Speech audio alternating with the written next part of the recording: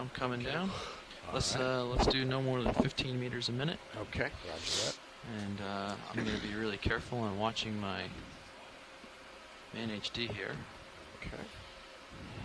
See if we see bottom. Okay. See if that could be if that goes by us and swings by, that could be a big overhang. So we'll want to watch for it on the Sirius sonar as well.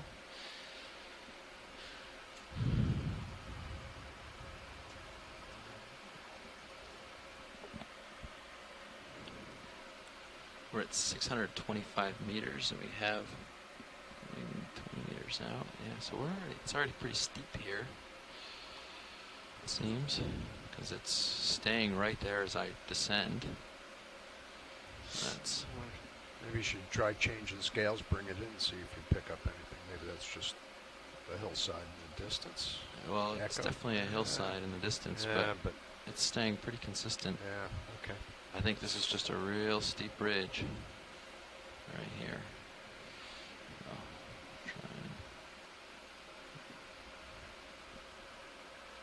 Camera's pretty far down. Delta 18 looks good. Pretty much staying in your view. I'm backing a little. Sorry about that. Sorry.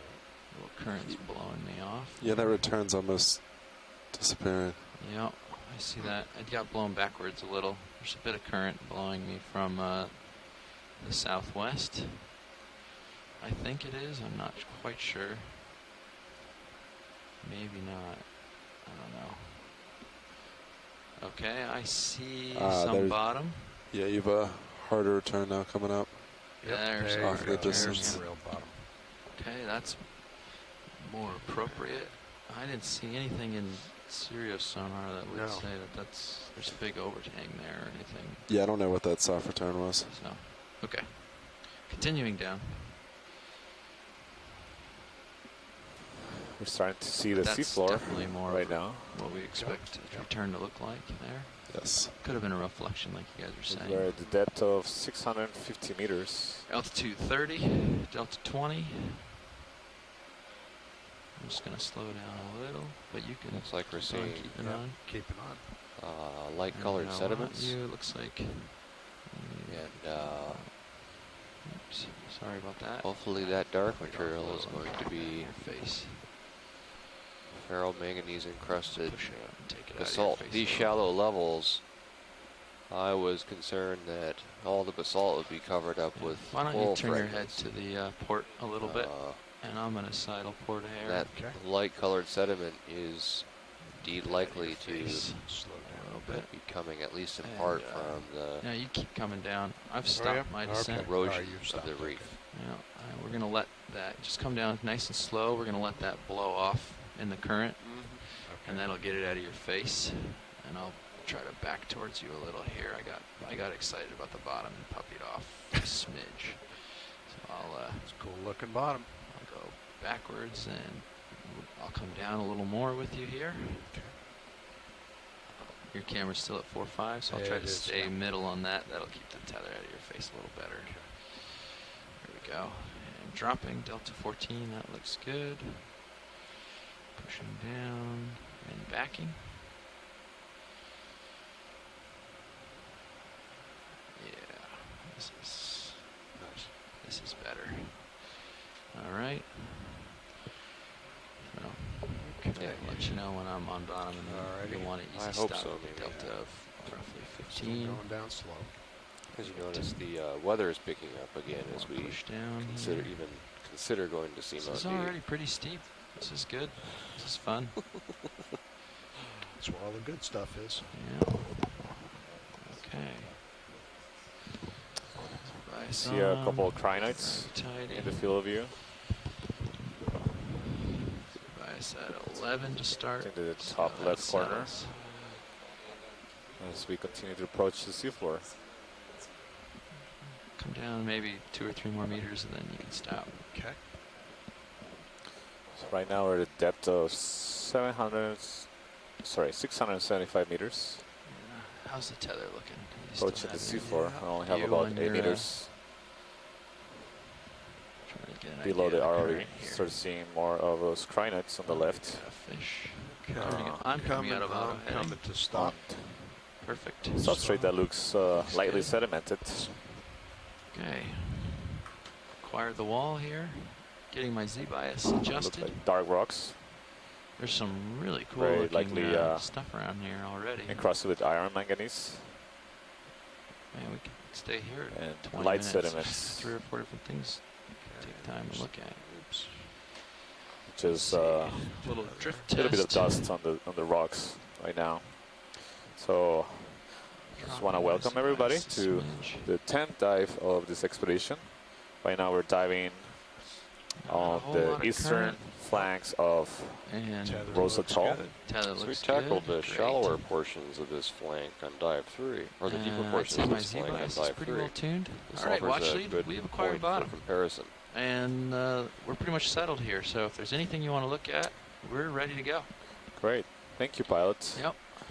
I see a stock in the center right there. Maybe I take a look at that. And there's also some crinoids to the left. Yeah, so you like the stock and then the crinoid, and I'm just Sure. going to sidle left real quick. I saw a fish in this hole, and I just want to, Okay, since it's swimming, yeah, I want to make sure we get the fish first if it's still that's there. a good idea.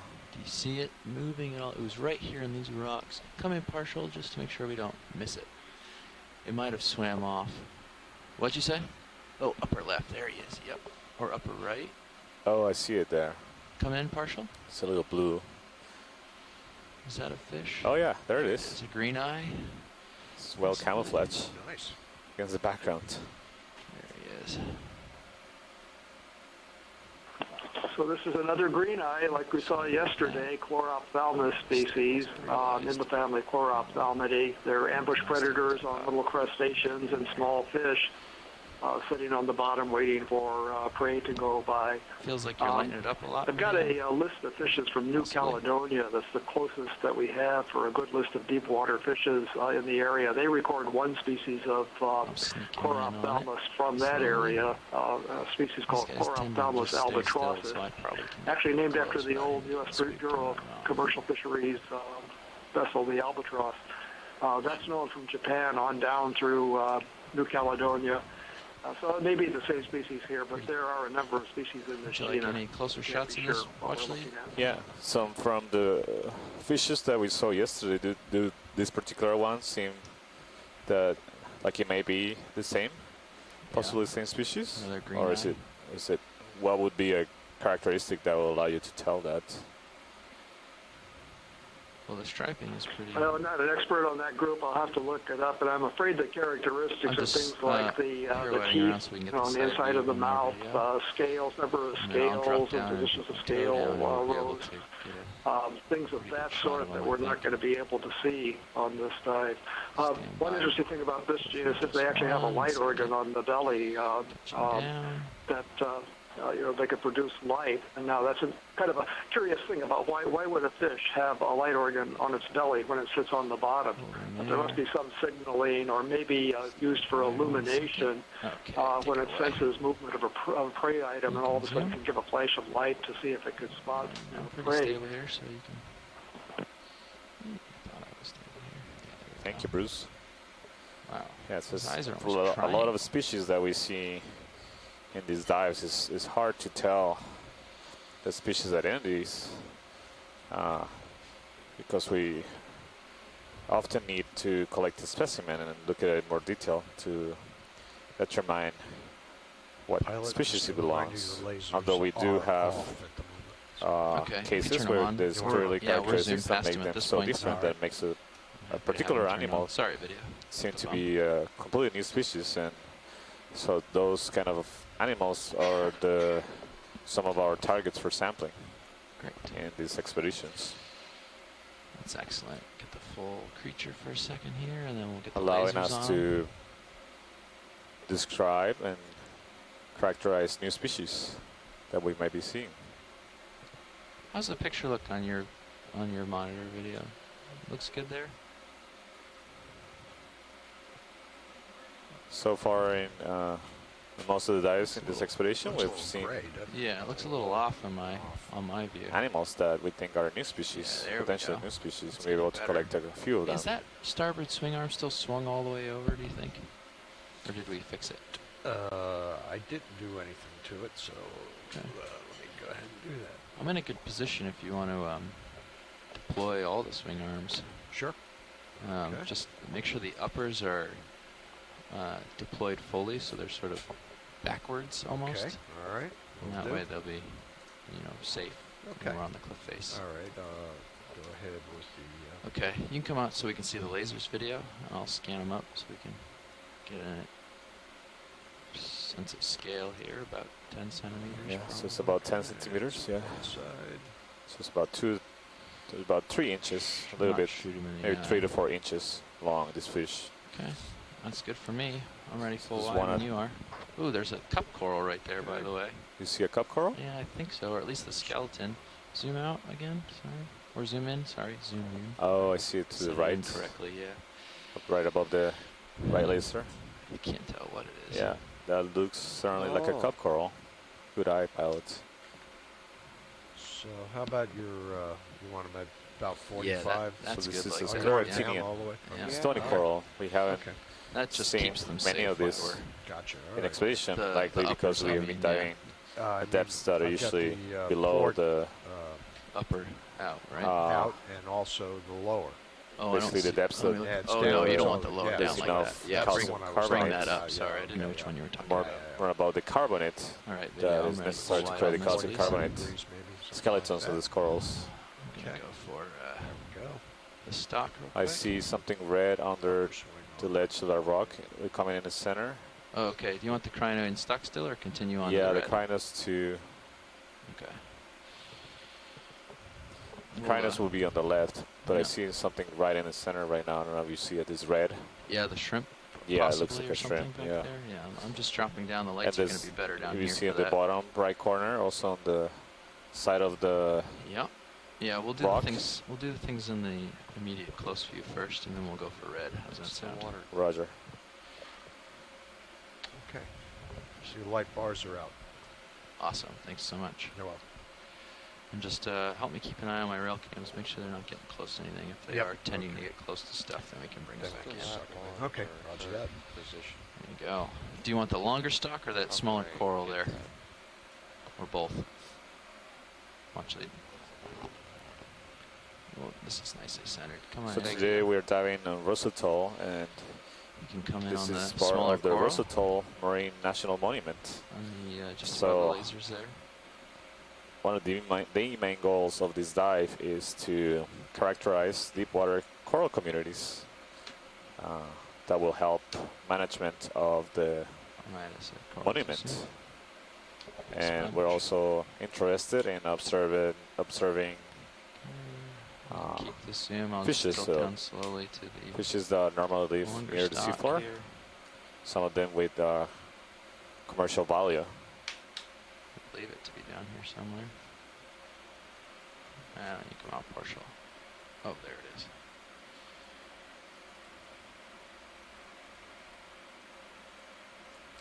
Yeah, it looks like potentially like a sponge that may be dead. Yeah. Yeah, Santiago, I agree. I think this could be in the genus Tretopleura, but it's definitely dead. This is pretty shallow for that particular sponge. This is a hard sponge, which means it's got a silicified framework inside that makes it quite brittle. And we used to call this thing the Probably not that paddle interesting, sponge huh? until we actually collected one and got a better name for it. But I think that's what it is, dead Tretopleura. Well, if watch lead and video are clear, I'm happy with this. Thanks, Yeah. Cruz. We'll Go ahead, jump pilot. over to the port for the Cardinal. Actually, we're going to do a quick pilot swap.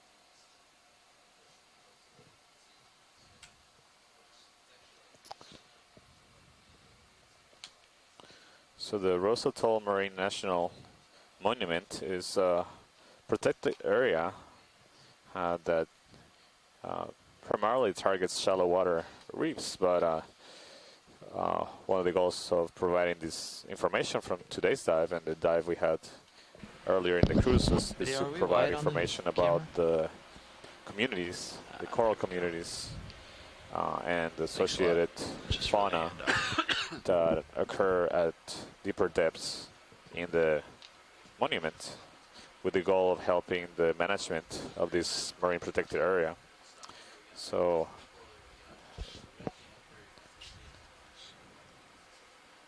there is a network of marine protected areas in American Samoa. Together they comprise an area of about 13,580 miles of protected Pilot, Nev. Good morning. marine Hello, pilot. ecosystems in American Samoa. Fish in the top center. Yeah, there's another fish on the left. Go ahead.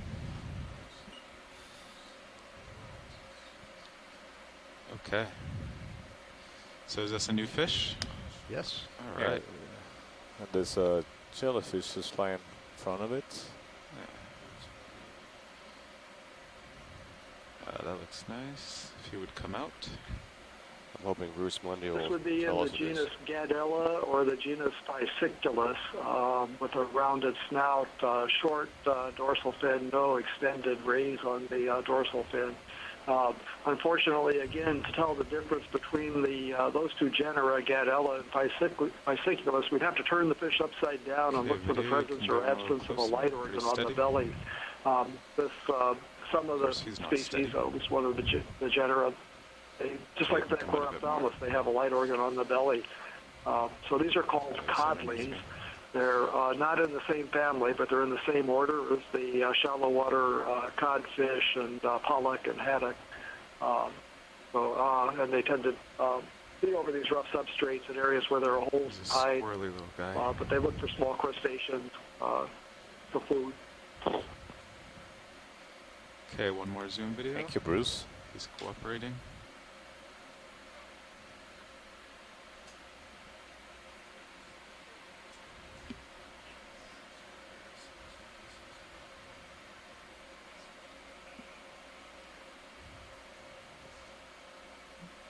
Okay, you can come wide.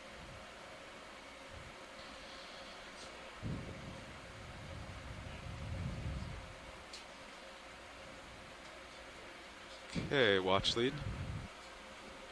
Yeah, we wanted to image there's a few crinoids before I think we first start moving, so I Okay. presume we're gonna see them Yeah, let me back. frequently, so it'll be back good down to to where I sat. characterize them. Oh, these cobbles are welded solid to the bottom. Look at that. And I see a red, potentially a mushroom coral here Oh, Yeah, I see that. in the bottom center. is this about the same depth where you've collected the prior to mushroom corals, right? That's correct. Yeah, so we observed potentially different species of mushroom coral. This genus Antomasus or Antomasus in the slopes of Tau Island, as well as yesterday in Vailulu volcano. So the key difference that you observed was how it retracts. Yeah, that's one of the things we noticed, that the one between the mushroom corals that we observed by Little Seamount seem to be a different species from the ones in Tau, precisely because of the characteristic that Matt is mentioning. So you see this one has about 6 Just getting polyps. my other toe in here. Each polyp with 8 tentacles. So the 8 tentacles is a defining characteristic of octocorals, Okay, video, you can go in. as well as the lateral projections, the penils that come out of each tentacle that you're gonna see just in a second what I'm talking about. So there they are. You see each polyp with 8 tentacles and the lateral projections that help them filter through particles the water column. Is that max zoom video?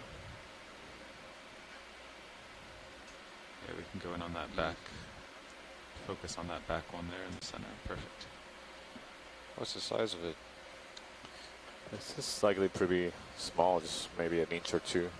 Oh, of the coral? I'm talking about the coral. What's the size of the rock here? It looked about 5 centimeters. Oh, do you say size of the rock or size of the coral? Size of the rock the coral's on. I assumed you were asking about the rock.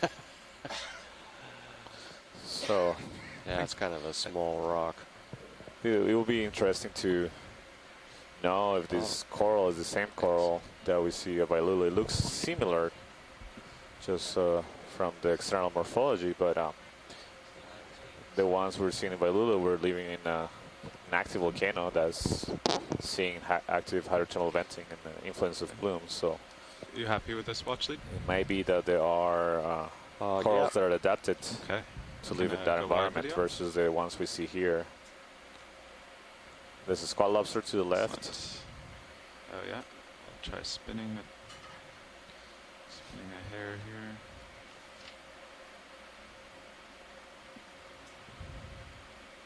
Okay, video, are we going on the squat lobster?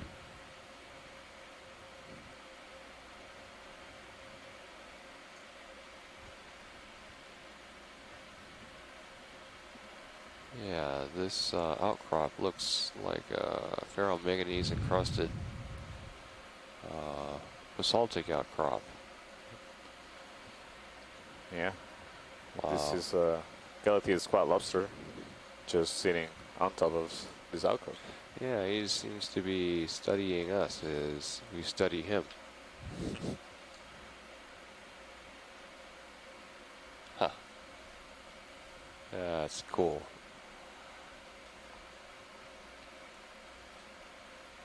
Okay, video, once you have a shot long enough for a highlight, you can go wide.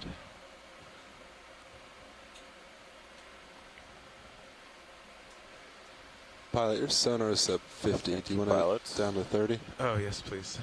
Go ahead, watch lead. I said thank you, and Oh, we yes. also, You were welcome. there were some crinoids around here. I feel like I've lost them, but if we zoom, I don't know if this is fully zoom out, but we'll probably see them. They're large, Yeah. dark. We're zoomed out, I'll just back up a touch. Yeah. So, And Copilot, do you want your sonar down to 50? You're at 80 right now. Yeah, let me see what it looks like. Go ahead. Yeah.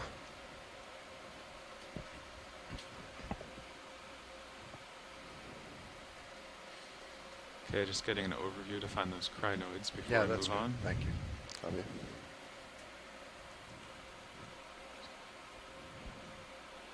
Yeah, I'm looking at these rocks and the cobbles appear to be Cemented? completely cemented to the surface. Yeah, Yeah. I would say so. maybe to the left of this area. I think that's where we saw the. Oh, there's another mushroom coral right on the right. Oh, that's the same one we just imaged. Yeah. There's a squat lobster on the left of it. Hey, a spot lobster. What I was is- just going to give this rock a tap. Yeah. Oh, I was with going my to skid. suggest the same thing. Yeah, that's Thank the you. one I was just pointing out too. That looks a little loose, or potentially. We'll find it in a second. Nope. Nope. Doesn't move. Mother Yeah. Earth. 10,000 pound ROV just hit it. and Yeah. it's not Yeah, the ferromanganese crust can be deceptively strong. Mm-hmm.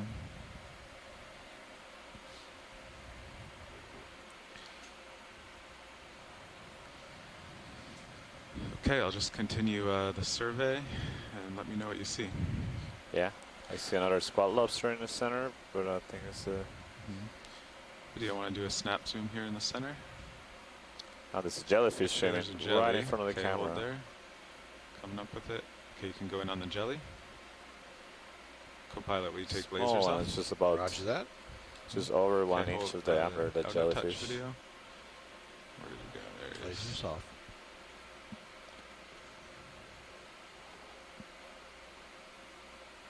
These look like possible pillow basalt structures that have been coated in ferromanganese. Yesterday, Santiago, we were looking at lava flows, submarine flows that were less than 5 years in age. So we didn't really have to imagine what they were. They didn't have ferromanganese incrustations yet, but these lava flows here are completely covered with ferromanganese incrustations, which makes it a little bit more difficult to divine what's beneath the incrustation. But these, you see some flow Okay, we'll structures. try one more tight zoom as he passes Look like through. lava flow structures here. Good. Yeah, this jellyfish seems to have two different sets of tentacles. So you see the one sticking out the bottom, projecting downwards, and Okay, then there's you go some tentacles just basically just pointing up that are longer.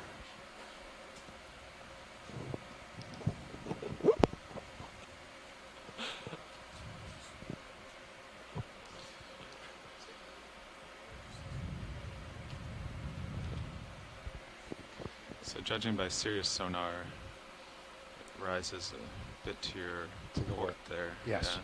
So maybe we should get you over that. So I'll sidle over that way. So I can move I don't see the Cardinal anymore. move it maybe. So you're looking at 200. It will show up. That looks pretty good. Move Sirius at 200, 15 meters. Yeah, we Once could you- wait. Yeah, I've got plenty. Yeah, I once just you start moving. starting to line up. Any potentially loose rocks here to your Yeah, I'll train give it a dive? try. So We co-pilot, just you saw can bring another your heading jellyfish to swim port by. to center me up here. Roger That that. might Exactly the center up same. the There's slope. another one right there in the center of the screen. Look like there's a squat lobster in one under one of those rocks. Spot lobster. Yeah. There might be something else in between that small field of potentially loose rocks that you're Yeah, looking we at go right in now. center screen. See something there. To the bottom left is something red. Oh yeah, that looks nice. That's just debris. Okay, you can go what?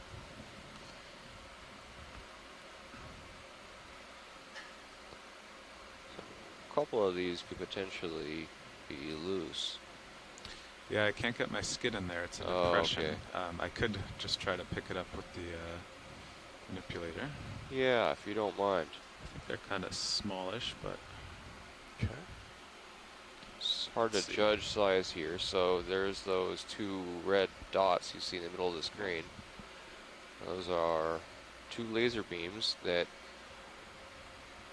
are parallel and 10 centimeters apart. So that helps us evaluate distance on the the size of objects on the ocean floor. So those two red dots are 4 inches apart. So that rock is maybe 5 or 6 inches wide. So not a very large rock, but it's important to grab a geologic sample early on each dive. okay, And I'll give it a poke. the rocks we've seen so far are All right, thank you. look pretty Okay. firmly welded to the ocean floor. So let's hope that these ones are loose so that we can Okay, so we have pick them up. hydraulics We have hydraulics. They're ramped up. coming live. Put up grip force. Okay. So just as we collect this rock, I thought tell you a little bit more about the sanctuary. Sorry, the So just let national me know when monument you're we're going to rotate the diving camera. here. Okay, It's roger also that. part of the network of marine protected areas here in American Samoa, Just slipped. which together support the greatest diversity of marine life Let me in these waters. So this is one of the main reasons why these areas are protected, to be able to preserve the biodiversity contained here and also the resources that are found in these areas. So the observations we make today will help the management of these protected areas, providing critical information about the communities and fauna that lives at deeper depths. That's been mostly unknown to this date.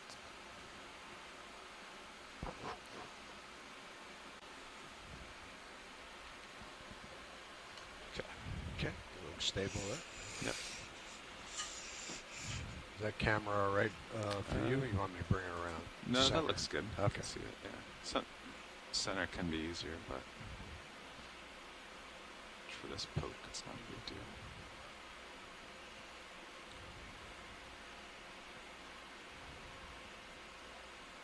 Here's the white knuckle moment. Is it loose or not? Not too hopeful, but gotta try.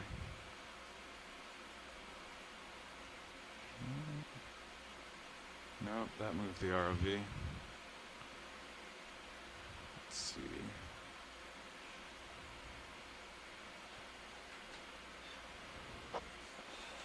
If this one's not loose, there's another one maybe 30 or 40 centimeters to the left.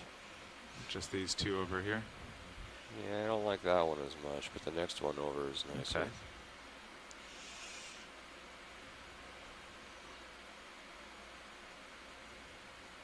Nope. Oh, okay. Yeah. Yeah, thanks for there's- trying. There's one more in the foreground. I'll just give it a tap while I'm here. Might have to reposition, but there's kind of a pile here.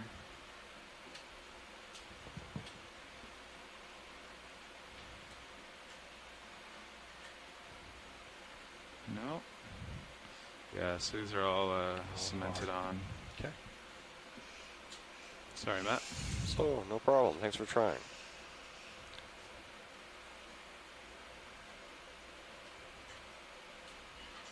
Okay. Okay. Gonna bring Mini Zeus around forward again. Thank you. You're welcome.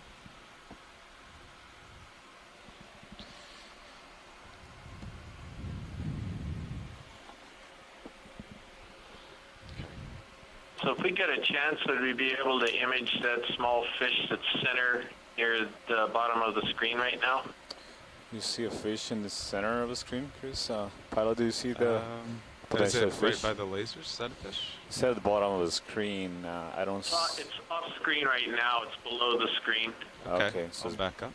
Hydraulic can- secure. Thank you, co-pilot. Okay, backing see up. it now. Do you see it right now, Chris? Not yet. He was sort of moving slowly down slope in between the rocks. Moving down slope in between the rocks. Let's see if we can find it. There's something in the center that is red. That's not a Mhm. fish, but Video, quick zoom here in the center. Yeah, I think he probably disappeared.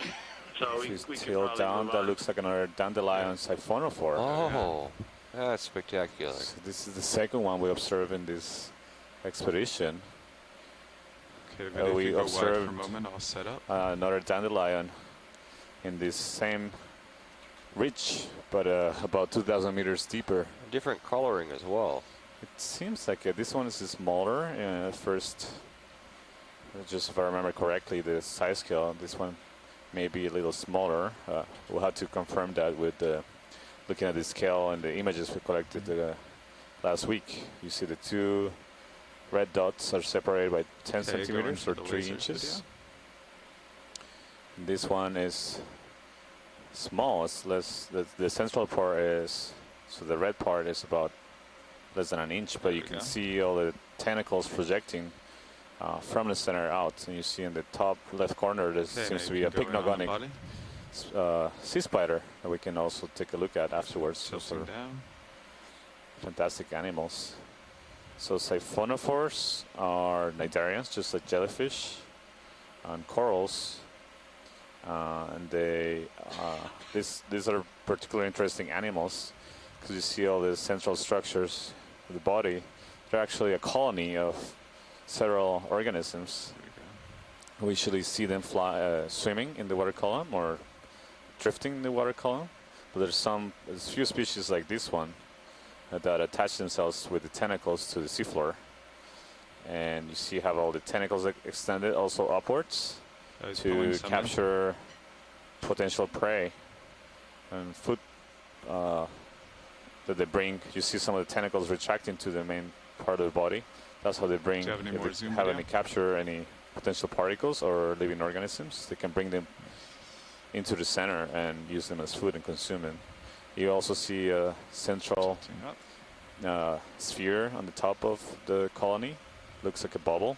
There are actually a lot of animals in this in this group can make these structures that can fill with gas. Actually, they help them to be buoyant. So you can imagine it being a little bit possibly buoyant, so trying to rise up in the water column, but at the same time it's attaching itself to the ground, so anchoring itself to the ground. That way it maintains a relative stable position above the seafloor. That is helpful to being exposed to a greater input of food particles, and as well as potentially zooplankton that may be swimming around. So these animals, just like jellyfishes and corals, again have cells that are stinging cells that have microscopic harpoons that they use to inject venom into living prey, and that way they can paralyze it and kill it. There's a diversity of the kind of venoms they can produce, but they all have evolved to capture prey. Really cool observation here. You see all the motions of individual tentacles going back and forth from the center part of the body of the colony, really. So what kind of prey does it prefer? I don't know what this particular species is. I think we know very little about these animals. They're really hard to collect. They're gelatinous, just like a jellyfish. So I think it was just waving to us there. yeah, but you can imagine it being able to capture possibly small crustaceans that swim around, and maybe capturing some of the just organic particles that swim around.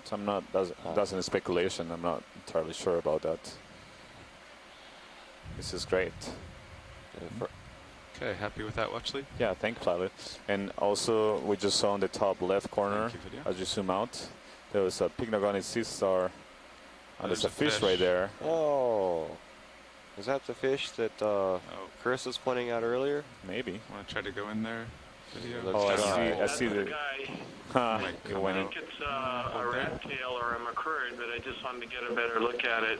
Okay, go wide. Video. Yeah, and there's a cup coral that we're looking at in the center right now. Yeah. So you can see the skeleton structure, the septa, where each one of the tentacles comes out from. And I saw the the pycnogonic sea spider palette. If you pan to the right, Okay. Well, there's a lot in here. you see it on the I see center 'em, yeah. part of the right portion of the screen. Could spend all day right here. And there's a fish up there too. I think it came out. Yeah. I don't know if it's the same individual. It looked Okay, we'll start similar with the size fish and 'cause it's a little appearance. faster. Hold Maybe it there, came out from video. the Come to the right. or exit in between the cracks of the rocks. Okay, you can go in video. Just lost my toe.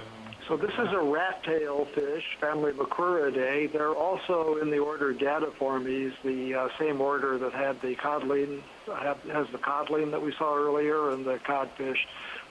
This is a really abundant family in the deep ocean. And this individual looks like it could be either in the genus Hymenocephalus or a very similar genus with a more rounded snout called Hymenogatus. I'm actually tending now to think it might be the latter one, Hymenogatus, but there are lots of species of these around the world at different depths. The genera Hymenogatus and Hymenocephalus are among the more shallow living ones. Okay, they occur down to 4,000 or 5,000 lobster. meters, and they're not found in shallow waters.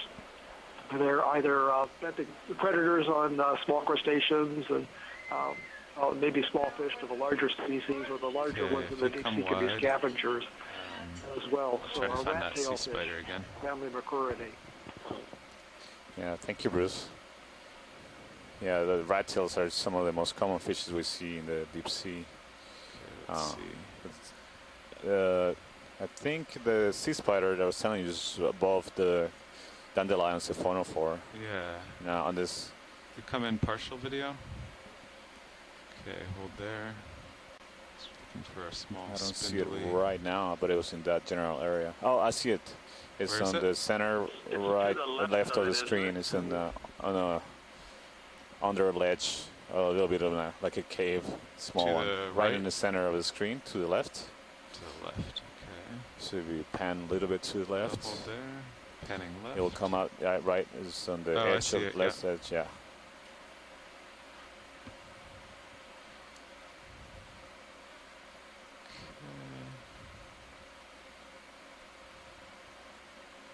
Can go in video.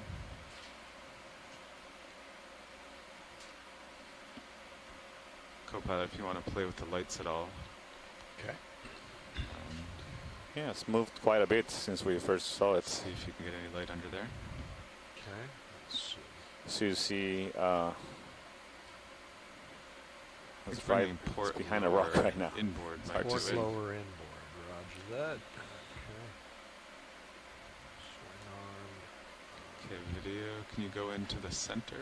Just have an opening there. Okay, perfect.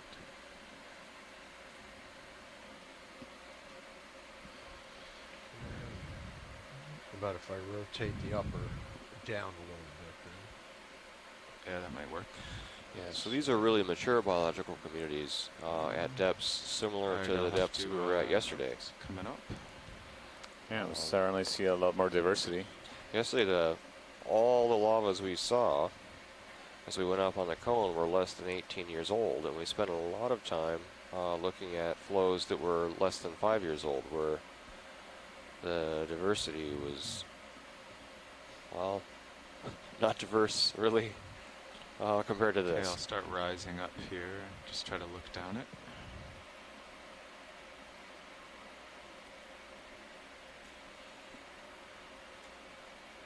Yeah, these rocks we're seeing right now, like they've been around for millions of years compared to just a few years. Come up The slowly. age of the rocks we were observing yesterday in Bailulu volcano. So it's coming into view as this sea spider. There's a Alright, picnic come on up it, so partial. it's also To actually take off and uh, land. it's actually different from the crustaceans we see. Normally in the seafloor, they're not actually crustaceans. They're chelicerates, so they're more closely related to actual spiders on the land. But they're a different group. It's really deep down there. Really Yeah, he's curious disappearing animals. under an overhang. Okay, you can come wide. Thank you, pilot. Maybe we'll see another one later. Yeah, he was crawling down into a hole, so.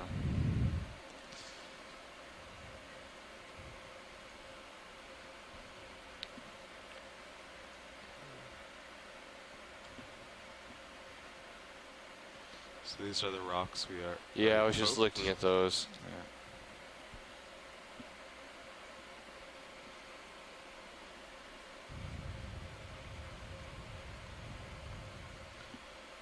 There's a rock. Oh. Maybe give There's it a one of little those tap. Crinoids. Yeah. Crinoid next to the rock. This rock's fairly It's large. a big crinoid. Yeah. Let's see what it looks like from the top. I think it's doable though. See if it's loose.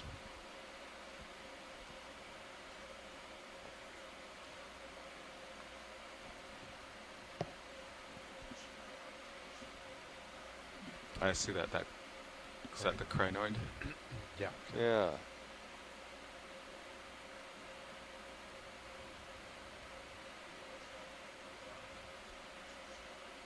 All right. It's a good sized rock.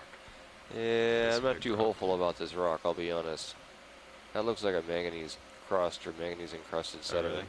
You can tap it, but Yeah. Oh, I It's moved. loose. yeah. You don't want it though. Well, we're here for the crinoid too. So Yeah. can think about it. Okay, video. Can go in. We'll get the lasers.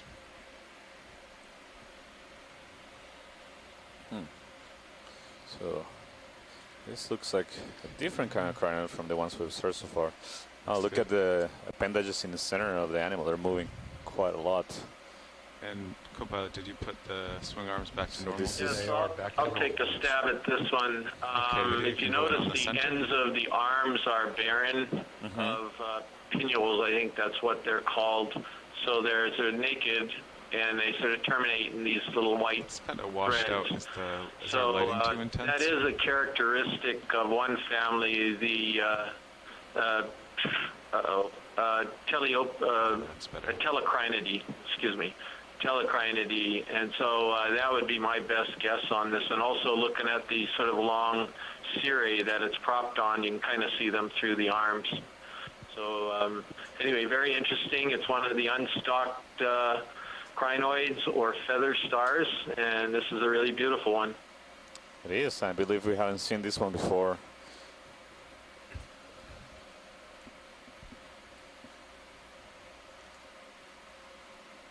Wow.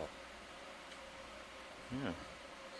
Usually don't see them moving that much. Usually very static.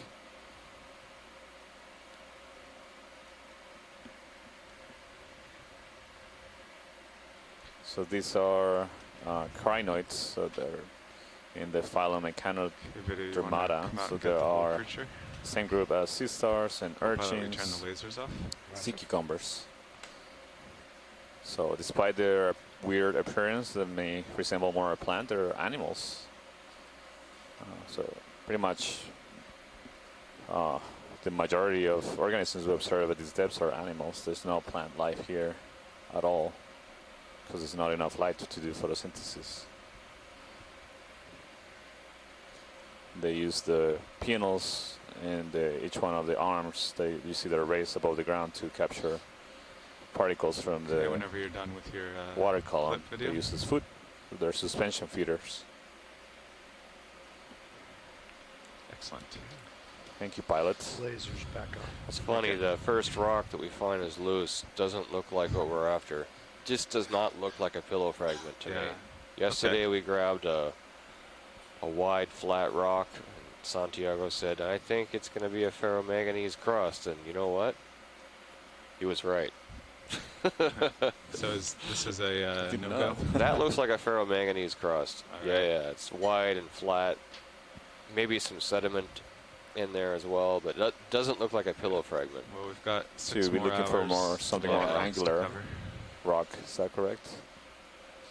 Pardon? So an indicative of a pillow fragment will be more angular you rock. guys think More about it, angular, move this way. blocky. Yeah. Should we do? So by angular we Mixed. mean something Yeah, that should we do is 30 has more meters? sharp edges rather than 30 smooth, meters. rounded. Is that correct? And not so wide and What's flat. the direction Right. to the first waypoint? So I think about So 235. this was a really would good get us initial characterization of the area we started where we're live headed to. on. But if we So could just, I the think range is about 230. pilot will be The straight shot would be Good time to 254. start So moving we do up ridge slope. for now. Yep. Sounds We're good. calling it a ship move now. Roger. Cover that to, do you want to do 230, 235, 30 meters? Sure. Copy. So we're at depth of Just follow the local 672 up meters series right and now get there on the eventually. eastern slope, on a ridge on the eastern slope of Do you want to stick Atoll, with 0.1? Or are within you the comfortable with Atoll 0.2? Marine 0.2 is National good. Monument, Copy. a protected area to which we are aiming to contribute a lot of knowledge in the deeper regions, the communities that live in the deeper regions in the Video, we go in center screen here For by the lasers. conservation purposes. So that looks like another squat lobster. hold there. It's very similar to the ones we've So I'll seen. just move up to the And coral. to the right, top right, is another thing. Maybe we can image it before we start moving. Oh, you'd like to image the squat lobster better? Before we Let's do see. that, I just Yeah, wanted there's to a show you this Coral there, yeah. Okay, video, you want to go in tight on the coral, and then we'll go back to the squat lobster. Okay, hold there. So this coral it has a hard skeleton, and I'm not sure it's a living coral. It looks a little dusty and dirty.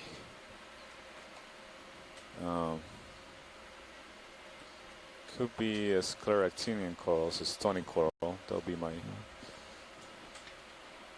Okay. guess at this point, but it looks like a dead skeleton. Lobster. There's a little shell down just below. Did you see that? Yeah, a little snail. Yeah, snail. Yeah. Seem to have only the polyps only one side of the colony. The side we were just facing, that was facing us, looked smooth.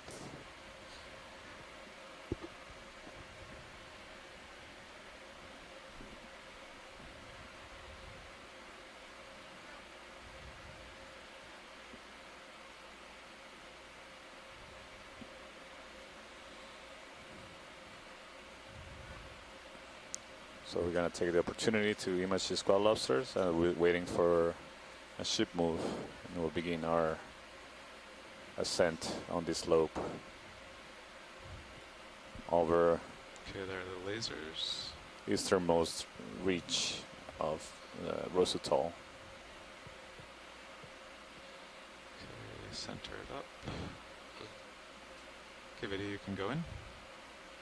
So as far as we know, this is the first time that this part of this atoll in the regions has been ever observed. There've been a couple of dives, but to the east in 2005 with some manned submersibles. So this is a completely unknown area of the atoll, and in general, the American Samoan region is basically unknown in the deep water areas. So gathering knowledge of what the faunas in this region look like, it's not only important for the management purposes that I've been highlighting, but it's also important for a general understanding of the biogeography of the Pacific and the world. So what role does this area play in the bigger biogeographical puzzle of life and the seafloor Okay, let's go wide in the video. Pacific? So we have ideas, a hypothesis that this area is likely a transition area between southern and northern So Pacific the ship is faunas. underway. So the information we collect in Yeah. this Looks like expedition Yep. will help us 15 meters gain in. a better understanding of how the biodiversity is structured across the entire Pacific and how has evolution shaped the diversity patterns. So evolution of species interacting with the environment, and just help us get a just more broader understanding of the life on our planet. So we see some really beautiful biological specimens down here. I'd like to point out that this morning the ship was relatively close to Rose Atoll. You had a spectacular view of the little island Mannequin. in the middle of the reef. And Burning man. it's like There's a pretty a big green rise here gem off in the your middle of port. the You blue see it in your water. It's like lights. an emerald. Just a really So I'll head up there beautiful little next. island.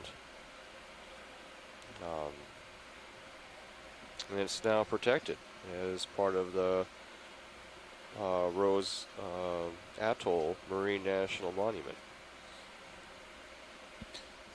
To the right we see a sponge. It looks like a cave down there.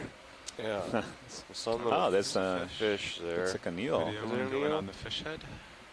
It's probably He's gone. just Well, took a, oh, there it is. Just taking a peek. Is that similar to what we saw yesterday?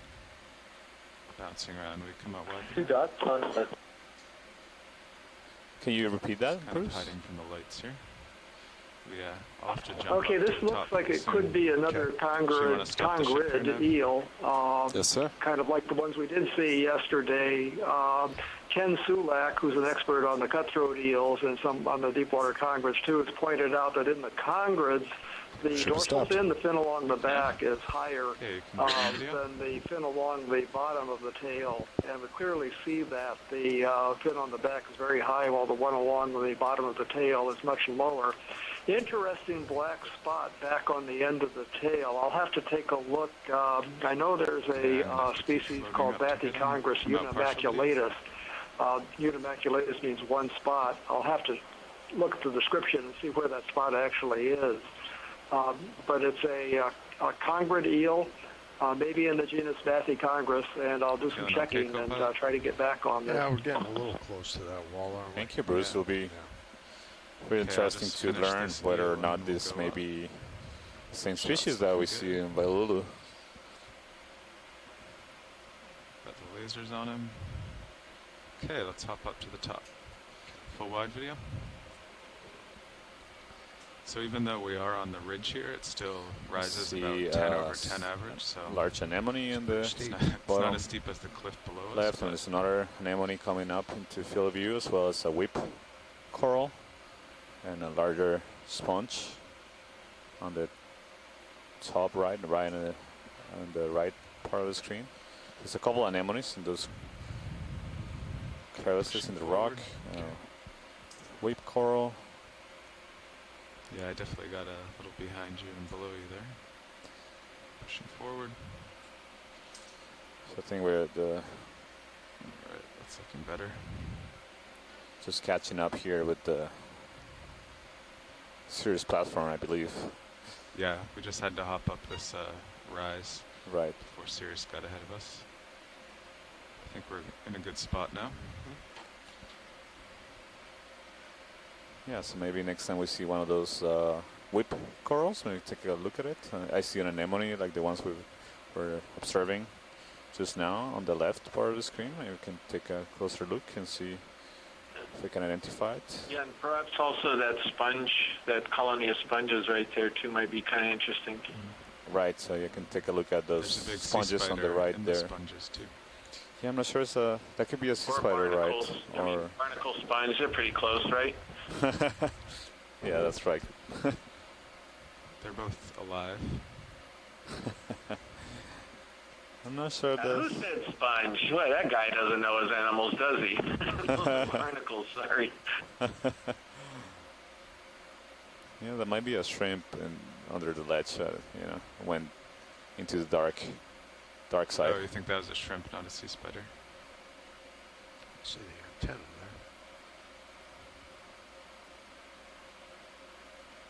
This is Bruce again. I did some quick checking, and I don't find a Bathycongrus that has that spot on the upper part, on the fin on the back at the end. The Unimaculatus has a spot on the tail on the bottom part of the tail, so it's a little bit of a mystery. I'm reasonably sure it was a Bathycongrus, but I don't know what species.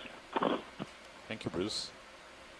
Yeah, this looked like remains of barnacles. There might be a couple of living ones in here, but for the most part, it looked like empty We come wide video. plate structures that surround the barnacle body. There's an anemone on the left. I saw a little squat lobster in the center. I could Okay. take a look Hold at here for a moment. What would you like to see here next? Watch lead. the anemone, please. Anemone. Okay.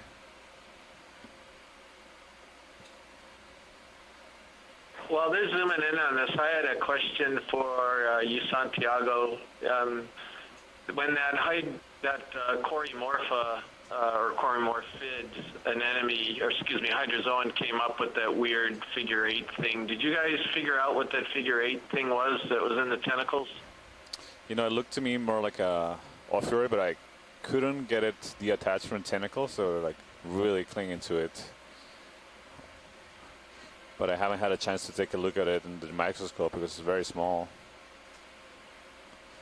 But I was hoping to get that later today. We had a busy night here with the dive ending later and processing the samples and just catching up in general. I'll try to take a closer look at it today. Maybe I'll give you an update later. There's the lasers. Yeah, great, but you thought initially it could be an ophiuroid, is that what you said? Yeah.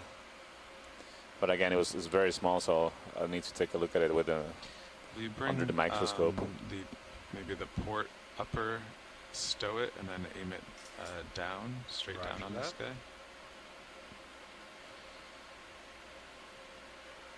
Forward, uppers, stow.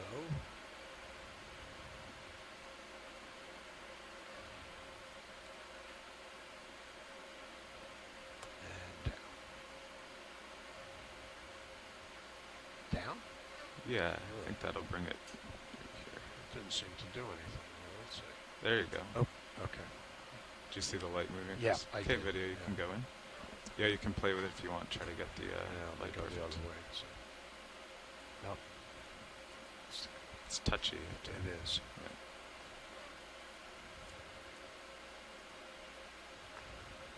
Does look a little washed out, though, doesn't it? Mm. Yeah, that's better.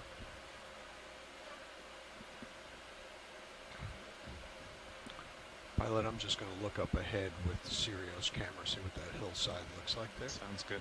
Yes.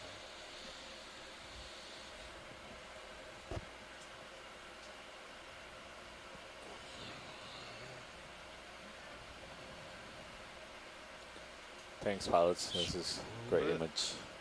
Okay. So can you describe how this attached? As a The base of the yeah. yeah. So it's seems to be The video. hugging really Whenever you're done your shot. tightly to the rock. Usually, at least in my experience, the anemones don't secrete such a cemented kind of structures to attach. They're look not good as ahead. hard to detach. Yep, looks like but there's I a don't know big this particular ridge species of whether protrusion that or a not. finger, if you will, that Mm. right on if you go really glued on or basically secreting directly a ahead cementing right now. Okay. substance. Falls off to either side. Yeah, I see that. Let's head over there. So seems like the terrain is getting a little bit steeper here, just in front of us.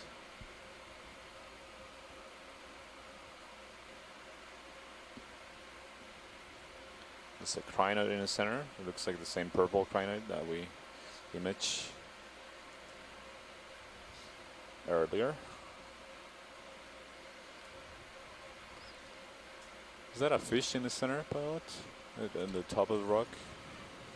Looks like a... it's just not moving. No, I think it's a piece of rock. You think it's a piece of rock? Yeah. It's a rockfish. Yeah, so the shape of a fish. I'll go take Sure, a look. Bruce after, Money's going to chime in do a about this quick zoom here. rockfish.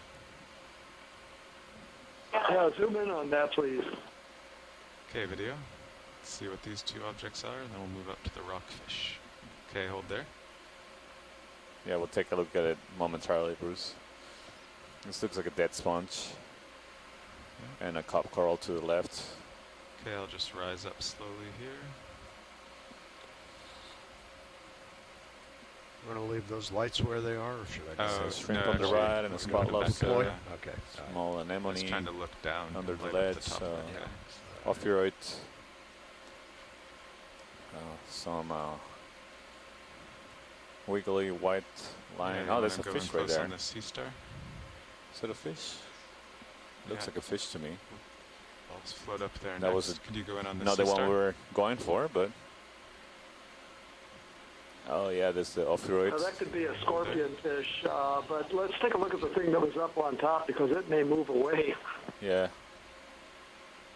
Yeah, let's try to get a look at the fish before they disappear. So we can take a quick look at this one, and then The one on top is actually a rock, I think. So. it's actually a rock. Yeah. Okay.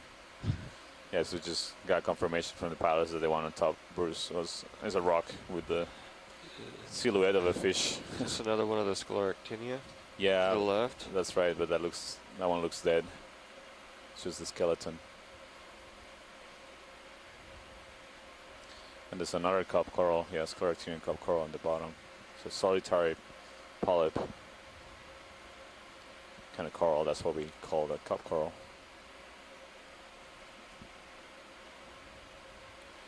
So Bruce, you said this is a scorpion fish? Yep, this is a scorpionfish. There are a number of species that occur down this deep. They're usually reddish, orange, or pink. They have the spines along the back that you kind of see folded up on the body that have venom glands at the bases, so they're called scorpionfish because they can actually sting. They're relative in the same family as the lionfish that have been introduced into the Atlantic Ocean that are native to the Indo-Pacific. That can give a nasty sting if a diver puts their hand on them. And they're in the same order, but not the same family as the stonefish, which are found in shallow water of the tropical Indo-Pacific that have a reputation as the world's most deadly venomous fish, but deep-water scorpionfish. And like some of these other things, you can't identify them easily just from images like this because some of the characters have to do with the teeth inside of the jaws and other things that we can't see by video. Right. Okay, so I guess the thing on top was just an oddly shaped rock. Yeah. So this is a different kind of crinoid, the yellow one, different from the one we observed earlier. You can tell the coloration. This is yellow. The other one was purple, as well as Chris was pointing out, the tips of the arms in this species do have the pinnals, the lateral projections that were lacking on the other crinoid. It's a little shy, doesn't want to show center part of the body. This whole outcrop looks to be elevated maybe a meter above the surrounding seafloor, so it's a great island for this really diverse community we're seeing right now. Partial video. You can tell there's a current coming from the east, just by the disposition of the arms here. From the west. From the west? Yeah, we're facing south now. Oh, yeah. I thought that we were facing north, yeah. So the current's facing from the east, coming from the east. Going again.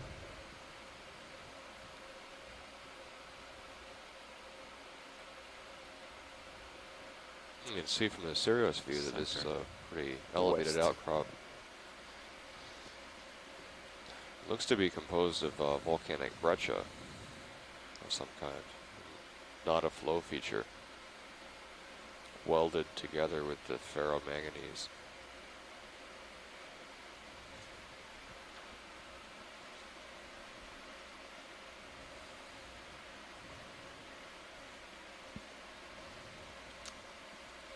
So the second species of crinoid that we see today.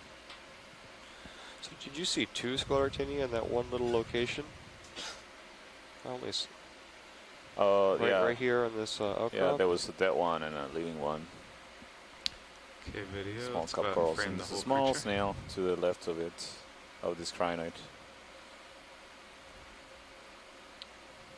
Very, very small. Yeah, There's that's a nice few with more the of those anemone in the back anemones that we just imaged.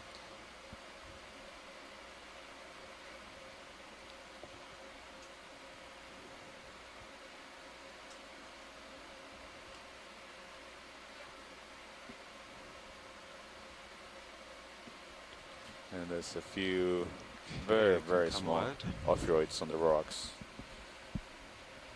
You see that rounded, look like a basketball kind of thing? That's just another anemone that just has all of the polyps hidden from the view. They're going in, all contracted. Watch, you ready to move on? Yeah. Okay. Let's keep going. Up slow. Do you want and see what else we find. do like a 15 meter didn't see any crinoids yesterday with young flows. Say it again? That's right. The last move Last one was 30, yeah. We stopped at short, but only by a couple right meters. at the bottom part of the screen pilot. Yeah. 15 or 20 then. Say again, watch lead. There was a hermit crab.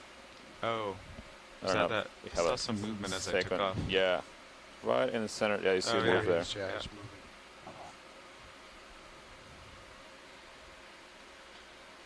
Where is this hermit crab, Santiago?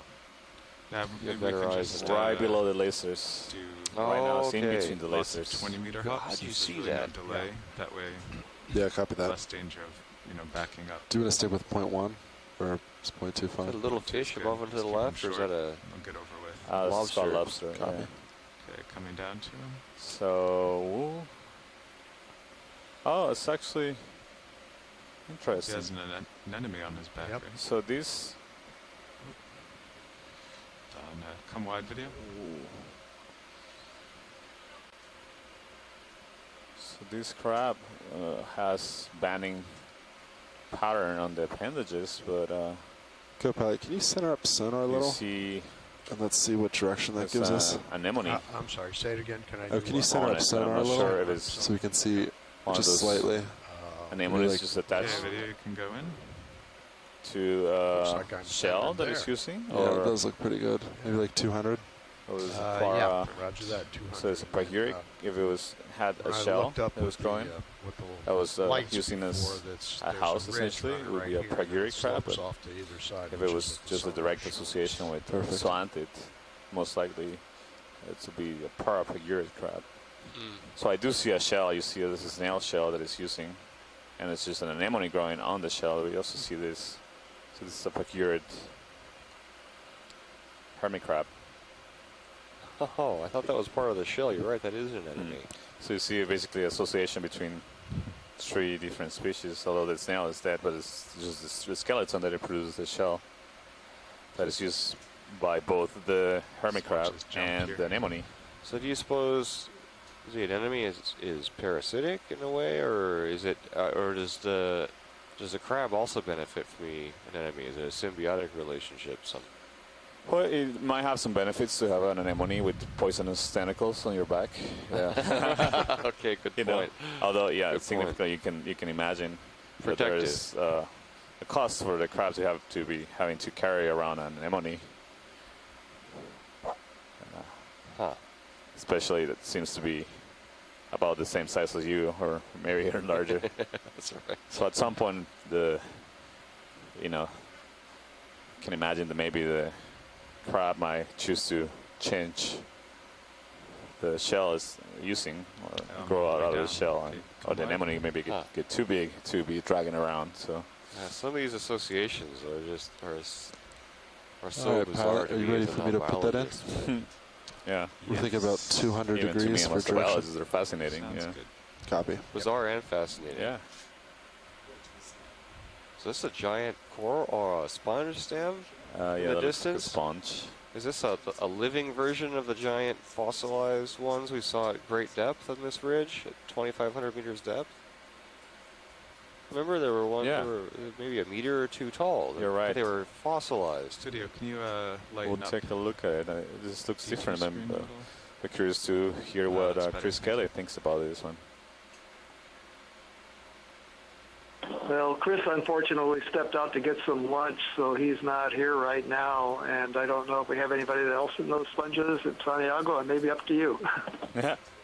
Yeah, to me it looks different from the ones we saw dead and laying on the seafloor and crusted with iron Pilot's move manganese. initiated. But this is big. that? How big is this? Oh, you can see oh, the there you lasers. go. It's Yeah, about yeah. 50 centimeters tall. So Still, not, though, that's yeah, it's on the larger size. over 1.5 feet tall, right? Yeah. Last year we found the world's largest sponge in the northwest Hawaiian Islands. So how big was the world's largest sponge It was- that it was you all identified last year? Bigger than D2. It was bigger than the ROV. Okay, Yes. so You should look up the pictures. I think Daniel Wagner had a paper on it. Just a few yeah, pages. yeah, that's right. I've seen. I think this made it to national news Yeah. as well. Yeah. Okay, you can get lasers off, co-pilot. Yeah, so this is a glass your sponge. lasers off. Okay. Hexactinella Video, you can go glass in. sponge. Here you can see the silica fibers running, or the individual fibers that are fused, spicules, silica spicules, making the skeleton of this sponge. And there was a tiny hermit crab on the top right corner as we were swimming in. It was on the sponge. Co-pilot, will you take This my is such camera a tilts? strange For a minute, texture we'll tilt to up me. the top. Roger that. Yes, basically the silica is the same. Okay. Yeah, you can keep going. Looking for the hermit Roughly, crab. it's a very similar material to the fiber Spot optic we on. use for communications Okay, hold there. Coming over. and data transmission. Scott France offered on the chat room wondering if this was a Keep going up. Semperella sponge, which are usually shaped like giant spoons sticking off of the bottom. And wondering, I was thinking maybe the same thing, but I'm a fish person, not a sponge expert. But maybe There's a little. the top part's gotten eroded or damaged or something with growth. Is that Maxine Inside? video? Yeah, and there's another one of those hermit crabs. Oh, yeah. Tiny hermit crab on the right.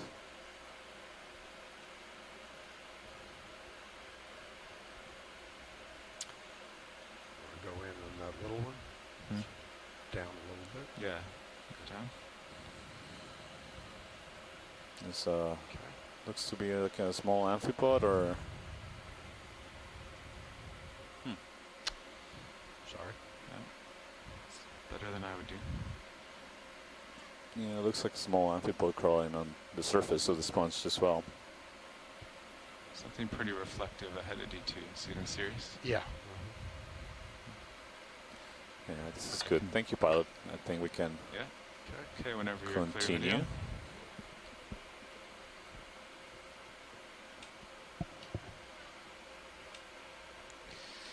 Okay, since you only had a 20-meter move, I'll. So here we're facing that's just a big steeper anemone. I terrain. can see it in my camera now. See a large anemone on the top right corner. Squat Yeah, lobster on looks the like it's just right about done. in the front. Okay, so uphill is definitely to my starboard side, so I'll head that way.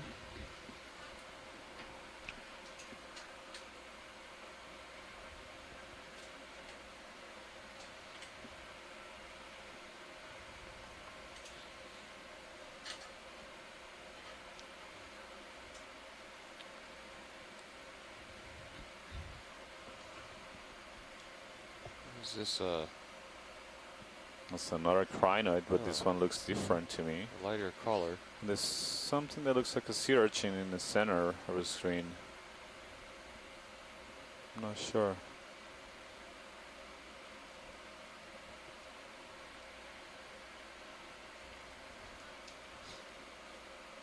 Okay, actually stand by.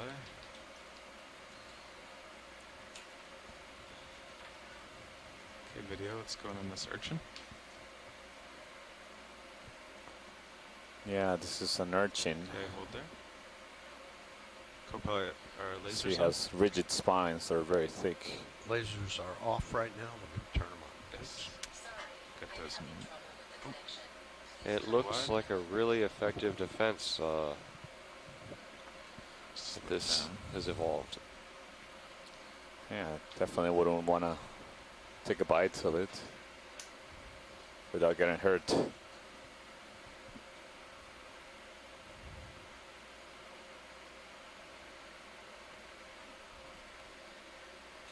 So what would the potential predators be of an urchin?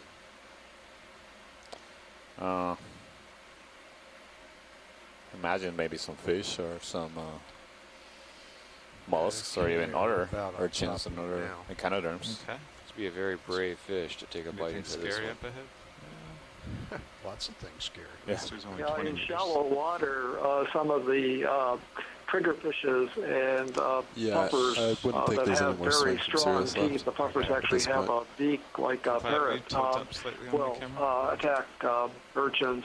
I've also seen in diving here in Hawaii, seen large crabs actually working on sea urchins. I encountered one thing called a 711 crab that I saw carefully trimming off the spines, holding the urchin in its claws and carefully snipping off the spine so it could get at the urchin. Oh, wow. Those are examples from shallow water. I don't know about the deep water. Well, thanks for sharing that, Bruce.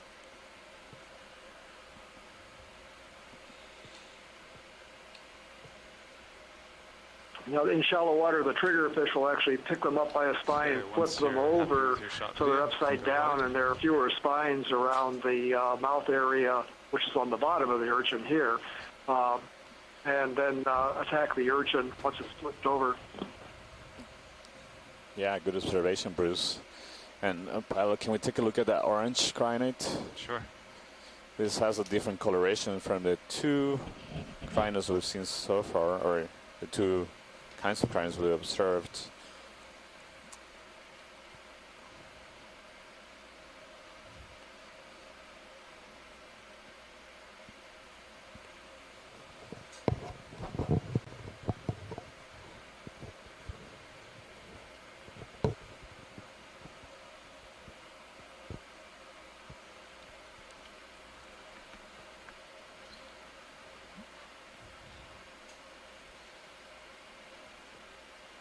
Still in search of the elusive lasers. basalt cobble Okay, looks good. on the eastern flank, shallow eastern flank of this Tilt it up. atoll. Yeah, so this Cardinal looks different. You can see it has pinions all the way All right, free to zoom on video. the arms, and it doesn't have those gonad-like structures in the center that we observed in the yellow crinite. And the coloration is also different. This looks like a more dark Tilt orange down. color. There you go. Perfect. You see it has a bulb in the center of the body protruding from the central area.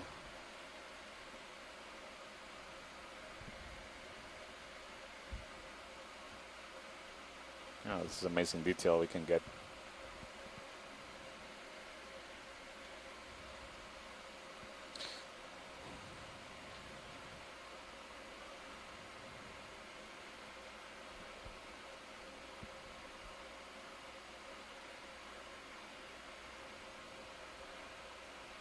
Thank you, pilots. And we can Okay, if you're done video, continue. can go I believe we wide. haven't done introductions today yet. So the voice you're hearing right now, this is Santiago Herrera from Lehigh University.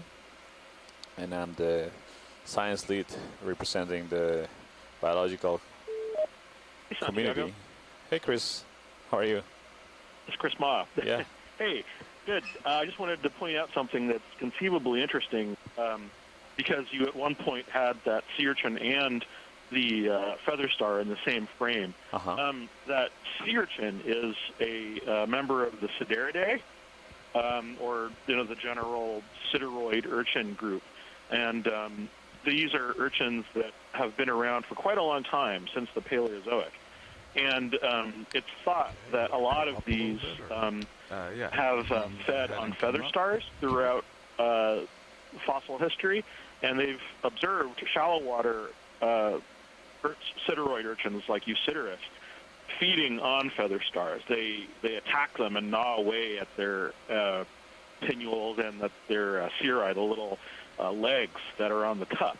And so what you might be observing in very slow motion is that sideroid slowly approaching that feather star to feed on it. The fact that they're close to one another is something that might not be a coincidence. And sideroid urchins are distinguished by the fact that their spines lack skin. Most echinoderms, when you look at them, you don't think of it, but all of those spines, all of those structures are actually covered with a thin layer of epidermis. And sideroid sea urchins are unusual in that the spines don't have those. And sometimes you can see some members of that group with worms and barnacles and other things growing on the spine.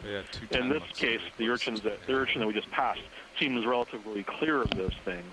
But so you were talking earlier about urchins and the spines being sort of on the defense, but actually what you might be seeing here is urchin as predator, and kind of in very slow motion, because a lot of times these predation events are recorded using time-lapse photography. Is this slowly approaching this feather star to attack it, and it's thought that swimming in feather stars could actually be a defensive response against sea urchins, because if you think about it, feather star swimming as a defense doesn't work against fish, because fish already swim. Right. So, but it would be a very effective defense against sea urchins, which would be substantially deterred, but if their prey suddenly got up and moved away. So, wow. Anyway, I just thought I would add that. I thought it would be interesting. Yeah, that's definitely interesting. It's fascinating. You can think of it as a hunting scene of, analogous to a lion just trying to ambush its prey, but in very, very slow motion. It would be great if there was... Go on. Yeah, that's fascinating. Really interesting to think about it. Yeah. Yeah, I was just going to say it would be great if you could somehow leave a time-lapse camera down here to, record all of these things happening and see whether or not that prediction was to come true. And Right. I know that Chuck Messing has told me that not all of the feather stars are capable of swimming. So, it'd be interesting to see whether or not, this particular one would be able to escape or not. Yeah. So, Right. Yeah. it's there's all these new combinations given this sort of these new ecological thoughts. So anyway, looking forward to the next starfish. Yeah. We are too. Thank you, Chris. Thank you, Chris. Thank you. Bye-bye. It's fascinating. So we're seeing another of these feather stars, Crinets on the left. I think that's the same yellow morph that we imaged earlier, and this is a hydrate here, a single polyp, solitary hydrate. Would you like a zoom on this hydrate? Sure, do a quick zoom. We've seen a couple of these. Standby video. We actually collected one on this around this depth yesterday in Valdosta volcano. So I'll be curious to see if this looks like the same kind, the same species that maybe found inside and outside of the volcano. Hold there. Sliding down.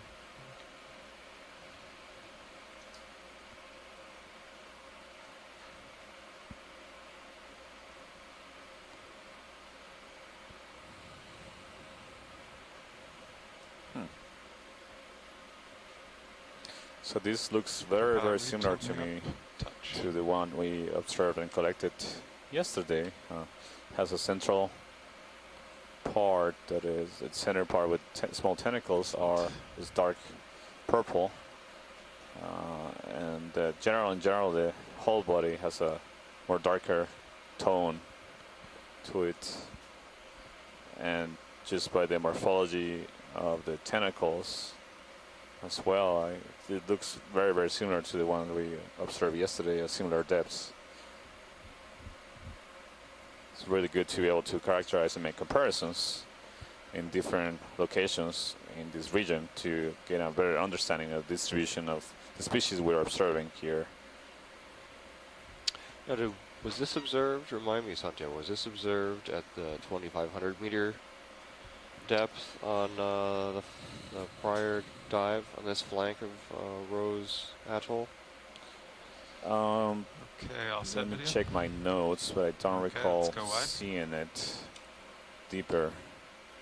I don't think so. Oh,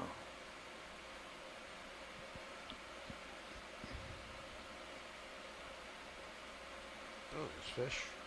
Two fish. A couple of fish.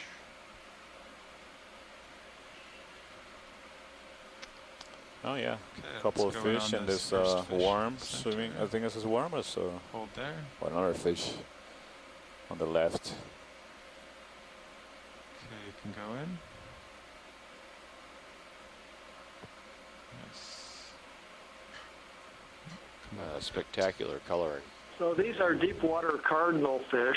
They're called that because they look like the shallow water cardinal fish that people that do night diving or look into caverns and freeze dives see. The shallow water cardinal fish are usually red or pink in color. These, as you see, are a darker color with blue iridescence.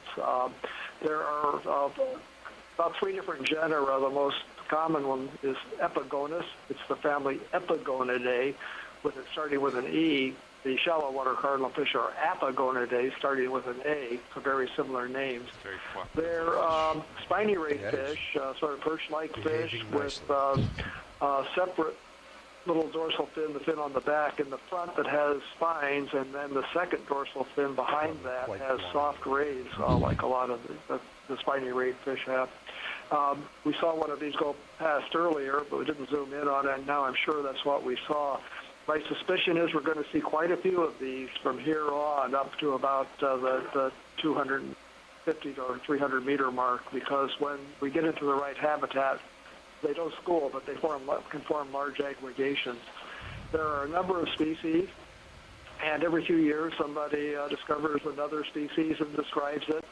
So there's only been one recorded from the area to the west of here in New Caledonia. No records, as far as I know of, from Samoa.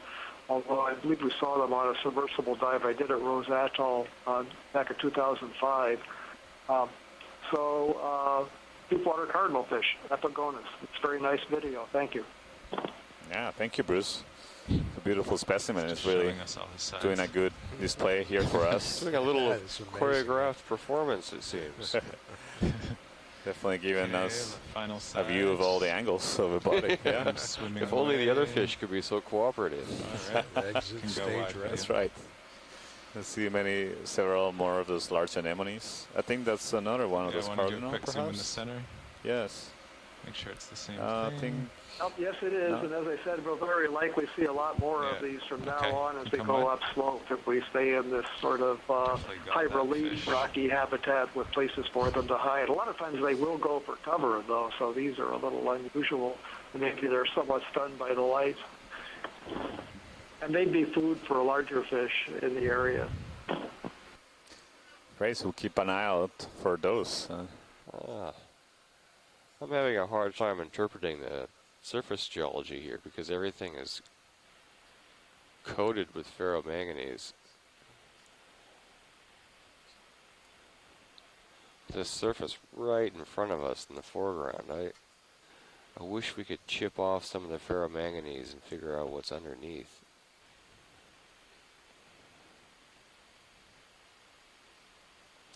There's several large anemones.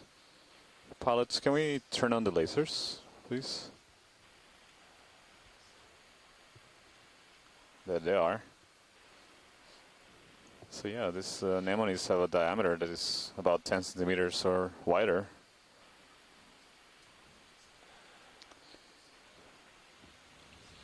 So this atoll was once likely on top of a hotspot swell and was probably up to a kilometer shallower than it is now. Yeah, so pilot, so even though this steep wall isn't necessarily on high path, our depth seems to be pretty accurate. Moved along the plate as the Pacific plate moves to the west-northwest at about 7 centimeters a year.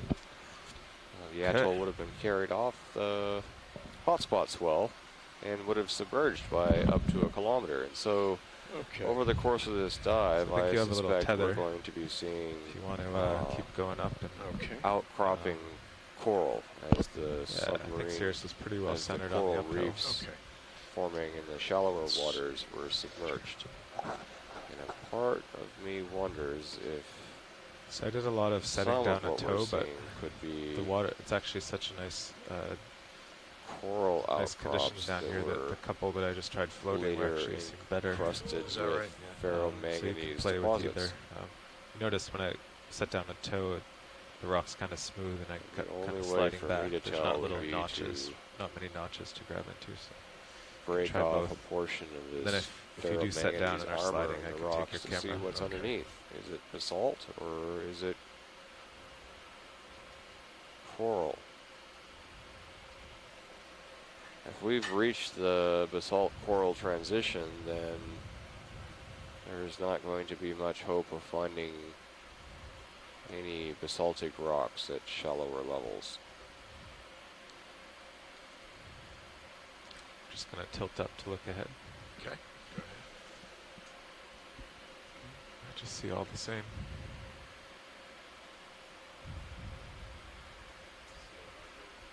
See a larger squat lobster there on the right, and what appears to be another urchin on the left. Yeah, roger that, pilot. Yep.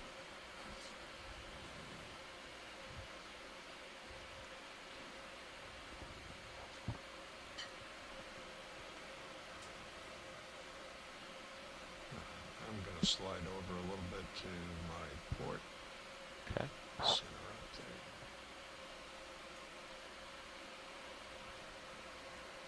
And up a bit.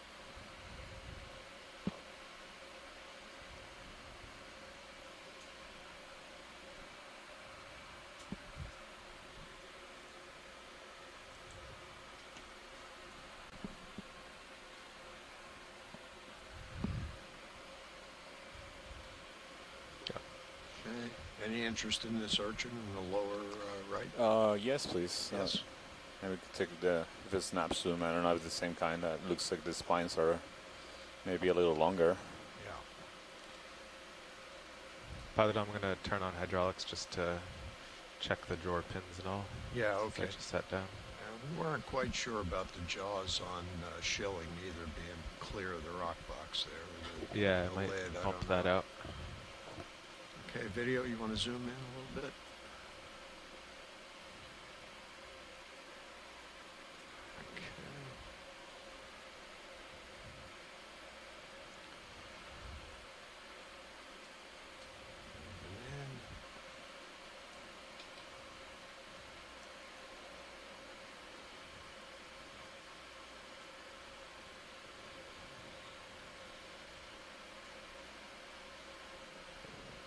Yeah, it was resting on a little bit. It was, yeah. Yeah. This looks like another with those pseudoid urchins might be the same species that we just observed down below. Okay, so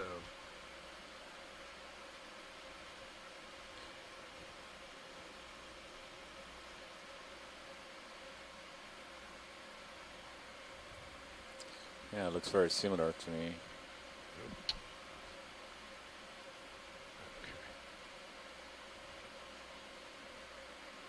So as Chris commented on this urchin, I stepped out for a moment to get some lunch over here. This is a pedinid, I'm pretty sure, and it could be even in the genus Cynopodina, but I was wondering if he commented on the identification of this urchin already. Yeah, he did. Just, yeah.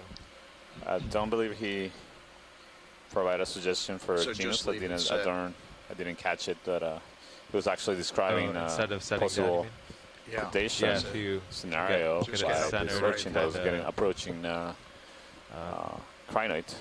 The hardest part about floating is often your heading. So that was really interesting. Keep an eye on your heading. Seems like there's evidence so my suggesting that these kind of urchins are predators of crinoids. Far left, that's heading lock. Okay. Get over there, straighten up on it. Yeah. So continue moving upslope and encountering steeper terrain here, very steep wall. Okay, roger that. We'll continue upslope.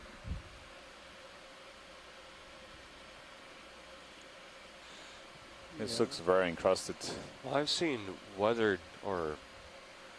corals weather, uplifted corals weather this way. Hey, Chris. Hey, I'm just going to confirm Chris Kelly's identification. I was using the correct ecological example, but I think he's right. I think this is actually a cardinid. Or, excuse me, not a cardinid, a pedinid, another urchin that is very similar in appearance. And sea stars are, of course, my specialty. So, but this one doesn't have any critters growing on the spines, and the coloration is also more reminiscent color in the rocks. A pedinid urchin. Yeah. So, but it doesn't. We don't know anything about pedinid urchin ecology. So, for all I know, it does feed on crinoids, or maybe it doesn't. But I think Chris Kelly has a more accurate identification for this particular one. So, mea culpa. But starfish, that's my thing. So, thanks, Chris, and thank you both, Chris's. Don't let him get away with false modesty. He knows an awful lot about echinoderms in general, and it's just like one of these rare occasions that maybe I guessed a family different than him that might have been a little more right, but he's usually the authority for a lot of stuff in this whole phylum. I agree. Thank you. You're too kind. Anyway, thank you again for both of you. I'll talk to you guys later. All right. Thank you, Chris. We've seen a couple more of the pseudoid urchins. Fish. There's a fish coming to you, and in the center there's a potbelly glass sponge. Video on a snap zoom on the sponge. Oops. So the fish was another one of the rat tails, but not the same genus that we saw before, a different genus. It went by too fast, couldn't really see it. It did have some parasites the white objects on the fish are parasites, probably isopods. Okay, hydraulics are secured. Yeah, I also caught a glimpse of those, Bruce. And I'll keep coming They up moved with the you. pass pretty quickly in front of the looks camera. good. Along this ridge here. I think pilot on the top, on the center right. Okay. See a yellow? Yes. That might be a living coral. Okay. I want to take a look at it. This is very interesting terrain here. See if we can move in. See, it's getting flat right at the top again. This might be a good one. Or if you tilt your camera down a little, so you can just see your skid. All right. So you can also see your skid and your starboard minute cam. So if you can keep it center and get that port skid to touch. Okay. And then you can, that'll kind of stabilize you. Put a little force down, but not too much. All right.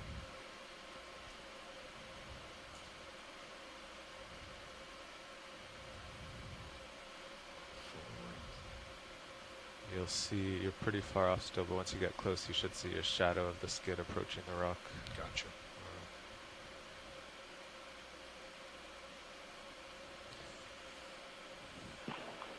So, Santiago, I think you'd agree this looks like it's a live dendrophiliid, possibly even in the genus Antomasus or dendrophilia, probably one of those two.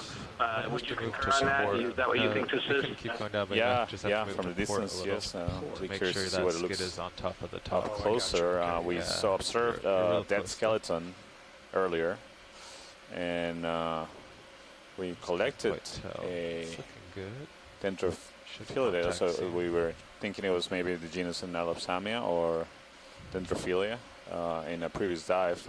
Similar depth, a little bit shallower of the Tau Island. We can tilt your camera once you see your shadow. Take a closer look and see. Oh yeah. Yeah. What do you think? You're about to make contact, and then you'll be able to kind of press gently into that, and you won't move. Yeah. It's good. So now if you give it some down. And right there, and go into heading lock now? Usually you can kind of play with it manually. Yeah. Just some gentle force down. Yeah, but you want a little bit ahead then too, right? Yeah. Whatever you have to do to lock in. I think you fell off there. Just trying to get settled here to do imaging. So it's a very steep wall.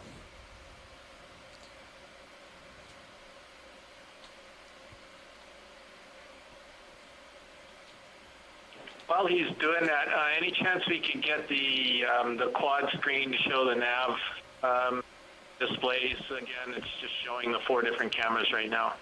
Sure, let me ask video engineer. Bob, can you do that? Yeah, thank you. I think it's showing the nav now. Yeah, thank you. Mm-hmm. Okay, I see that shadow.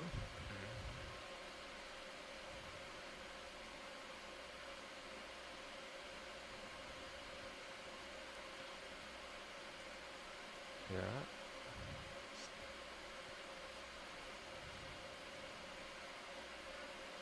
Still too, oh, I think you caught, no.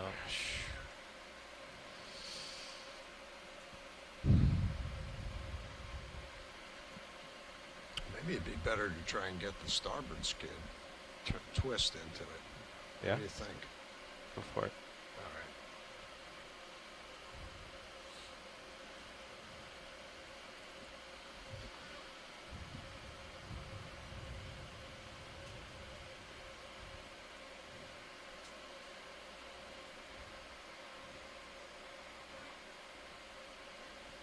That's actually a better angle at it because you're aimed right at it. Yeah, right. Yeah.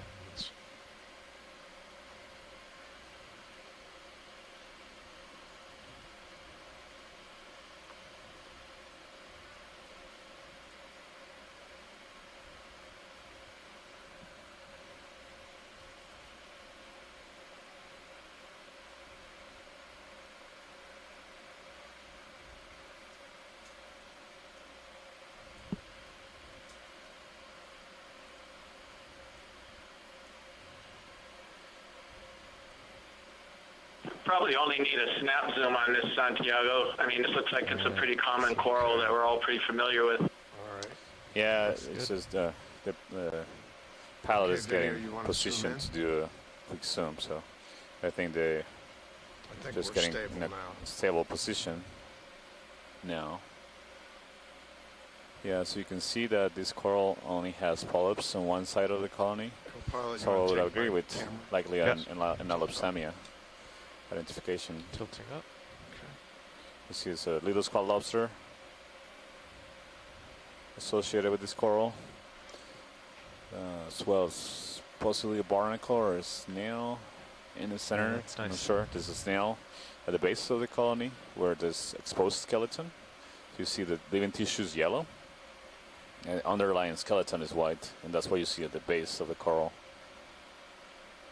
And all the polyps are actually facing towards the wall or downward, which is interesting.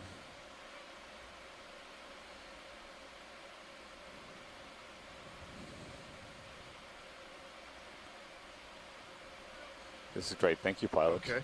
Roger that. It's a good first observation of a colonial scleractinian coral, stony coral, in this dive at a depth of 637 meters as we continue to climb upslope the eastern reach of Rose Atoll within the Rose Atoll So then once Marine National Monument. once the zoom's done, I like to reset my camera to whatever you prefer. So if I forget, I'll kind of gives you a warp perspective. Okay. Let's see. Oh, you have. Oh, sorry. It's all right. I even told you to reset it, but I still had it. Yeah. All right, there's my skin right Yeah. there. You guys like, I kind of like to keep it where you Yeah, can just exactly. barely see the That's skin. the top yeah. of the scoop box. Yeah. Oh, is it? Okay, Yeah. roger That's about how I fly with it. Yeah. All right. All right. So I'm still I think a little. Yeah, I'm still aimed at the uphill. So. Okay. Heading up slow. Yeah. Nav, I think we're ready for another move. Excellent. Do you want to keep 220? Yeah, I'm in 220. 220, 20 meters at 220. There's another fish, center screen. Yeah, there's a fish right there. You can get a look at it. Zoom in quick.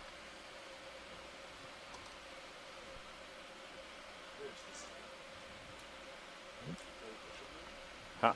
It just hit behind a rock, but it looked like a It's not as cooperative as mine. green eye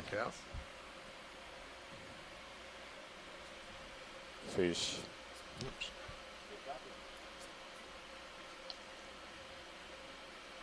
See another potbelly sponge there, likely a Hyalonema sponge. So we'll let this one go. It looks. I'm surprised actually by the G2's out in front. It looks kind of flat. So I lack might just tack on or another low abundance of sessile organisms, at least large ones, on this afterwards. abundant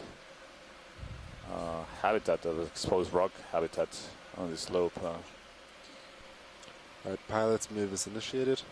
Roger that. Copy. Thank you. It's very light sedimentation here. There's a lot of available substrate, or at least seems to be a lot of available substrate Tether for looks good. I see it all the way in my larger fisheye. organisms that attach themselves to the seafloor, like corals and large It's a pretty sponges to big change in terrain. utilize Like these habitats. smooth now. Right. Definitely no rocks. See, to there's a sample small here. depression there Yeah. and collection of small So you can't go sediments. much further forward. So Okay. We're for a passing minute. over. So if you just want to So slide, just slide to pour it and look, On the right, I see another keep everyone Sideroid entertained. urchin Until you can move. coming to the field of view. Oh, There's a something, swimming crinoid yeah. on the bottom left corner. It just settled.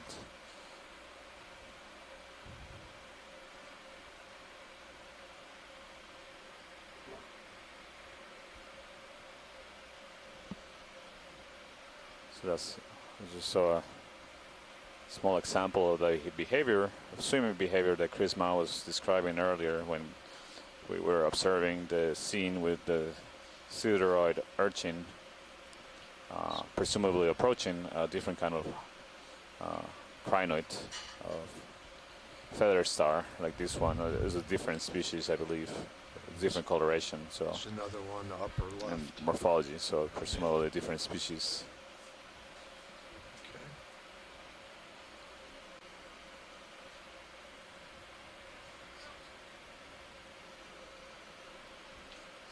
Yeah, so this crinoid looks similar to the purple morph crinoid that we observed earlier.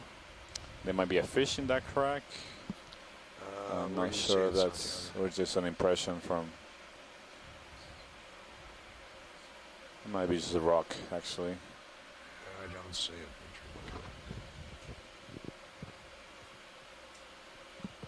No.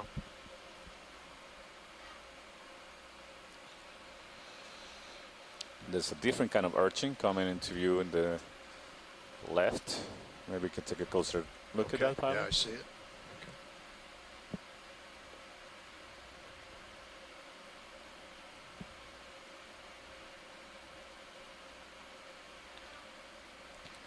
So on this nice flat slope, I think it's easiest if you can actually square up perfectly. That's trying to saddle over there. Yeah, and that's then what I thought you were doing. So another crinoid perch on this slope on the top right corner. You see the size of this urchin is a little bit, it's around 10 centimeters in diameter, a little bigger, so around 4 inches diameter. Oh, the lasers are blocked by your skid. No, they're there. They're above the animal. Oh, I see. Yeah, they are. They kind of disappear It's into a the really rock. great view because if you only focus on the pink coloration, it appeared to be like a sea star. But as we get closer, you see that it's clearly an urchin, so it's a round shape with Video on spines zoom on protruding D2 from the Sirius. Well, those lights surface are of really the body. hot, aren't they? This is a different kind of urchin from the sideroid urchins we've been observing. It has more flexible spines, or thinner. And as I believe as Chris Mao was describing, this is likely has a thin layer of skin of dermis covering the spines.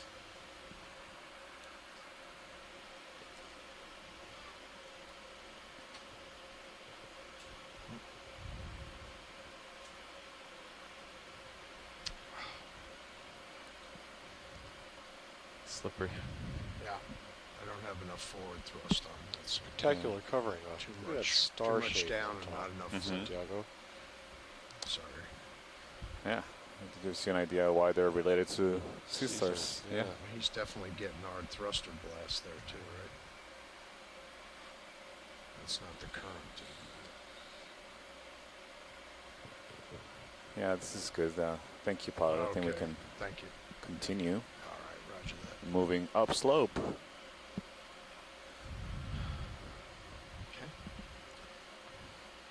So we have about 5 hours remaining of dive. We started at depth of My camera around is 678 meters. Good. Current depth is 632 meters, so we've gone about 45 Yeah. I think we could meters vertical have as the ship on this stopped slope on top of a ridge. And the goal is to continue and reach a depth of 250 meters. It's strange. For this dive. It's just strange from meters to feet. Oh, it's up top there. It does that sometimes. Distance unit. A little higher. Ah, Yeah, that's weird. it's a good feature. Yeah, so you would like, do you want to keep going at 220 So- or? I don't know, This so there's expedition something in my and center there. all but the expeditions that are going to happen really, this we want to year, end up what? the Okeanos 220, Explorer, correct? Yeah, Or- let me are zoom part out of for a a second. larger So eventually we'll want project to or just go initiative west. called Capstone. So we can Because it either looks like is a there's some multi-year rise to my starboards, campaign maybe. to collect maybe like deep water 230 baseline to start. information. 230? Yeah. Yeah, we can do that. And that we 20 meters, hope will 230? support 230 sounds good. management Yeah. decisions in marine protected areas So you can in see the the United grading. States The territories lights as shine well through as the grading in Yeah. the back. other territories in the Central and Western It's a Pacific. disco effect. All right, I'll put And it also provide essential and foundational information of the communities that live in this area to the scientific community to get a better understanding of the biogeography and diversity of the deep water communities in this region. So this is the third year of this capstone campaign, and the previous 2 years have been focused on areas further north, centering a lot of work in Hawaii as well as other areas. This is actually the current expedition in American Samoa is the southernmost area that is targeting this larger project.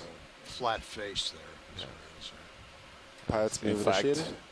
this Moving 230 degrees. place where we're diving today at Rose Atoll is the southernmost territory of the United States.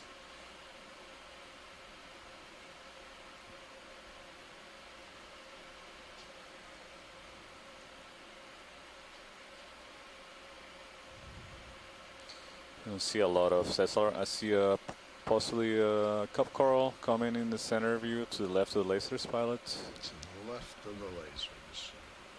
We're just passing it to the left of that crack. It's very small. Okay, see it. I got it.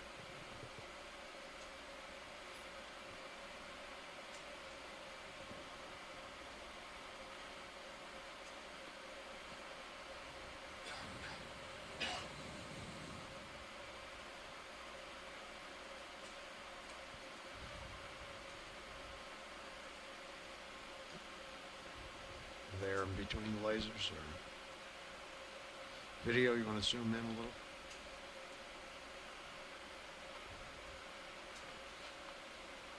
Is that anemone? Is that what you were looking at? Yeah. Yeah. I'm actually not sure if it's a cup coral or just an anemone. It looks more like an anemone to me now. That's what it looks like, yeah. And there's looking at the base, feels like it's attached directly to the rock without an underlying skeleton. And there's a little squat lobster there as well. Oh yeah, it's a tiny squat lobster. Just peeking out of the hole in the rock on the left. It's a different kind of squat lobster. This one is much smaller and white.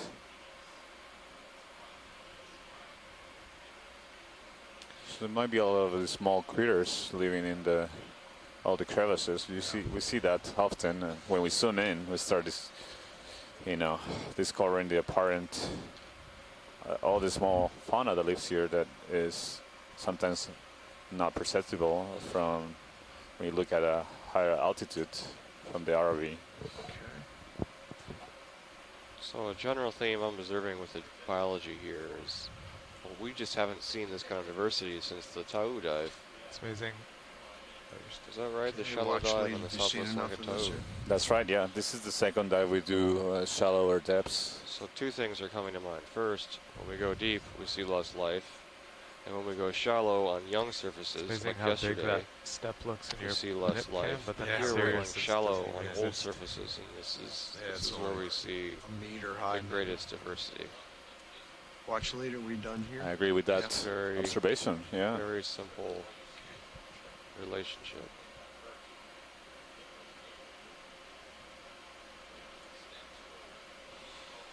Yeah. This is looking a lot like subaerially exposed corals that I've seen in the nearby Cook Islands that weather produce morphologies like this. I just imagine those weathered corals then getting coated with ferromanganese crust.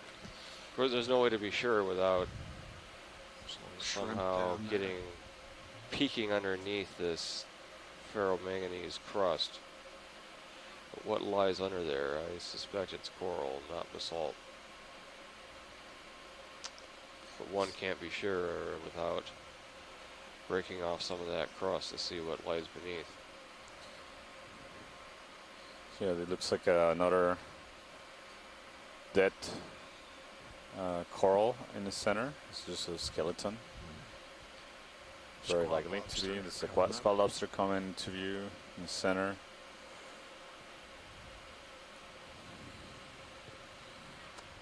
So Matt, when you talk about coral structures, you're referring to shallow water, large reefs that we see at shallower portions, but right now are 600 meters.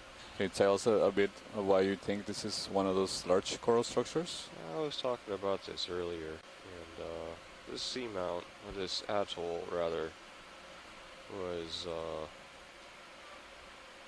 probably uplifted by up to a kilometer in its earlier history. And as it grew older, the whole seamount subsided as it rode off the hotspot. There's a lot more life down in the rubble at the base. Carried it off the hotspot over which it formed. So as it subsided, the shallow coral reefs subsided along with the volcano. New coral reefs continued to grow at shallow levels, and they too subsided as the volcano sank. And the latest stage of coral growth is, of course, the coral reef that surrounds the atoll, the surface. So as we get shallower, we're looking at progressively younger coral reef structures that were once at the surface, until we, of course, breach the water surface or reach the shallowest levels. We see the actively growing young reef. What's that up there? So guys, can we get a close-up of the sponge that's coming up in the upper right hand? This looks like that pot-bellied sponge, but it's different and it's way out of its depth that we normally see these things. Absolutely. Just get a close-up. It's got a little more Yeah, tether. pilot, can we take a closer look at this sponge that's coming into the center? Yep, watch lead. I'm moving in on it now. Thank you.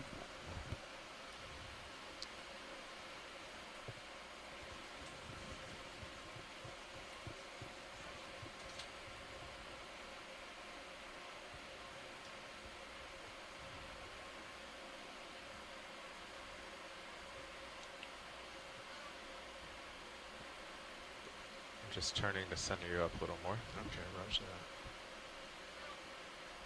And I'll tip up a little bit with the camera in a minute.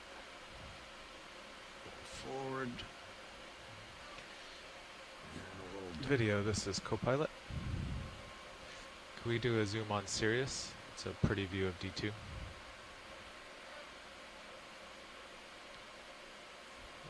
Alright, that's good. Yeah, this dive offers an important comparison between deep water and shallow water communities. Last week, at this time, we were diving on this same east buttressing ridge of Rose Atoll, but at 2,500 meters water depth. And now we're on the same ridge, but diving. Okay, video, you want to zoom in on this?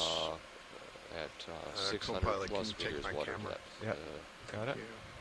So we can look at how lost the footing. The communities and geology vary at different depths along the same submarine ridge buttressing Rose Atoll. It's a lot easier if there's some jagged stuff to bite into the it just slid right up on there. Yeah. Okay, let me know when you're settled and I'll move your camera. Try it again. Coming in. Okay.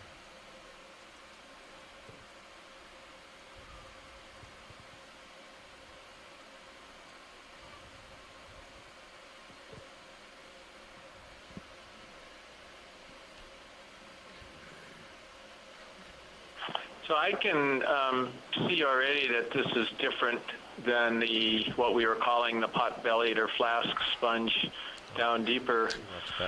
I don't suppose I could throw out a question whether or not that might be a collectible to the group, to both you and Ali, and put something in the event log too. I don't recognize the sponge at all, and it's the second one I've seen. And if it's even related to that pot-bellied sponge, it'd be pretty interesting. It's a vastly different depth. Yeah, Chris, I think I agree that's an interesting observation. And it's, as you were saying, we were seeing a different kinds of these similar morphology sponges deeper. And we actually haven't really performed any sponge collections so far in the cruise, at least not direct ones. So I'll be in favor of collecting this unusual observation of this pot-bellied sponge, but I'd like to see if anybody else has any other opinions.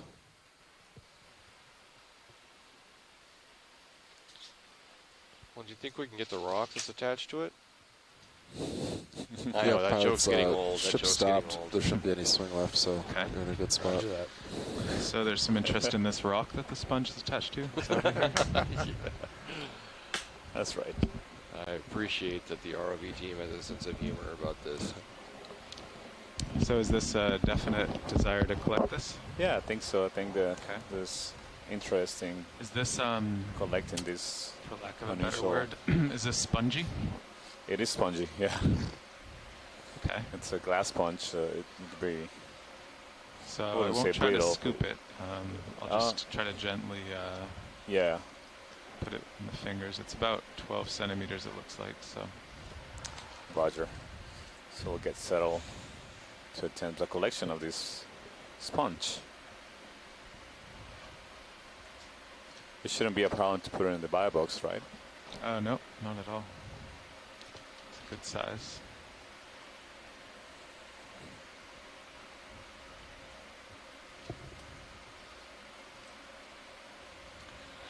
So, if this is a shallow reef structure, or once was a shallow reef structure that we're looking at, given our current water depth of just about 622 meters, it would suggest that this... It's kind of tricky to set down here, Don. This volcano subsided just couldn't, 5 to 600 meters since this coral formed. These coral reef structures develop in the upper 50 meters, likely 100 meters of the surface in the region where sunlight can penetrate the water. Yeah, this is a really interesting observation too, just thinking about those really old large sponge skeletons that we observe encrusted deeper parts of the volcano that were also likely, to be 600 or 500 meters shallower. We haven't really imaged it. We didn't observe any of those large sponges leaving during the previous dive. Hydraulics are ramped up.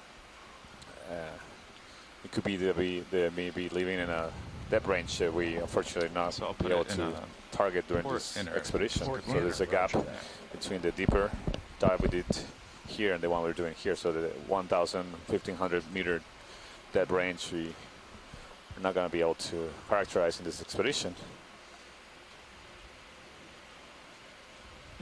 So this is indeed a very different sponge. I don't think it's even in the correct order that the other pot-bellied sponges are in. I think this is potentially a euplectellid, which is in a group called the Lysacinocida. And I think this is a soft sponge, and it's got a lot of lobes coming out, and it's got a big osculum right on the top, and it really is nothing that I've seen before. This could definitely be a new species or a new record for sure.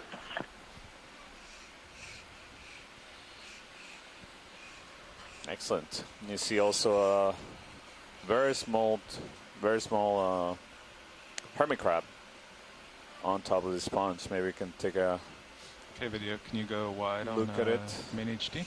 Oh, trying to. I'm going to bring your camera do the collection now. Yeah, if you kind of straighten it up, it's easier. Paulo, can we take a look at that tiny hermit crab that was on the sponge before we collect it? Oh, sure. Video, you can go in again. It's likely to not make it with the sponge. Can go into. Seems like a good opportunity to image it. Sorry, I don't want to come out of touch there, video. I don't want to rotate and lose my footing for the sample. Santiago, you have amazing eyes there.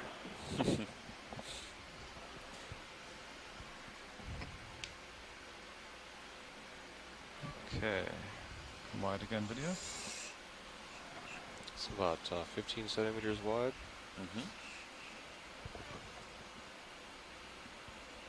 That's around 5 inches. Yeah, it's about a half a foot wide.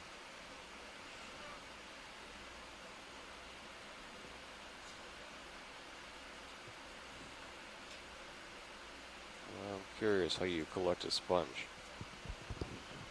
Very carefully. These sponges are incredibly fragile. You let them soak in water for a bit. How big does it get? That was so stupid. Sorry. I was like, really need that right now. Thanks.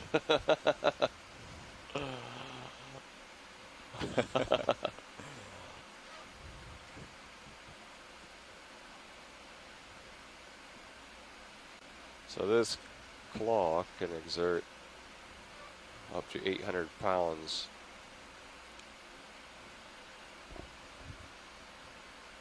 Of force, so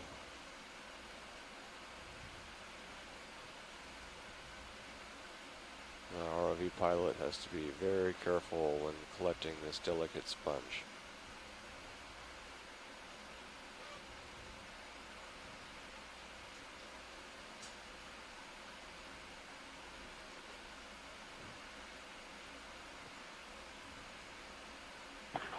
Yep, it's a soft sponge.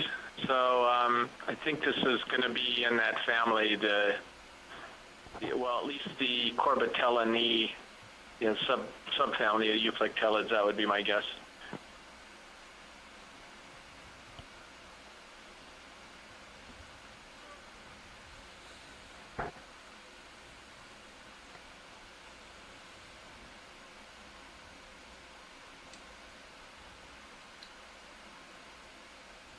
So Chris, can you comment on how frequently new species of sponges, or even genus of sponge, is identified? Yeah, so in Hawaii, since I've been doing more work on the Hawaii sponges, there are currently over 50, that is 50, undescribed species of glass sponges. And it's an enormous task. I was thinking that maybe I could work on this after I retire because it's so big. But that's just one part of the Central Pacific. So when you look at the Marianas, we got new stuff in the Marianas. We got new things at Wake. This is probably new. I can't even imagine. There are hundreds of new species, if not more, in the Central Pacific and Southern Pacific alone. It sounds like you have your retirement work cut out for you. What are you going to try next? Actually, I'm looking forward to it. I guess I'm a bit of a nerd. I'd like to spend more time in the lab. I guess I'll try the scoop. I think we all do. Yeah, I think, It's like a smooth surface. you're in good company. I think it's going to float Nerds, away all on of you, us. though. That's what I'm kind of worried about. Yeah. So they can grab the sponge. It's gonna, if it's you know, really it's light, spongy. just They won't blow away. wreck it too much if it squishes a bit. They shouldn't worry about it. It's not a brittle sponge, so they can just get a nice grip and sort of pull it right off the bottom without too much of a problem. What was that? He said,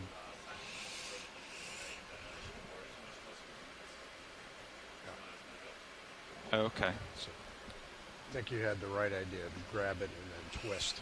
Yeah. But from the top, though? From the top or the side, whatever, try and scoop it to the side. right. The way you had it, and then just twist around, I think it's... Yeah, that was that's my original plan. I'll stick with that. as long as you're, in the center of it. Yeah. You've taken a lot of sponges, haven't you, Don? I have, yes. Well, I will defer to your judgment. What will Shirley say? She'd say use the scoop. The other scoop, not the one that you got here. Yeah. Oh, the clam bucket scoop. Oh, the clam bucket scoop, yeah.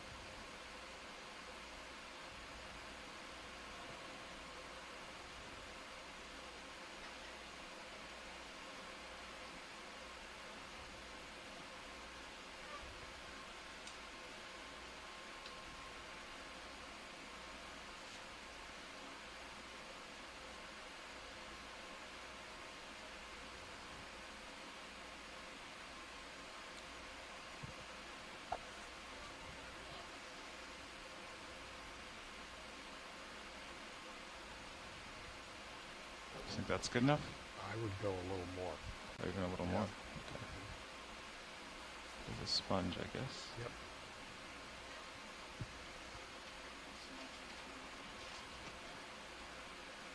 Okay. I think that's good. Squeeze, squeeze, squeeze. Yeah. Yep. Now either twist or just sideways. Looks like it's loose now. Yep. There you go. There you go. You got it. Sweet. All right. Okay, you want to Right. open? Very nice. There was something. Oh, I in it. like that twist. That was a good technique. Way to go. Okay, you want to open? Was the, that fish in the sponge? It's all the wrist, they say. Yes, that fish was in the sponge. Oh, there's another one. Yeah. Whoa. The eel came out of the sponge. Yeah, two. Whoa. There were two eels Video, in the you want to sponge. go in on the sponge? So this is a new eel city. Eel condo. El Condo. Yeah. Eel condo. Good one, Matt. It's more like an eel town. We're not going to exaggerate that? this. There it goes. Oh, look, there's a Man, pollocky let's worm get swimming it. by. Let's get it in the box hole. before Okay, roger that. before all these creatures disappear. All right. Bio box. Wow, I coming wonder out. what else I'll come out we're gonna slowly. find in the sponge. Okay. Those are fairly large eels for living in there. Yeah, really.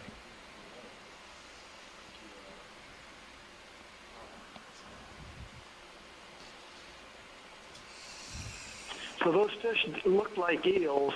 There is one other possibility that seems less likely. There are deep water relatives of the tap down the mini? pearlfish that are actually related to the brocculars or cusk eels. They're the same group that live inside of sea cucumbers. Some of them also live in bivalves. Those went by so fast that we couldn't get a good look. Both Chris Kelly and I think that they likely were eels, but we're not really sure. Thank you, Bruce. Yeah, it's fascinating to observe the, these associations, and it's a clear example of why sponges and corals provide important habitat to a lot of organisms. One of these goals of this expedition and this dive is to provide information of distribution of these And bio box. vulnerable but important marine Retracting. ecosystems and the communities that are supported by Nice. corals Very and nice sponges collection. Very nice bio. in the Thanks deep for the advice waters for, of doing it that way. these No protected problem. areas that we were exploring. I thought it would work, then I thought it would destroy it. Okay, and the pins are retracted. Excellent. Both. All right. Let me just bring the mini Zeus over Mini so I can Zeus check over my. so you can see. Oops.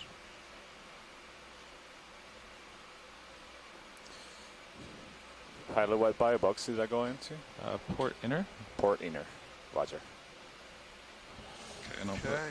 grip force back to something reasonable. Okay, arm coming off. Roger. Well, maybe we trapped a third eel that was stuck behind the jaws in there.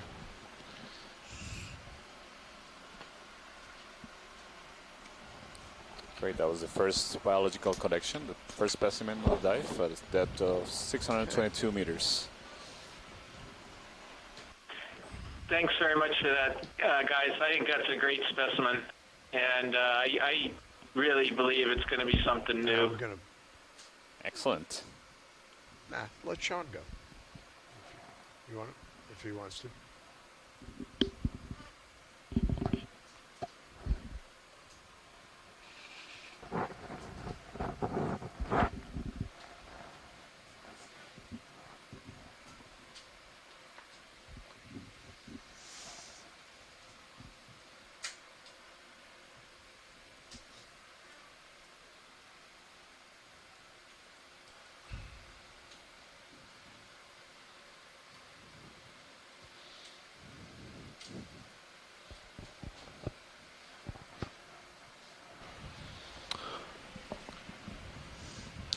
Sean, your navlog is impeccable. Thank you. I do an excellent job. Should give a class on We this. agree. All right, Washley, anything else in this you see right in this area you want to look at, or just keep moving on? I think we can continue. Copy that. Thank you, pilots.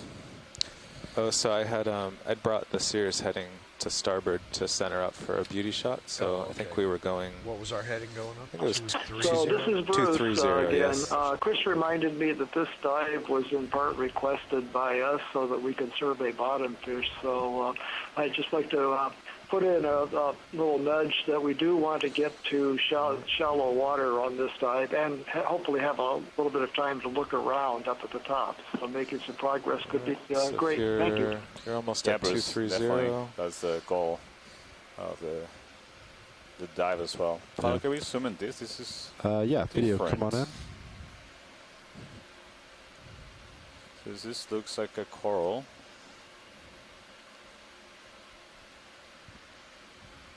That's not sure if it's a living Co-pilot, coral. it looks about 10 degrees to your port, Is that maybe. full zoom? Still coming around. Oh, yeah. Right, I meant on sonar. Yes. I wasn't looking at your heading. Oh, yeah. Yeah. All right, that looks pretty good. Well, I thought I had it. Try to write very neatly now to be like Sean. This doesn't look like a coral to me.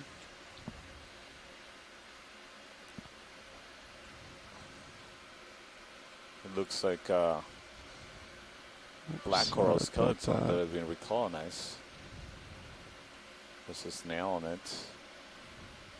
Oh, you see a hermit crab right bottom right. There's a bunch of small amphipods. Curious to hear what other scientists think about this. To me, it resembles the black coral skeleton just recolonized by maybe hydroids. Not sure.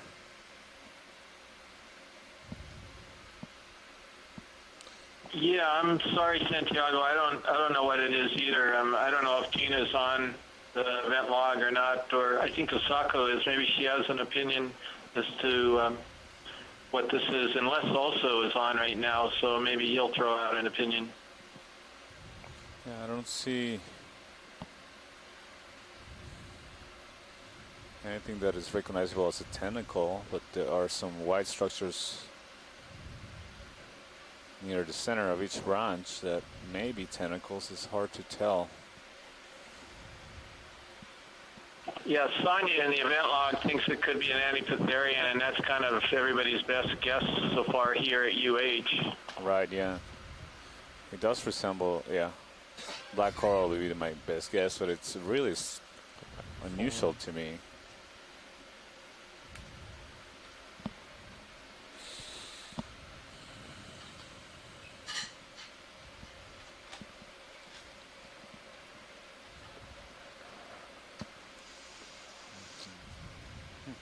Interesting. I think I saw there's a few more on the field of view if we zoom out.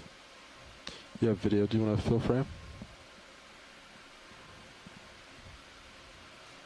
That looks good. Yeah, watch leads. Do you want any more views on this, or? I think we can continue. Copy that. Thanks. Okay, pilot, if you video whenever you're ready. Yeah, come on out. Okay, if you there's get out another ahead one and on the center, I'll right. call in 20 meters, bearing 230. 230I, Sounds pushing good. out. All right. Bridge nav. Co-pilot, I'm just going to lateral There's a port. few more coming into view. Could I have on a the ship left, move so 20 meters, No, bearing on the right. 230 degrees at 0.2 knots. I'm going to tip up, give you a look up ahead there. Yeah, copy that. See what we have. Something right here to my port. Good copy, Bridge. Looks pretty smooth for the next. What was it? Crab. Well, actually, any interest on crab? Sure, a quick zoom. This looks like a different kind of hermit crab. Like the kind that has Yeah, video, come on in before that you. has association with zoanthids. Yeah, this is.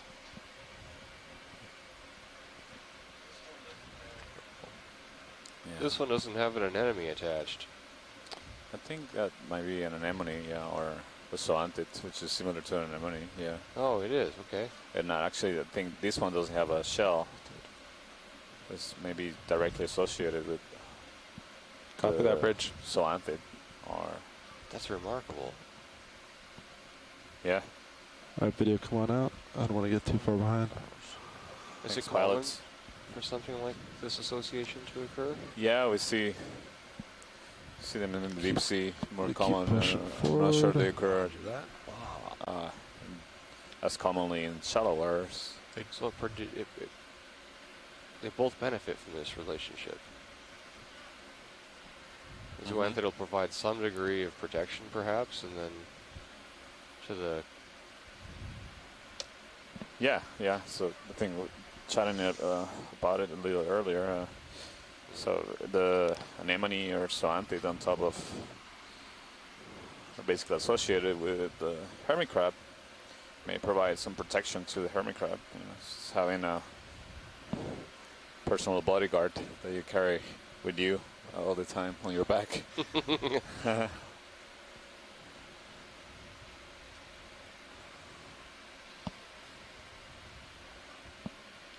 And then an anemone may also get some protection. It also, can move around. There's a way to get around. Yeah. So we see several more of these colonies of potentially black coral.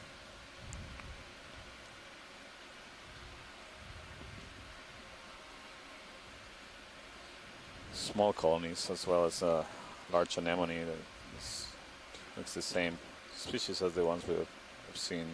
So no interest washlights? Try to dive. No, I think this is good. We can continue navigating. Copy that. Oh, actually, in the center, in the center of this crack, there looks to be another, maybe Antomasus mushroom coral. We do a snap zoom. Yeah, just video to verify. snap zoom. Yeah, so this is another of those mushroom corals. Looks the same species as the one we observed earlier, and also similar to the species that we observed in Wailulusima at similar depths. Yeah, thank you, pilot. All right, video, come on out.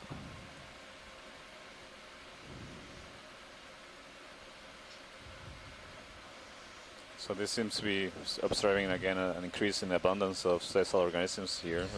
Seen several of those colonies of potential black coral, as well as large anemones and Antomasus mushroom coral, octocoral.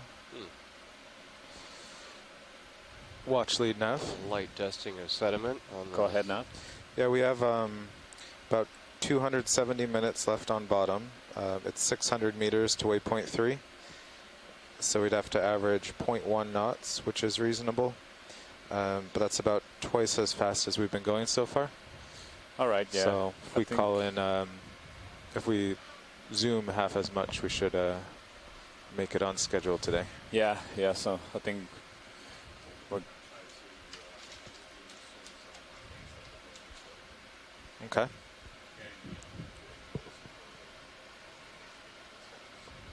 Yeah. Sounds good. Yeah, so we continue moving along, and again, as I was mentioning, it seems to be increased abundance of sessile organisms, so copy that, bridge. Animals that attach themselves All to right, the the hard ship ground. is done. Or just Sirius to the will stop substrate. in a minute or Don't two. necessarily has to be Copy hard, You just hard stay out ground, but ahead. in I'll this call on a case, new one in a minute. Yeah. we see a lot of That I rocks can do. exposed, and just a thin layer of And sediment. Still looks like 230 and sonar. Yeah, I think that's great. So more of those potential black corals coming into view.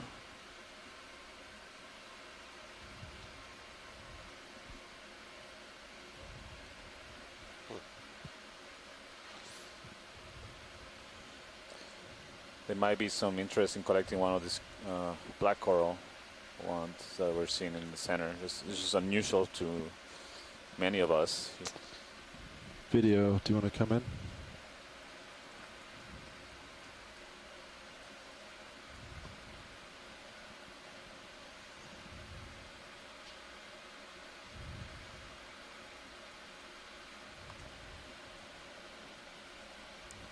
Actually, video, come out a little.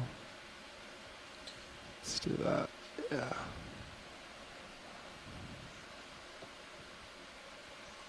All right, come on in. Watch it. Do you want to sample now?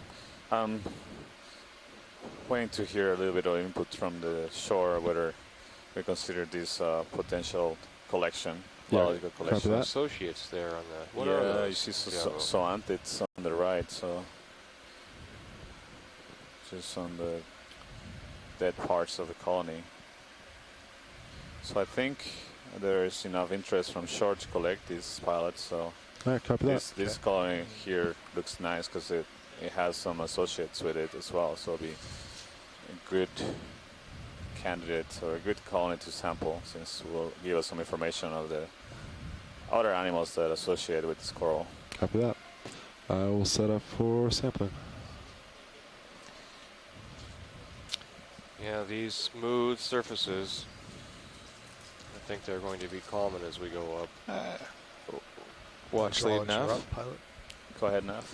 Your hydraulics. Could we put this in the same box as that sponge, or would you like it in a different box? Yeah, maybe a different box, because I'm thinking of the associates that might be in. You know, we saw several animals coming out of the Yeah, you sponge. don't want to mix them. Okay. Right. So you want to put it on the starboard side or just in the outboard port? You put in starboard. Starboard. Yeah. One thought, pilot, would you mind if we tilted one of your uppers in to light up that whole starboard side? See how dark it is? Yeah. Yeah, be good. I've always wanted, or I request that myself. Yeah. So, co-pilot, if you bring the starboard upper, if you stow it all the way and then tilt it down, just like you did to light up that anemone for me, Yep. it should really light up that box. Okay. So Santiago, the eels that came out of the sponge. So that was an exciting moment. Can you Let's see if that holds me explain steady. how the eels might benefit from being inside that sponge? Does it provide them with maybe a measure of protection? Yeah, that'll be my interpretation. Some habitat that keeps them away from predators. Does that seem to work? You can imagine a potential predator of one of those species Oh, doesn't for want laying? to chew through a glass sponge that is spiky and silica fibers that resemble glass. So It's hard to tell on the manipulator. It's pretty dark. way that to manip hide away has to from be predators. adjusted, maybe. And there were two of them, correct? There were two, Wow. yeah. So perhaps Watch perhaps it. a Do you mating want pair, just this speculation. full sample, the full Could piece be. of I it? mean, we see. Copy that. It could be. I mean, we've seen the examples of that in Pilot, my only other crustaceans thought that is associate might with have to do corals. Jeff's tricky upside down thing. I don't know enough about fish. The normal Maybe way Bruce the jaw hits the, or the maybe wrist give hits us some the ideas about whether seafloor. there could be a No. male or a female or some. The What's ones that we in? saw. Although they swam away pretty If you come fast, in just so straight in, maybe Yeah. there's difficult that to big get a bump on the bottom of the identification. wrist. Oh, it's yeah, hard to- yeah. So Did, you might- were those species of eel? I've actually I tried it and recognized? had some The trouble ones with that it, came out but of the sponge? okay. so. Or you can just kind of come in and try to jam Well, the we didn't scissors down there, recognize but them. They you went might miss out some of too it. fast Yeah. and swam away. So and, you suggest we're doing not upside down? necessarily 100% certain that they're true eels you come either. in- There was another group of fish, so the you pearl come, fishes, you that know, might to have been a port of it, possibility, Yeah. although and if they you didn't wrist, really look like that.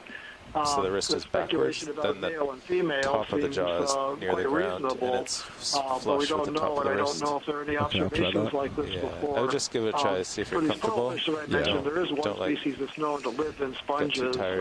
but Okay. found much more shallow, 90 Tried the other day meters, and couldn't and more quite get the shallow angles than right. that. Yeah. Those, All right, arms in coming some live. cases, are thought to actually be kind of predators or macroparasites on their host. Some of them live in the sea cucumbers, so there's actually a little predatory thing going on there. That's unlikely with the eels. The idea that they're using the sponge as shelter from predators is reasonable. There are small sharks that live at these depths, things called lantern sharks. Some of the bigger eels, like the congrids that we saw earlier, would also be predators on the small So it's more like you pitch all the way down, I think, with predators the is wrist. quite reasonable.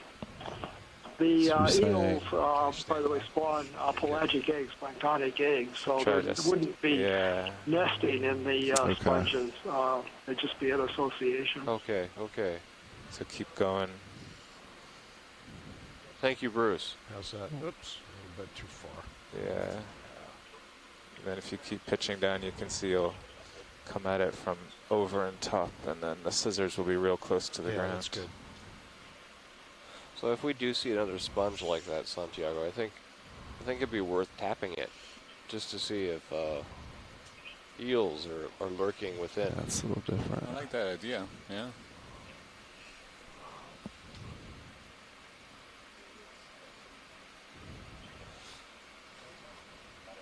But yeah, that's the idea now. If you shoulder down and everything. All right.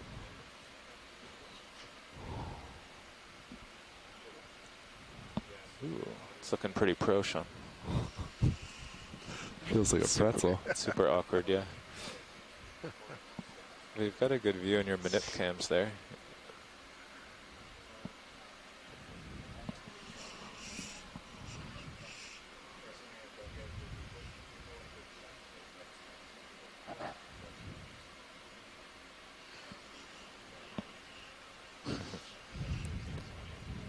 I think this might work, actually.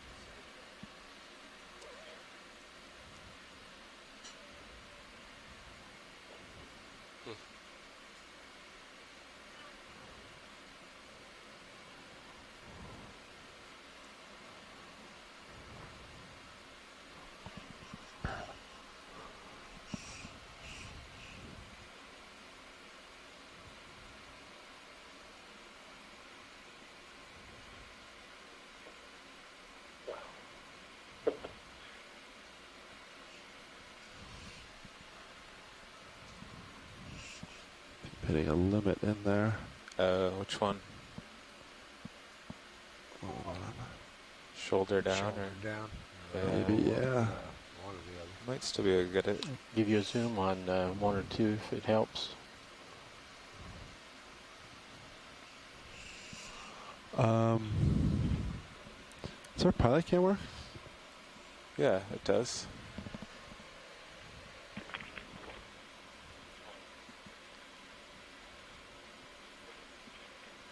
Where are we? Oh yeah, that's a great view.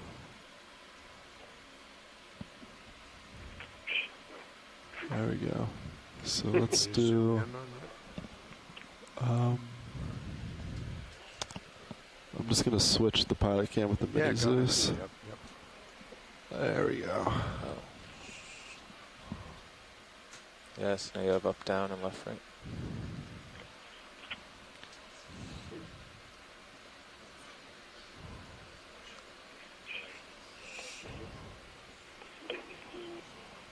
Hier sind 3 Leute und der Conference Line hier vorliegen.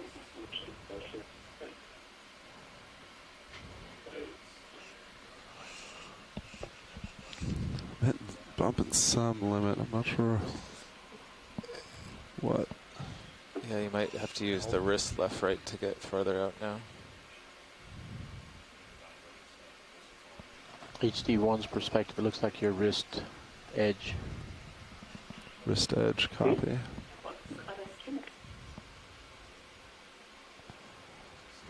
Okay.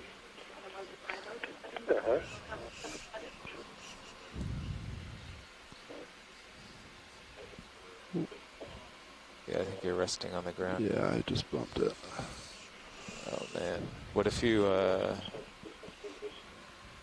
Would it be worth just lifting the shoulder up so the arm's safe and just driving the vehicle like 6 inches forward to? Then you. Yeah, just hit set like an inch. Yeah. Try that real quick. The ground's pretty flat, so you should be safe.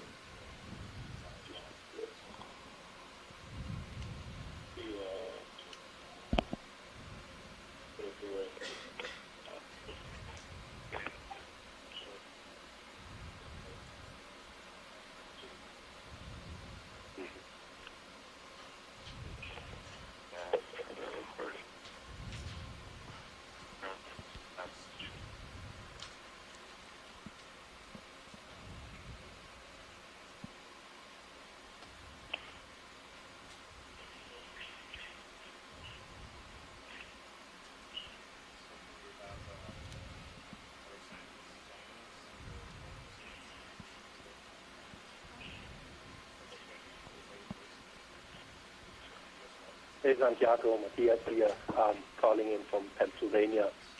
Looks like you have a short break here, connecting this sample. Nice. I thought I'd say. Oh yeah, you can see your little pasta now, so you should be good. Great, it's great to have you here, Matthias. Thanks for joining us. Is anybody else that hasn't been introduced in the line joining us today? I know we have people in Hawaii and also. I think I sit down in the same spot. You know, Tara. Did you? Tara Luke is joining us too. No. Chris Ma has chimed in. Yeah, a couple of times called in. That's right. Shoot. I think he went like an inch. I think. We also have good right some there, scientists right? on shore joining us via the So you just can't chat make it any in the further? event log. I'm sorry? Go ahead. Hitting the limit. Oh, shoot.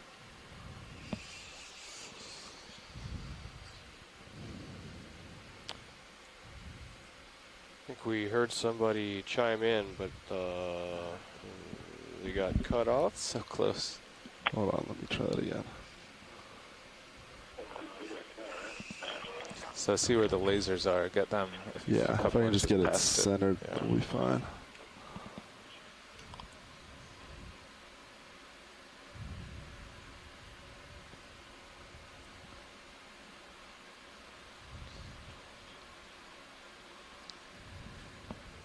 We have other scientists joining us, as I was saying, through the event log and chat room that we have for participant scientists. So we have Sonia Rowley in Hawaii. I also see Craig Young logged in. Joe O'Malley is also in Hawaii participating. Les Watling in Hawaii. Steve Oskovich in Temple University in Pennsylvania. All right. You're definitely past it. Oh, I think we were in the middle of introductions earlier and we didn't finish them. So again, this is Santiago Herrera from Lehigh University. And I'm the science lead of this expedition. And I'm speaking for the biological interests of the I think you're good. deep sea biological community interested in this expedition. And next to me is Matt Jackson. Yeah, Matt Jackson. Let's try that. From University of California. You got it. Just lift up. Just the tip. I'm the science geology lead for this expedition. All right. And we have also a great team of engineers and ROV pilots. They might want to introduce themselves in a little bit after they're done with this sample. Yeah, copy that. Readjust. So we just are able to. All right, video. Let's take a coral. quick views of this. Let's get it in the box. Get a quick zoom of the specimen before we cleanest. stow it away in one of the bio boxes of the ROV.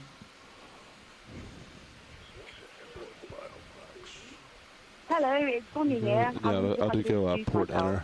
Or I'm sorry, starboard enter. Yeah, keep port Hey, closed. Sonia, how are you? It's a good video. Thanks. Not too bad. How are you? Great.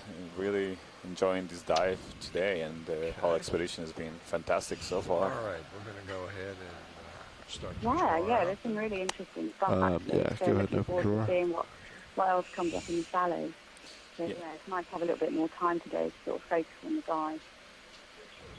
Yeah, so you're mentioning in the chat room that you thought this coral was something similar you've seen in mesophotic depths. Okay. Can you maybe tell us a little bit about it? Yeah. Well, I can say a little bit. I noticed I think there's a geoantid on that one as well that's just been collected. So when you zoomed up really close. But yeah, I can say something about that, no problem. I don't know how the live chat thing works, so I think this is the first time I called in. Yeah. So it seems like the coral specimen is going into the inner starboard bio box. We'll confirm in a second when it's secure as it falls in completely in the box. So this is the second biological specimen, the second specimen overall on this dive that's been collected.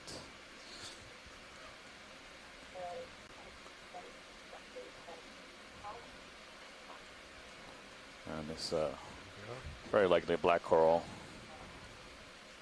Okay, yeah, it's right now. So just a few notes on the black hole is that I see them probably as shallow as 90 meters. Usually in the Federated States of Micronesia, it does mostly see them, and they're usually much deeper and larger. With some associates with them, and as I mentioned a moment ago, there seems to be a zoanthid on there. But they're very, very receptive to temperature, even which is quite surprising because the depth I find them with the thermographs that I've had down, they can have up to 20 degrees centigrade variation due to internal weight. Wow. But when you bring them up to the shallows, they do tend to fall apart.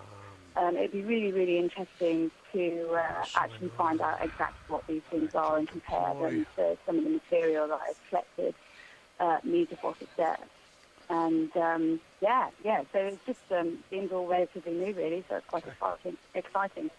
Excellent. Thanks for sharing that with us, and definitely a valuable sample to be able to make connections between the deep and shallower mesophotic communities that we observe in this area. Yeah, that would be great, and hopefully we'll get an opportunity to sample the geology, although I can see it's really difficult, but it does look characteristic of, limestone reefs, just covered in the ferrous manganese. So fingers crossed that opportunity will come. Yeah, definitely. We hope we can collect a good geologic sample here. I hear Matt, the geologist on board, has been really keeping a close eye out for good rock to sample. So far it's been hard.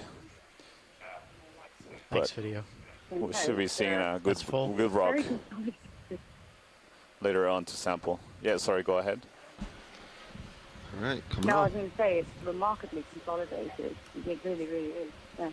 Yeah, I agree. All right, so the sample went in, and so we're at the depth of 610 meters. We just collected a black coral, Tipotarian black coral. I've been seeing these corals becoming more abundant in this last couple dozen meters as we continue to climb up this ridge. The goal is to reach a depth of 250 meters at the end of the dive. So go ahead. Characterize the whole. So which way have we been that heading? range of 240. 240. Bottomfish, as well as that a little bit. Watch the pilot. Deep water coral communities and sponges that live in the Atoll Marine National Monument. Watch lead pilot. So we see several more of these black coral colonies, and earlier we saw another crinoid. Go ahead, pilot. Yeah, so you just saw we had a shift change, and the word was passed on that we've got quite a distance to go. So we're just going to kind of fly around and wait for you to call out objects and items that you want to get a closer look at, so that we sort of limit the number of times we zoom and set up, etc. So we'll be waiting on your call to get close-ups. Yeah, that's a great plan. Thank you. And if you guys want to introduce yourselves at some point? Oh, sure. We'll do that now. Sure. So we just had the lunch change, and now in the front row, sitting at pilot, Bobby Moore, part of the electrical engineering team. To my left, Levi, you want to introduce yourself? I'm Levi Unima, also on the electrical engineering team, and I am sitting nav right now. And to my right, we have the co-pilot, Andy O'Brien. I'm on the software engineering team. And over at video? This is Roland, way over in the corner, also from the Global Foundation for Ocean Exploration. And in back row in clipping. Hi, I am Caitlin Bailey. I'm also from the Global Foundation for Ocean Exploration. And we're happy to be with you on Dive 10.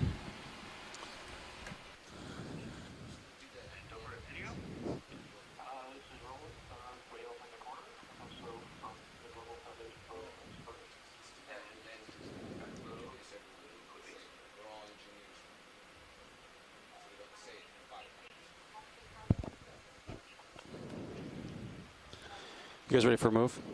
Yeah, let's get a move on. 20 meters, 240 degrees. Okay, pilot, I'm going to swing around to 240. Yeah, let's do it. Bridge, RV now. Shoreside, if you can just please check your telephone. Yeah, and we're ready conferencing for a devices. move. I'm hearing 20 meters, bearing 240 several degrees, second speed delayed, decimal 2. Feedback coming to us. You got it. Please close your mics unless you're actively speaking. It's a good copy, Bridge. Rotating up, pilot. Got a little time for the ship to get underway, so we're going to set up a little bit nicer for this one.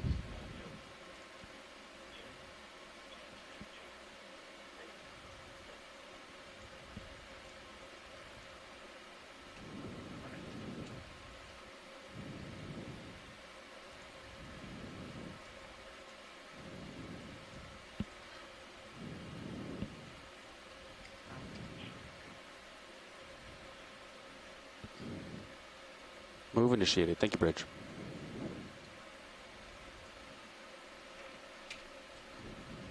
Go ahead, video. I see a couple more of those black coral colonies in the background. One we just collected, and this the one we're seeing in the center field of view. Go ahead, video. It's a different kind of coral.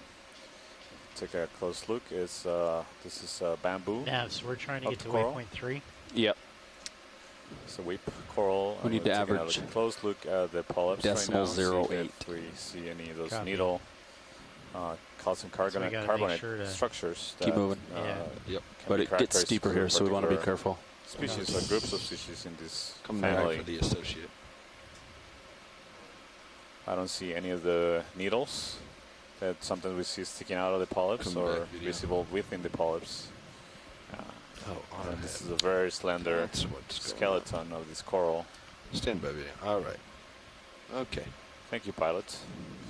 We still got a few moments. Let's see if we Okay. can't get that associate a little bit better. Oh yeah, it would be great I've to get the auto head off videos. Now I should be able to do it. Go ahead.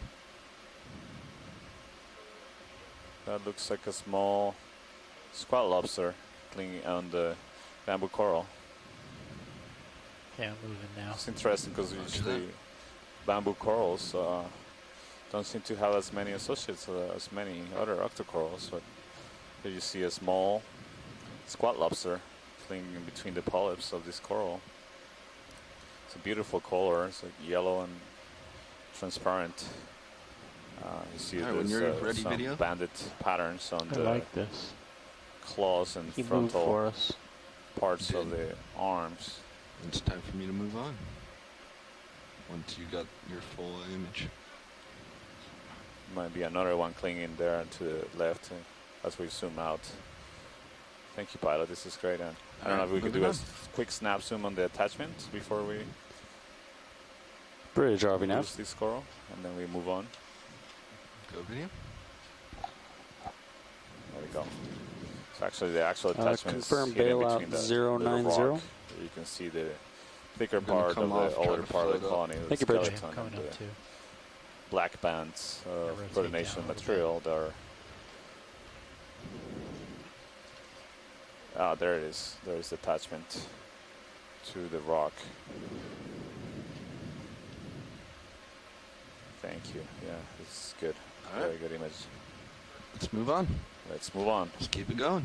So this whip is about a meter tall. Sorry about that initially, Roland. I had my auto head in. So the first bamboo coral we'll observe in this Not dive. giving me the heading control I wanted.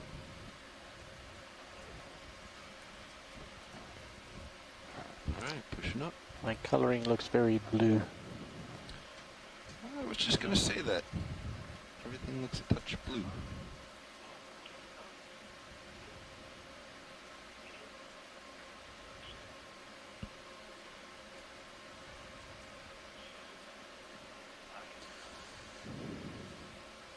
So we'll continue making our way to get shallower, or just passing the 600-meter mark.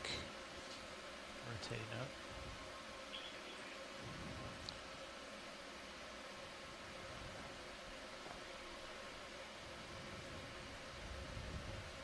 I see a few more of those black corals to the left.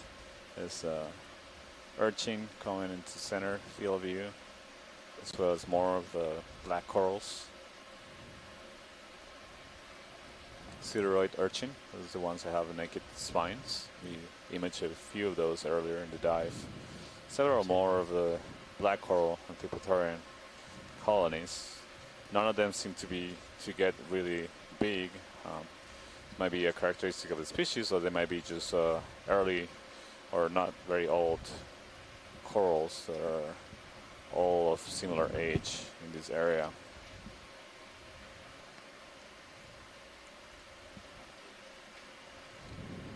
So several dozens of these seem to be the abundant species at this depth of just around 600 meters. Right now we're 595 meters deep. So that's Video, let's about get a quick snap 1,800 here. feet Just below to the sea ID this surface. fish. Go for full. Oh yeah, it's a small fish in the center of the lasers. Good eye. Full, please. Snap for ID.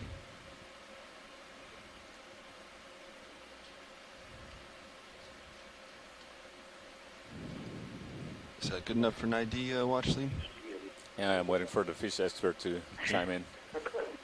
Bruce, Monday, Hawaii. I'm guessing what we're seeing is a different species of this deep water cardinal fish. And I didn't get the sizes from the lasers. It looks like it's maybe about 2.5, 3 centimeters long. I'm thinking this is a juvenile. The larvae in this family have very large pelvic fins, which are the paired fins on the belly, and this one looks like it still has that morphology. I see the separate dorsal fins, the short spiny dorsal fin and the gap, and then the soft gray dorsal fin. Also seeing some of the iridescence. Now, this is more similar to a species called Epigonus atheronoides here in Hawaii than were the other ones, but I don't think we know what species. So I think the large fins on the belly that we saw when it opened those up are a juvenile feature in this deep water cardinal fish. Yep. My toes were hitting. Thank you, Bruce. Let's let him go. He's awfully small and moving pretty quickly. We'll continue climbing along. Thanks, see Roland. There's if he was good farther abundance off the of rocks, I these could have done a bit black corals more. maybe in the genus Parantipathes. Seem to be the most likely candidate for these corals.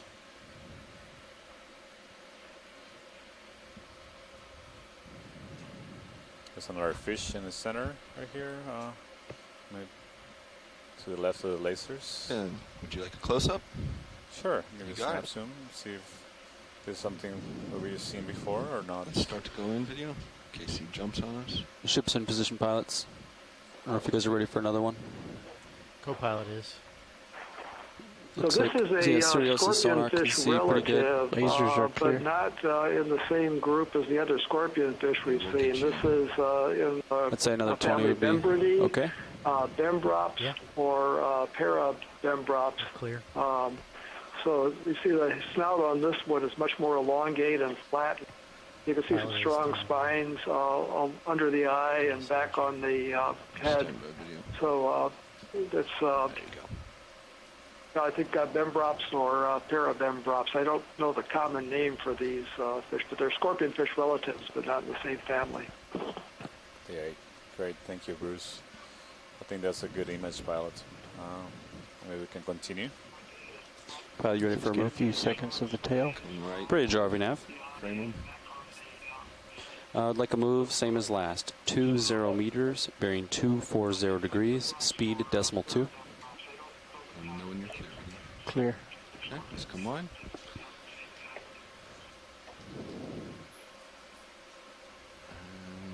It's a good copy, Bridge. Moving on.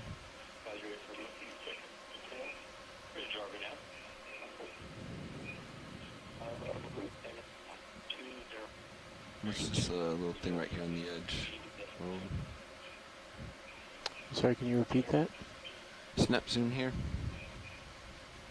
Squat. We've seen those. I'm taking a look at what's known in New Caledonia, and I see that there are 3 species in the family Bembridae reported from there. They're in; those are in the genus Bembradium, another genus. One of them apparently is undescribed. That's the best information that we have for the Central Western South Pacific on deep water fish, but the fauna in New Caledonia may differ from what's here in Samoa.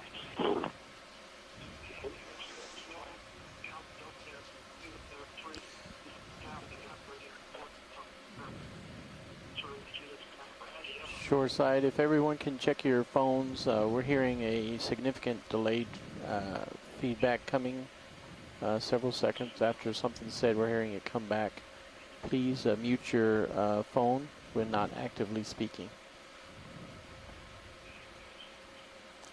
Here we continue to observe many more of colonies of the black coral. This seems to be dominating sessile organism in this depth.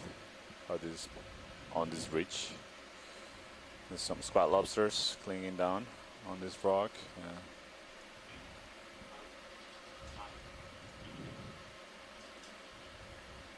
A few more corals to the right. They look like the same Interesting kind. formation here. Yeah. Look at that. It's floating.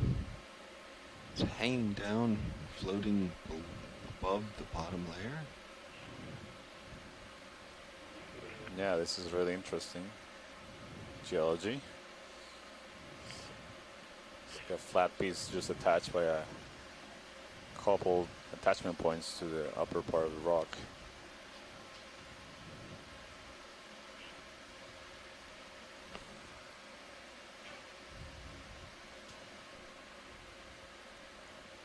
So a small break on the terrain here from the flat, more smoother surfaces we have been observing the last 100 meters or so. A bit more scarped here. So more Parantipathes like black coral colonies.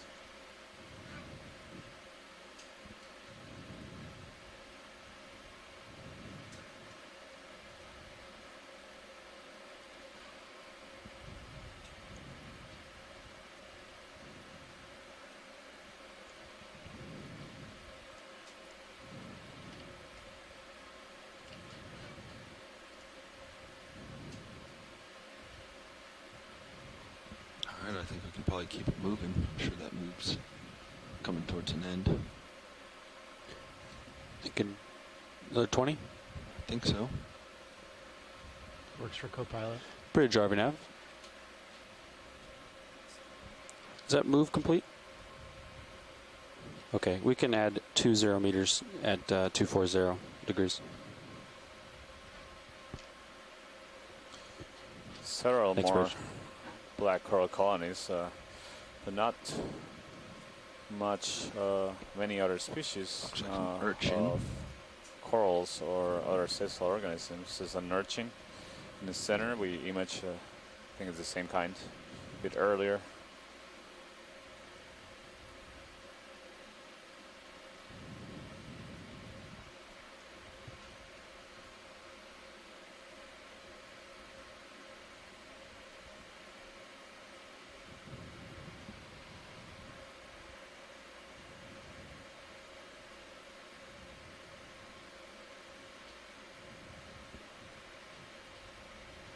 Move initiated. Thank you, Bridge.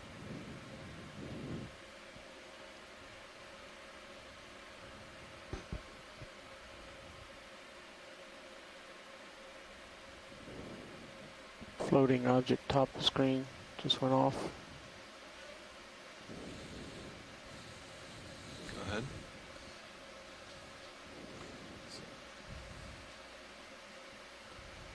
Some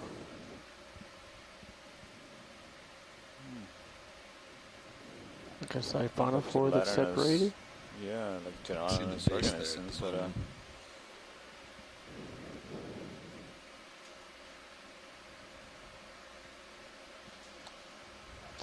We're clear. I'm not sure what that is.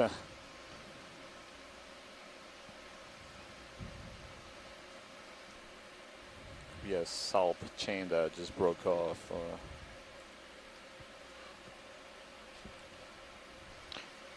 Just before we rotated, I thought I saw a fish at the bottom of the screen as well. More of an eel type. Continue to see an abundance of these black corals. They don't get very big here, or maybe they're all juvenile Pilots, I think the next move is going to be closer to westbound. What does uphill look like to you guys? Still kind of 240, or maybe a little bit more west? I'm going to swing around a little bit. I'm coming back into your view. Okay. Oh, you can swing to find your uphill. Yeah. If that's what you're doing. And it's towards you as well, so double bonus.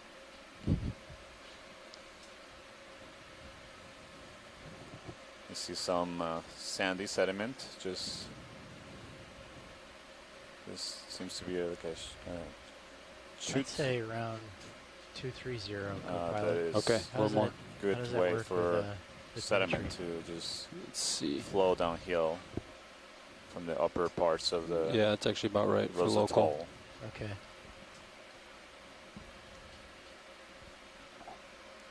So we're at a depth of 581 meters. And start coming up this. Continuing our ascent and characterization of the biological communities and the geological features on the eastern slope of Atoll. Something floating fish in the See an or urchin something on the right. lower left. More colonies of the black coral, like the indigenous Principalities. It just went off screen barely at the bottom. It sort of looked like a dandelion. But it's going down. I think it must be a fish. Snap. Oh, that's another fish, yeah. Go for full. That's a little relative of the dory. It's the genus Cytomymus.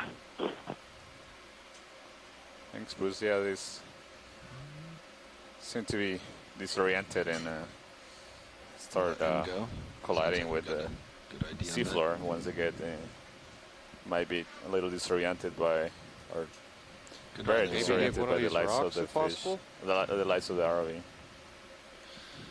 Sorry, what was that? Possible like one of these cobbles that. Do you see any in particular?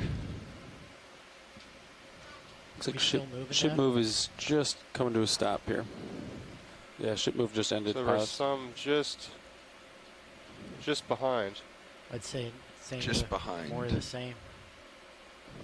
Stand by, co-pilot Nav. Watch the which rock? Just when I mentioned it to you, it was still in view, but you moved forward over it. I'm not sure we'll be able to do that watch lead. Roger. Unfortunately. But we'll get you the next one for sure.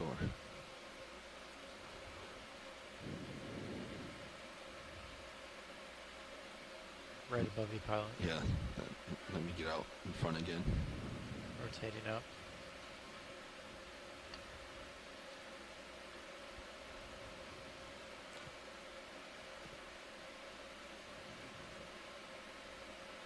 So yeah, ship move is complete, pilots. Yeah, let's let it hold out for a minute or two. Sounds like there may be a rock request. Rotating out.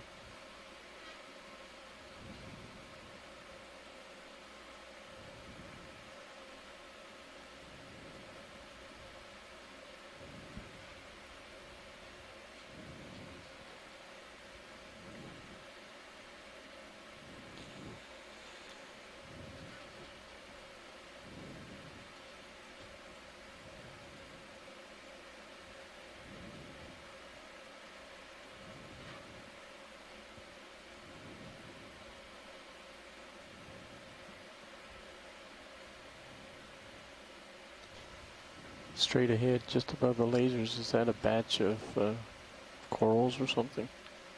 Right where the lasers are? Not sure. Watch lead, are there any rocks around here? No, sir. Okay. Moving on. Alright, guys, we can get a move on. Alright. 20 or 30 meters? Probably just 20, it gets steeper here. Well, it doesn't look too bad on Sirius. I'd say 30 would probably help us save a little time.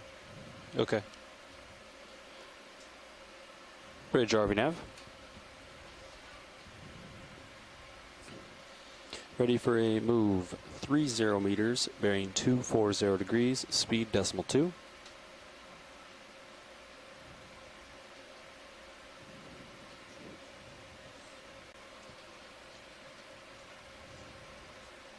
It's a good copy.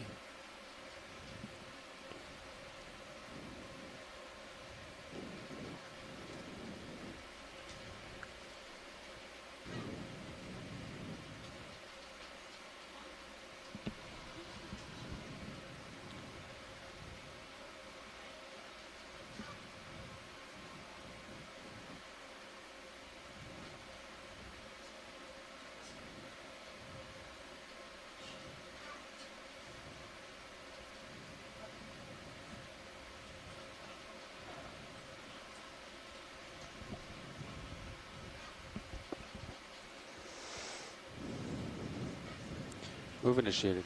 Thank you, Bridge.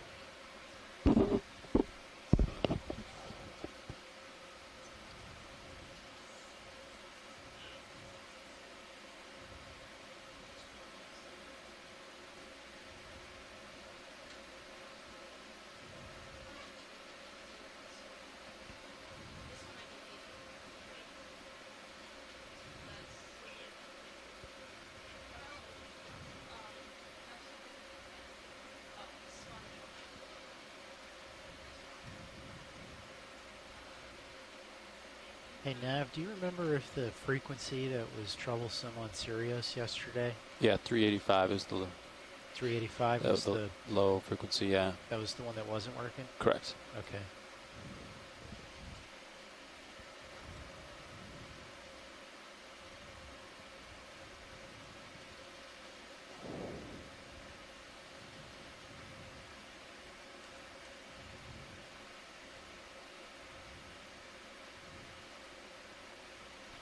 Video, let's snap here for you.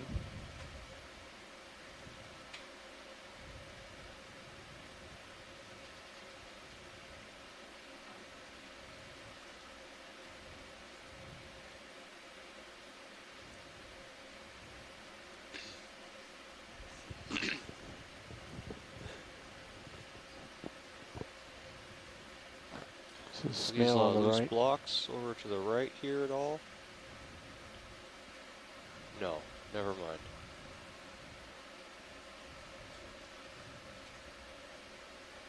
Any loose blocks here?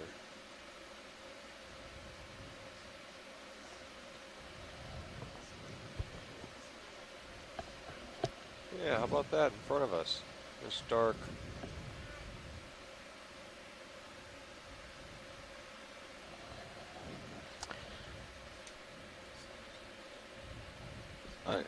Yeah, could this be a sample that in front of us is dark, black? Maybe tap it with the ROV.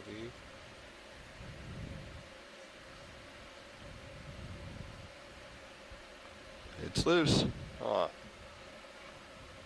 sure what that is, but the pickings are pretty slim here, so let's might as well maybe pan to the right a little bit if that's okay. Rotating down. There's Want me to stop the ship? Yeah. Bridge RV nav. You want to continue to the right there, watch? Yeah, possibly hold current pump position. that rock, the black below the lasers here? Yeah, that's Yep. right. Pump that as well.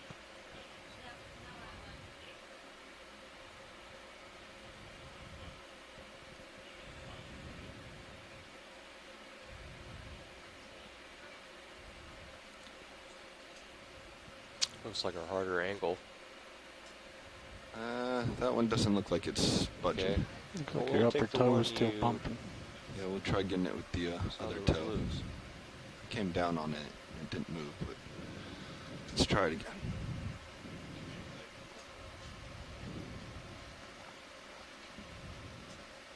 Want a view with the mini Zeus pile?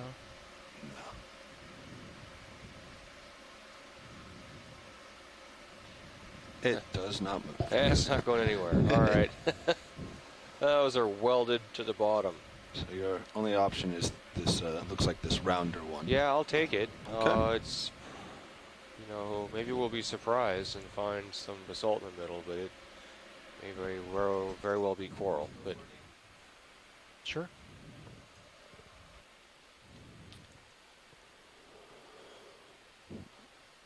So rounded and elongate. Maybe 25 centimeters in the long axis.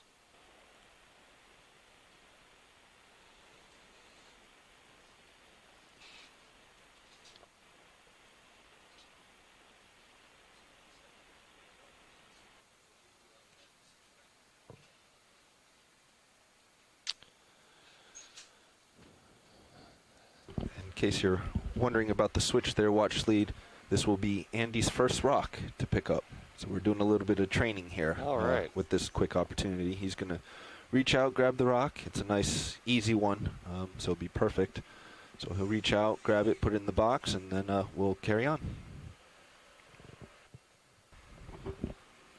Let me spin you up on hydraulics. So would any of the ROV team care to talk about how you train shipboard or on land to use the claw? Sure. Should I go on OKEX for this? So right now we're about to pick up a rock, and Andy, who is in co-pilot, Andy O'Brien, and pilot, we've switched spots because this will be Andy's first rock to pick up. This is part of our ongoing training and cross-training of all our engineers on the GFOE team. So while Andy is a software engineer, we also try to get him into the front row, and all our engineers, and into the various spots and training. When with the craft and manipulators, training generally begins. Got your mini Zeus. Yep. Training generally begins on deck.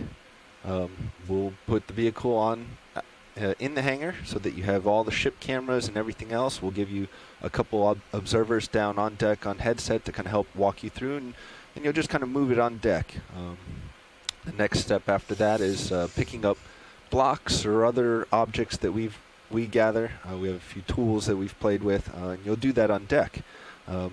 Just sort of learning the arm and learning jaws, and you have all the extra cameras. At that point, the next step will be playing with the arm in the water column. We do that because now you're limited on only the cameras you have in the control room. You don't have anyone else helping you. You don't have any ship cameras helping you. And so you have to rely on only your vehicle cameras. So once you play in the water column with the arm for a while, then you kind of upgrade to picking up a rock. And once you get your first rock, then it's on to biosamples, which are a little more difficult. They're a lot more fragile. You have to get them into the bio boxes. But that's sort of the progression of training when it comes to the craft and shilling manipulators.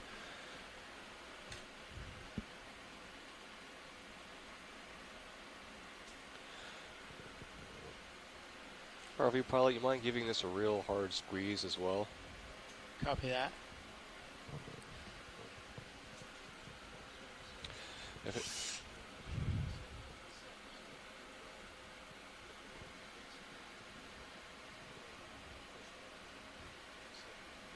That's a hard squeeze, watch lead. Okay. There's something pretty strong in there. Hopefully it's not. You got a little low on it this time, that's fine. Beneath that. Remember those blades are there? Copy. Should I put it down? No, you're fine. That's you've great. already closed in on it, but with the rocks, you generally want to try to get them in the tips of your toes. So I'm going to bring you, or actually, let's just see if you can you get it from there, or do you want me to bring the rock box over? We can bring the rock box in. Okay. Inboard. We're going to put in port. We'll put it in starboard. Starboard. Do we want to zoom in and... yeah, let's get some zooms first. I'll get your camera.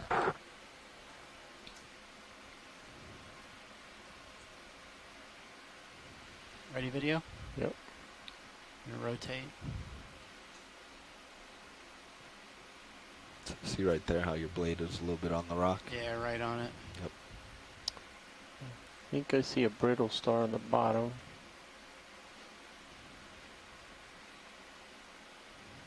Ooh, little crab. Ooh, little crab. Okay, let's just get go in the there. bio box? It's going to be too big for the bio box. Okay, so all right, we're going in the starboard. That rock specimen looks better now that it's got a crab on it. Starboard inboard.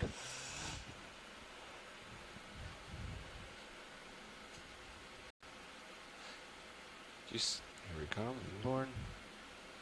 Well, that's probably, that crab is gonna probably get away in the rock box. Okay. He is. Unless we really want it, we put it. Probably won't even fit in a bio box. It will not fit in the bio box. So. unfortunately. Coming down on mini Zeus? No, that's no problem there. All right. That crab is going to have the experience of his life. And Looking good there.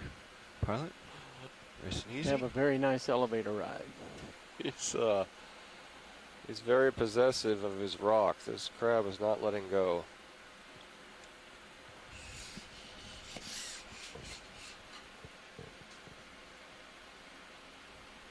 Good. A little rotate, on your wrist. Should help line it up a little more with the box. Nice and gentle.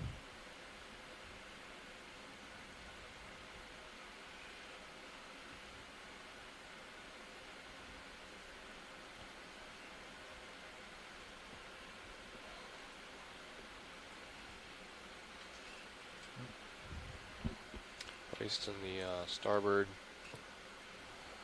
rock box. Oh, oops. You're okay. So head out, shoulder a little bit, because you're catching the inside of the drawer. So, you're pushing. And you bring your elbow in. There you go. And now just continue that shoulder down, elbow in motion. Help you out with this. That looks good. I would say release it. All right, jaws in. There you go. Jaws in, and turn them. You don't want watch your jaws. Copy. Close them. You want to get them away One from those rock, it had a cameras and the little, cylinder. little You also crab on it. need to Maybe turn 2 or them 3 centimeters 90 wide. degrees, right? Bring your Okay, arm out. but Let's shoulder it's out. gonna Get swim it away from the vehicle. Crawl away. Crabs don't swim. Shoulder out. Well, this one So didn't you do just anything. It rotate held out of the rock. Shoulder out. Let's just get away from the internals of the vehicle. Might be able to There see you him in the go. box still. Is that him?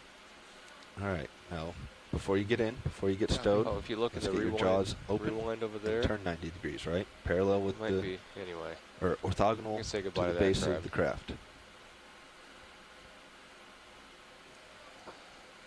I think you're still on wrist lock. All right, good sample. So that crab is about There we go. to experience All an right, now you're ready ear-popping to stow. descent.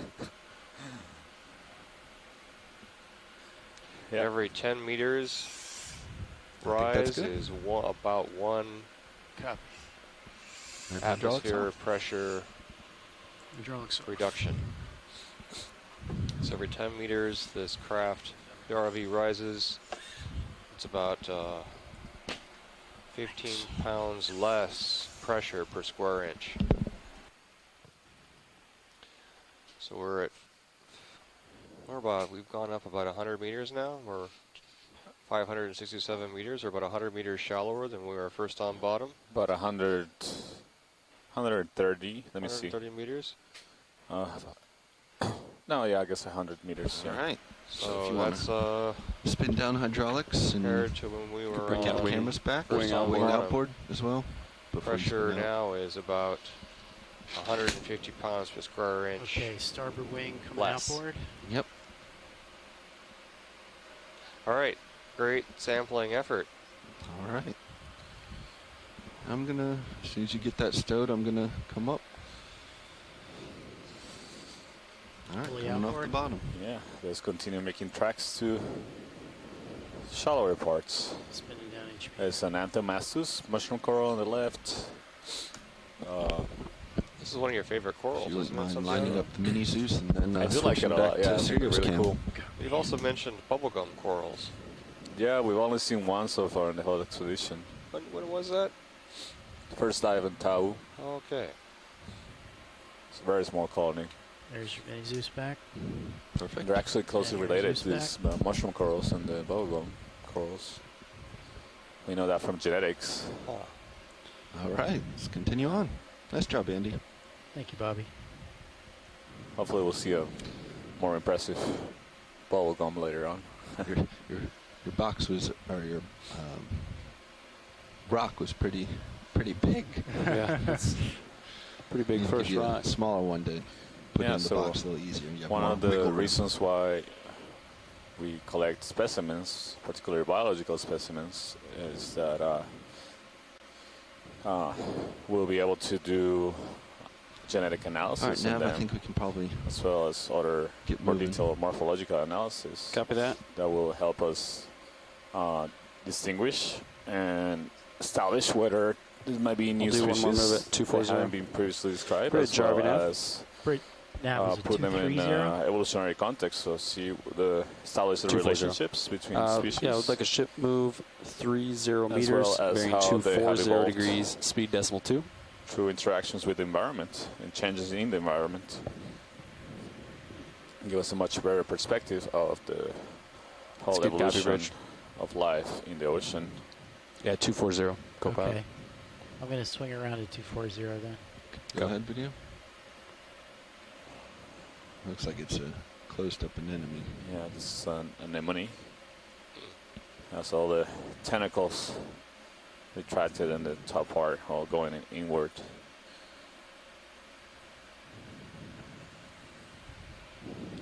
All right, I think we can move on. Yeah, let's continue.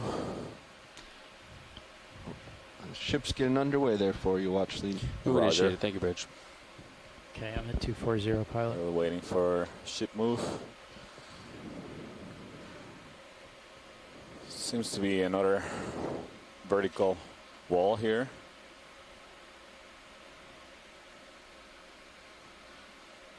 Another large sponge, another large anemone on the left.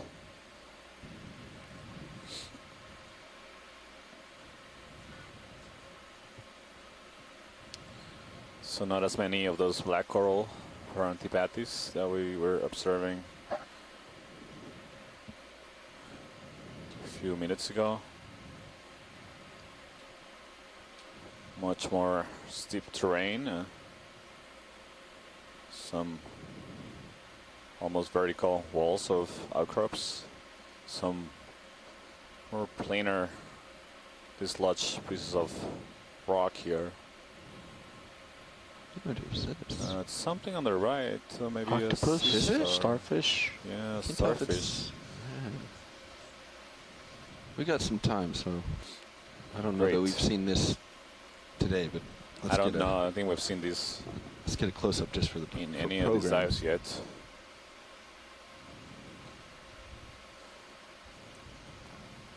Wow. Did I just see movement on one of the arms? We might see some movement. Yeah, they're moving pretty slow, but yeah. See, this is like a starfish, one of these big predators. Hoping we get Chris Ma to Oh, I'm sure chime he's in. gonna chime in if he's watching.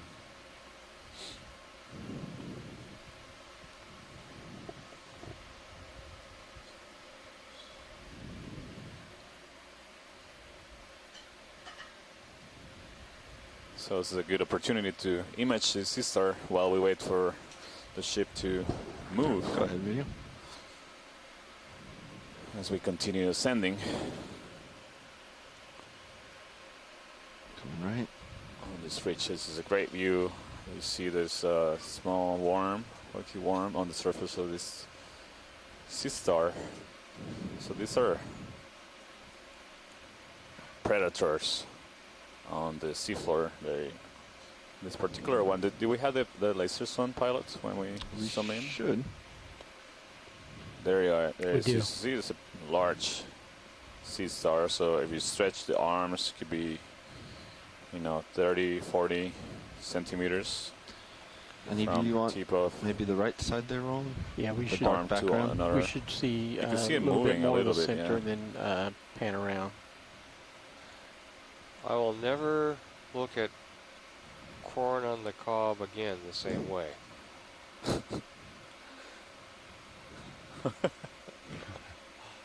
This is a really bizarre structure. Tight It's like zoom, you can just pan around. each of these. So how long do we give Chris Ma before we identify this animal for you guys? Rotating down. Well, he's probably watching in delay, so I give it a minute before he calls.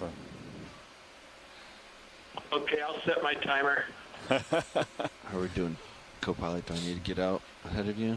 Well, you got time. I'm looking straight down at Beautiful you, but surface I'm Shut not your camera directly up. overhead. You have Surface some is covered with these stuff little coming, definitely. spheres. Is Yeah, that with good? spines on Yeah, them. that's good. Yeah, each one has a spine coming You got from about the middle. 5 You meters can left in the see- move. Video when you're done. I You can think see we the actually need feet, to move. the 2 feet underneath.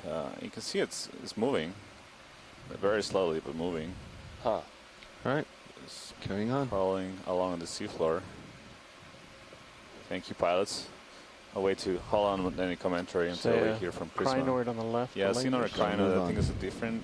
We remember seeing those shallow, also Tau, the stripy ones that were dark and increase your white. altitude as well, co-pilot. Yep, I'm hauling in. You're starting to get in on your Okay, final Chris range. Moss, time's up. That's a sea star called Coronaster, and it's fairly common at these depths. We've got them in Hawaii and in the Line Islands, and I think we may have even seen them off the Marianas as well. It's a beautiful sea star and very distinctive, as you could tell from the close-ups on it. So that sea star again was Coronaster, and I think that refers to something like Sun Star or something like that. Yeah, that's the common name that I know it for as a sun star. And you see it has multiple arms, more than the 5-star shape that we see in other sea stars, like the cookie stars and several others. Paul, can we take a look at this coral Yes, right we in may. the center? Yeah, this really looks like a carbonate weathering feature in front of us. All right, I feel Take better carbonate now. and let it undergo Put your chemical sonar weathering, back out to the dissolution. 25 ring. You can get these really bizarre morphologies like you see ship right movies here complete in pilots. the field of view. Well, I'd say we go and put another one in then. Give me 1 minute here. So this is a different kind of coral we haven't seen yet in Yeah, this it's dive. getting a little steeper here. Yeah, and I'm feeling we might want to. From the architecture of the colony. Okay, go ahead, Vinny. Let's start with the fish since he moves. Even though it seems there's it's a common rat tail. one. Small one. He does not like our lights. Looks That's for nervous. Sure. All right. I think we can come up now. to the This is coral. a different genus again than what we've seen before, and this is one of the first times that we've seen a fish really respond with an obvious stress reaction. One interesting thing, though, we're at this big bamboo fan, and that little rat tail looked like something that we saw on the submersible dives that I did in the Line Islands at similar depth of one of the few species of fish that was associated with the bamboo coral fans, and that was just a little pale rat tail like that. So that was an interesting observation. Yep. Huh. Thank you, Bruce. Yeah, this is a different kind of Crush bamboo those coral. blacks, roll in. Sorry, go ahead, pilot. I'm talking to our video over there. Roger. To do his magic with the dark background. Just mentioning this is a bamboo shrimp, coral. You see that is the upper right corner of the image. an associate quad lobster in there. You can see the claws sticking out. You can see the rest of the body, just the claw. Is this full? No. Yes, it is. Okay, coming down.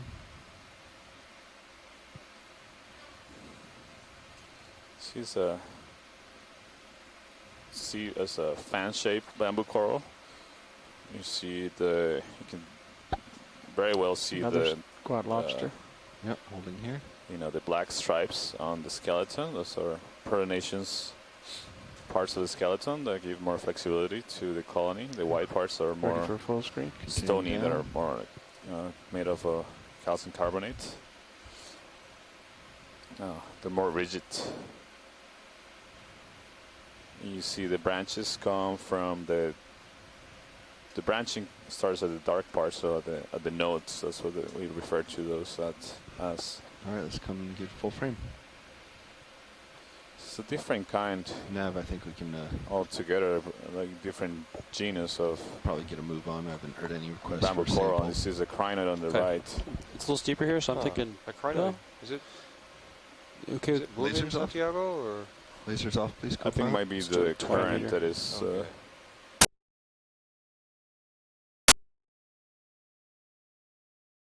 Turn the camera off. We had an accidental reboot of the camera. Go back. Can you center up on the we're back. uphill? I think it should be a little more to your starboard. Copy. Let's see what scientists in the chat think about this coral. Maybe 260 or So, something. Scott All right, moving France, on. who's an expert in this group, suggests it's maybe in the genus Antomasus.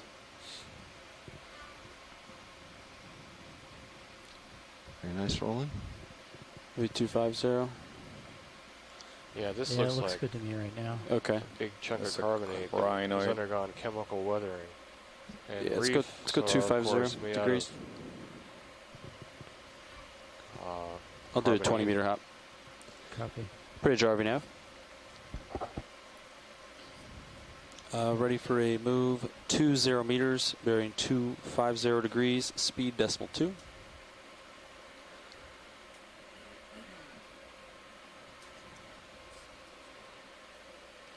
I would be very surprised if we're not looking at It's a good Gabby bridge, thank you. submerged carbonate Those yellow reef things, are those in the field of view right now. Hawthornians or corals? There's something yellow right in the center.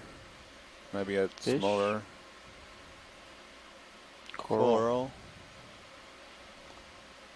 Just a snap zoom. I think might be the same kind we Good. observed There's earlier. also something interesting at the bottom left of that rock. Mm. Could not discover Yeah, so this what has it similar was. morphology to the scleractinian coral we observed earlier, but we Coming up, call it trying to come up. likely to be in the genus Analopsamia. You see all the polyps are oriented in one side of the fan shape of the skeleton. There's smooth branches under it, and they're all Too pointed heavy with my new Move rock. initiated, thank you, bridge. upwards. All right, coming back up. Sorry, video.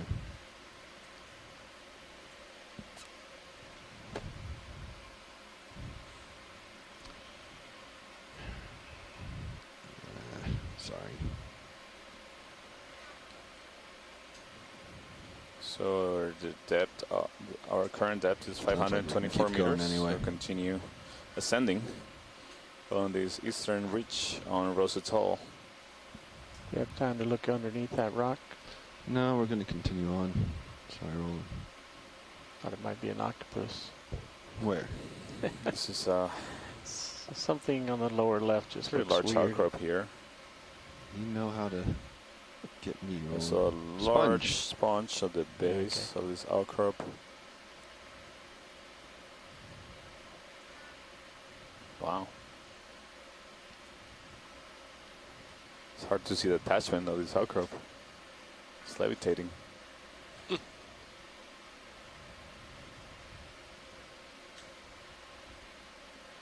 If you want to snap zoom since we're here. Video. And this is fish, 2 fishes. Oh no, that's just a shadow. 1 fish. It's a shadow fish. Yeah. That's one of closer those related to the starfish way rockfish. back in the corner. That's the squat I think lobster. those are more of the deep water cardinal fish, the Epigonus species. So no need to zoom in on those. Oh, what's this? That's the squat lobster. And see a off-road and maybe a couple of anemones or zoanthus growing the sponge that appears to be my toe just slipped off. dead to me.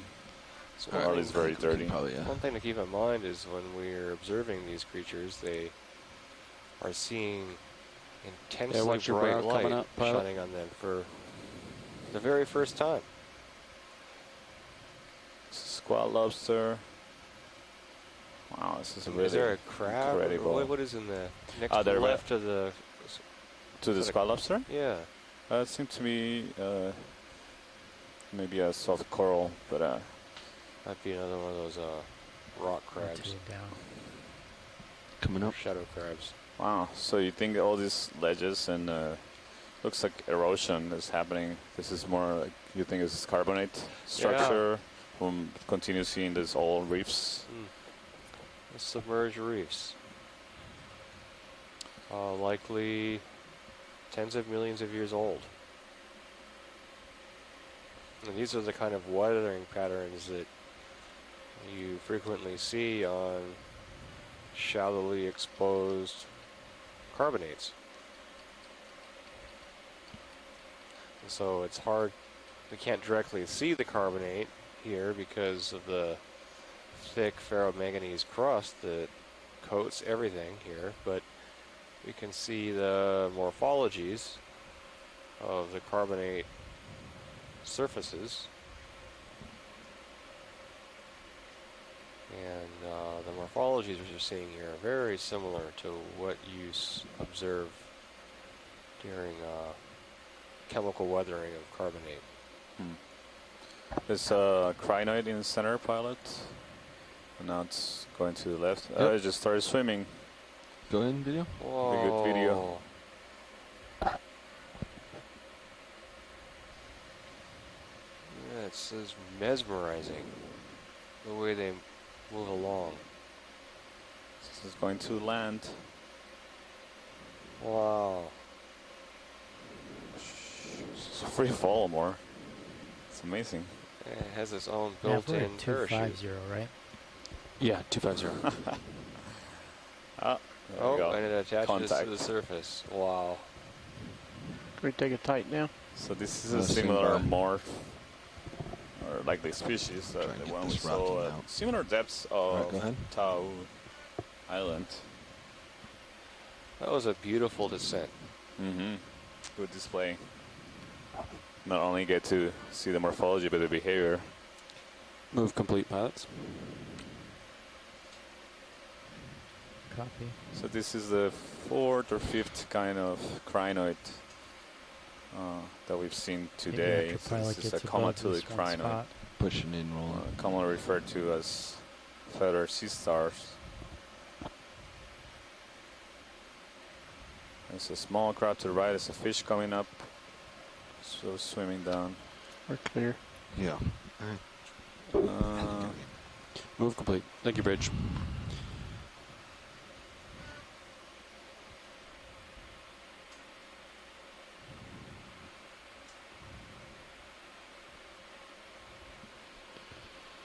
All right. Andy, High Peck has uphill like due west 270. Is it maybe? Okay. If you look to your starboard a couple degrees. Yeah, so we're seeing a number of maybe deepwater cardinal fish in this area. I 27? think that's what that was, Okeanos species. There's another large anemone here.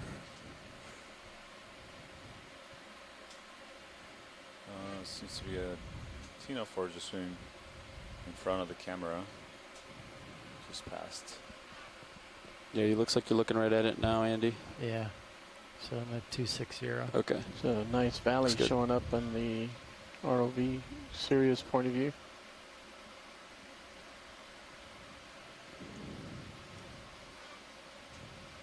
You see these really interesting features where the old calcium carbonate has either cracked or dissolved. You guys ready for another one? And you find this. I'm going to go 260. Copy. Another Small. 20 or 30 meters. I think those are Well, it's likely off sonar now start for as me. a crack, a fissure, and then start Pretty eroding. high up. Matt? Possibly? Possibly. So I'd say 30 since we're trying to make the peak. Coming up. Bridge RV nav. Here's an example on the right. Of Ready for a move, 30 meters, bearing 260 degrees, Co-pilot, can you speed decimal 2. Spin me up deep on into hydraulics, white please. with Copy. subsequent dissolution. Watch leads, we need to just pause here for a brief second. Good copy, thank you, Bridge. Roger. And then we'll be right back with you. So we just reaching the 500 meter depth contour here, and we're just entering what we consider the main realm of bottom fish habitats. Anything I can do for you, pilot? So yeah, that's good. Use. Protected areas in the network of protected areas of American Samoa, including the one we were diving on today, the Ross Atoll Marine National Monument. Thank you, Bridge. Yep. Encompass important fishing grounds at the southernmost point in the United States, here in Ross Atoll, and also in waters Okay, I'm gonna and tilt down a other little bit, islands give you in a the better American Samoa region. So this atoll, Ross Atoll, remains one of the most pristine atolls in the world. That's because it's so isolated from large populations of people that you still see a lot of the natural habitats and ecosystems that have been will have seen a lesser influence of our activities. And so that's one of the reasons why there's a lot of value in preserving these areas, to provide a refuge for a lot of biodiversity that remains relatively isolated from large populations of people. One of the last places on Earth that remains largely untouched, although video, I hope that helps me really there's no place on Earth that is completely pristine. Copy, pilot. Not even the deepest parts of the ocean right now. Although I have to remark that we haven't observed a single piece of trash in this expedition, or debris, or human produced objects in the seafloor, which is uncommon actually. We commonly see. Pushing back in. We are outside of the major shipping lanes. That's part of it, definitely. But from recall and experience going all over the world, you do see, debris and pieces of trash pretty much everywhere you go, even at the deepest points. So even at the deepest parts of Mariana Trench or the trenches, and more remote seamount areas, you do see effects of the pieces of trash littering the seafloor. But we haven't observed any of that in this expedition so far, which again speaks to the near pristine state of these ecosystems. Is that a whip coral in there? It is, probably.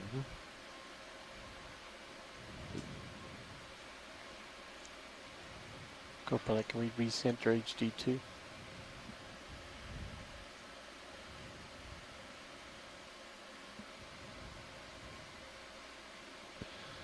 I'm gonna go out left, Copilot, see what's over here.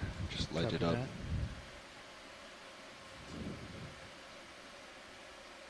This is not a lot of again fauna in this rugged terrain. This is crinoid in the center, a yellow crinoid.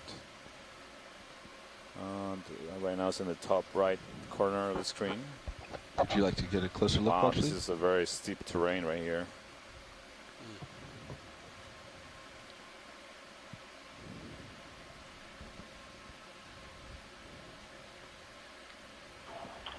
Yeah, this is Joe at the University of Hawaii.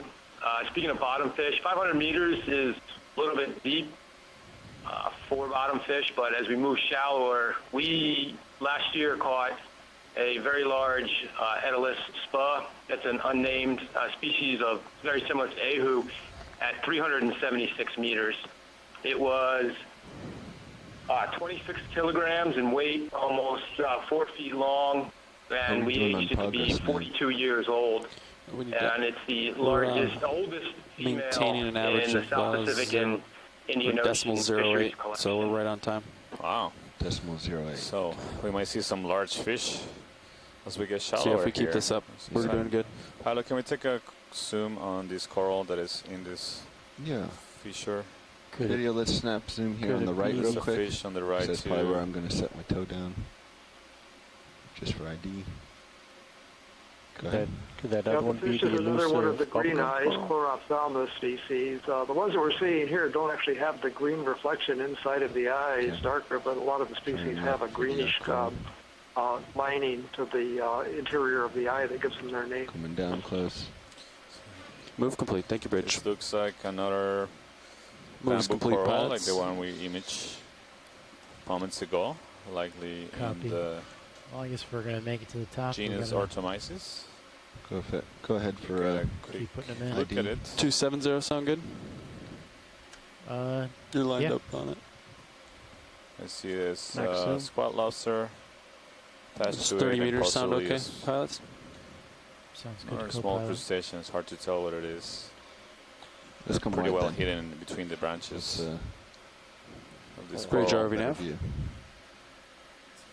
It's a ready beautiful for another picture here move. with dramatic 30 terrain. meters, bearing Nice. 270 degrees, speed Yeah, this is decimal great. 2. Yeah. Great view. There's Go crevice ahead. here. It's a good copy. Pilot, do you want me to stow the lowers? Looks like we're kind of getting a little close on the starboard side. Stand by video. What happened to our rail cam? I think it's too bright for it. I think It's right been now. going in and out. Okay. Yeah, you can bring the swing arms up. There's a crinoid attached to the base. All right, go ahead. One more time, video. Just float it.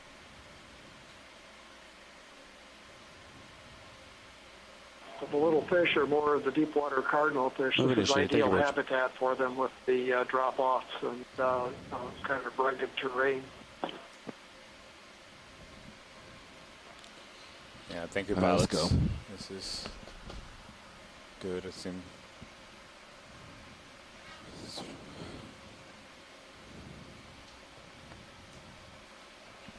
There's another large anemone.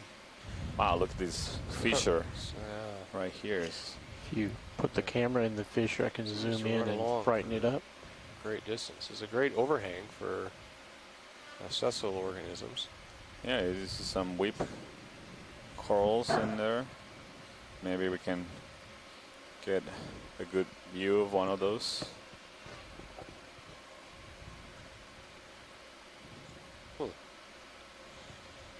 I would think these are possibly black corals, Stichopathes. I wonder if we could get a close-up, because I thought that of one of the other wire corals, and it turned out to be an isidid. Yeah, what you mentioned will be my guess too, but let's see. Let's take a closer look.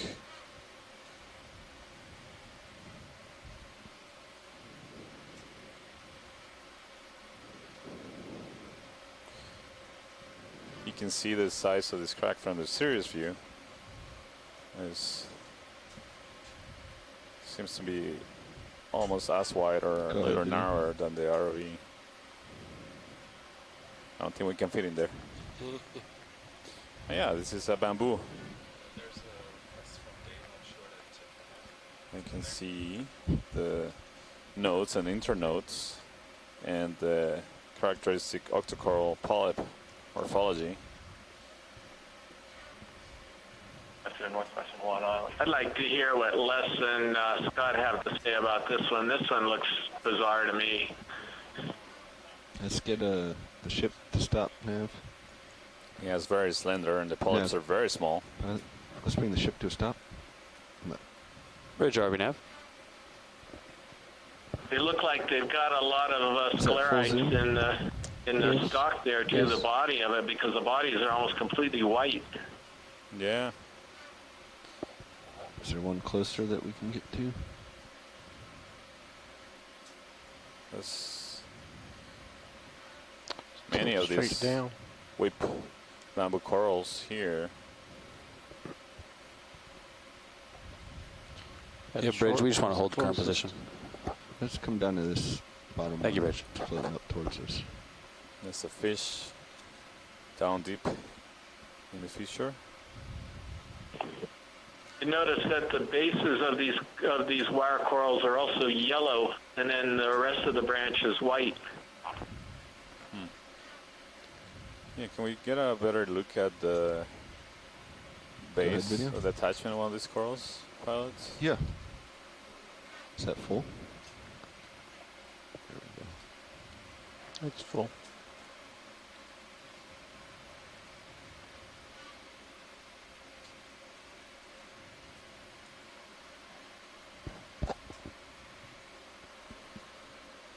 All right.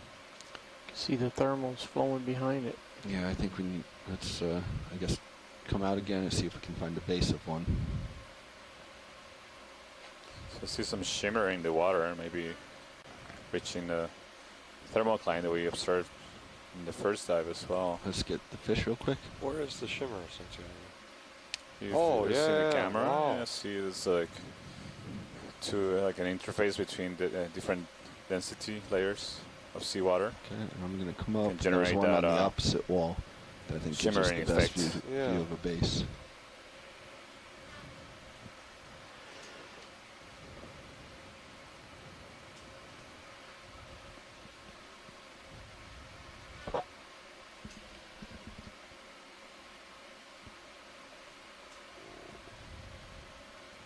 Trying to get a closer Max look at the zoom. base of one of these corals. I guess it's also hard because it's shimmering in the water right Yeah, here. and that's max zoom. That's max zoom, yeah. So Unfortunately. it's as best as it's going to get for this particular coral. All right, thank you, pilot. It's good effort. It's really Okay, interesting come on. place here. Can we look deep into the chasm? Maximum zoom. Yeah, if you want. It might be also that these fissures is channeling some deeper water. Oh, you're that right is on just that being mixed short one. We right might be able here to get with better shallow with base the water too. here. Go for your We're chasm definitely at first. the depth of the thermocline, the main thermocline in the tropics. And we did see shimmering water in the first dive of Tau. I was trying to pull my notes and see what depth that was.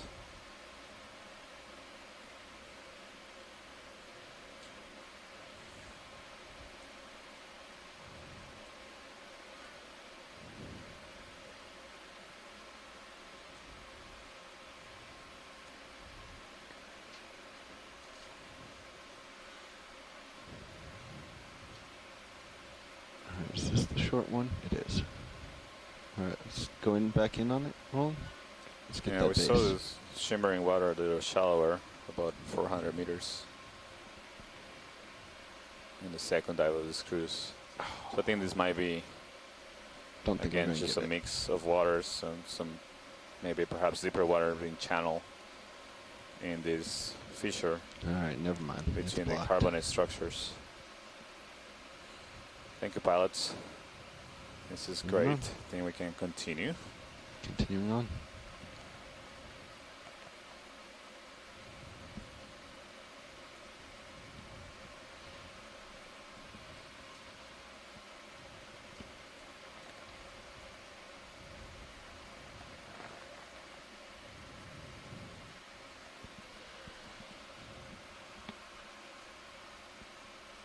So the little epigonus, the deep water cardinal fish, are planktivores, feeding on stuff drifting in the water. So the good habitat for the coral is also good habitat for those little No. fish.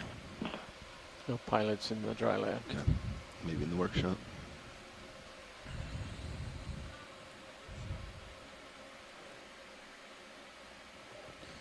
So we continue rapidly ascending. Should've So grabbed Carl when he was just in our here. depth of 465 meters Could get Nav to page him. right now. This is It's very not that steep big a deal. terrain, so we easily That's gain fine, video. height above the ground as we move horizontally. And this is just what we expected from the bathymetry, multi-beam bathymetry, and that's why we picked this particular dive strike. Although we actually had planned a steeper terrain than this, where we had to accommodate potential safety of the vehicles. Okay, you guys ready for a move? As we had we have a surface current from the north that might have Co-pilot's ready. pushed the ship south in case of Bridge RV-nav. loss in position. Pilot, can we take a look Ready at for the a top move, of this 30 meters, horizontal bearing at Already heading that way. 270 degrees, ridge here? speed Seems to decimal be 2. several crinoids, yellow crinoids attached to it with the arms raised up into the water column. It's a good copy. So I have a four-way here. Two fissures intersecting. This might be yet another different kind of crinoid for this dive, but they do resemble the yellow crinoids we were seeing at similar depths in Tau. Lots of dots, possibly barnacles or something.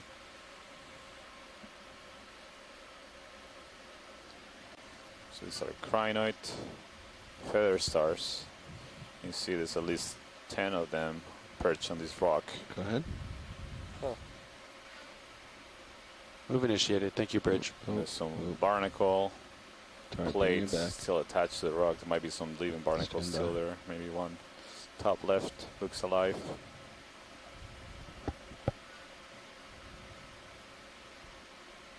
See how it's interesting how some have their pinnals are completely extended, so perpendicular to the arms.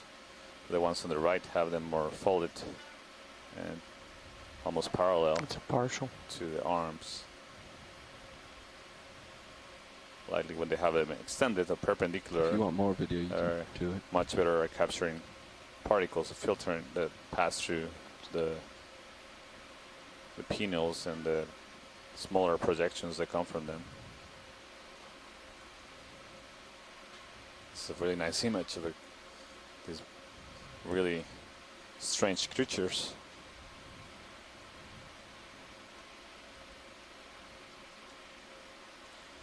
So we've had experts on fish, corals, sponges, and starfish chime in. Do you want any more video? I would love to know more about these crinoids and the different species of crinoids we've been observing.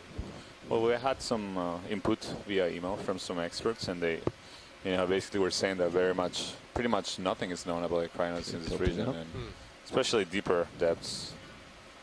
So they're very excited about the observations we're making and some of the collections we made of these really fascinating animals.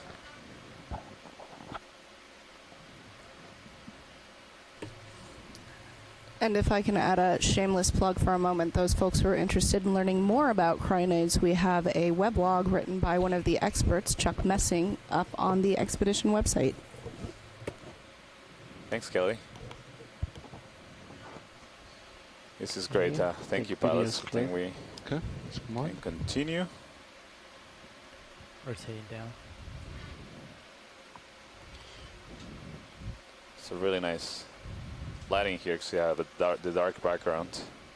You can really see the good contrast and well-defined structures of the animal. So continue to see this dramatic terrain here. Some more of those whip bamboo corals, very slender corals. This fissure is really continuing on for some distance. And somewhere beneath this There's a really shelf thick down layer there. of carbonate lies the basalt. Looks like a Way secondary down crack. in there somewhere.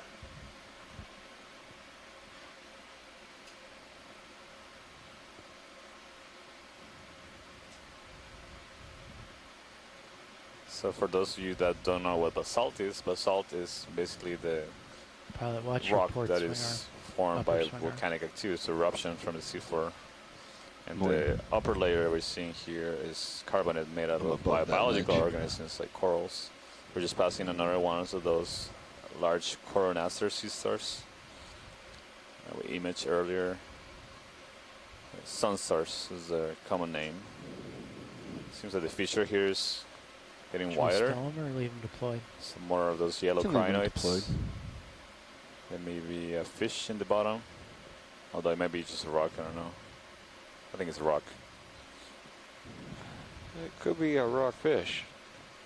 Rotating out. Some more crinoids.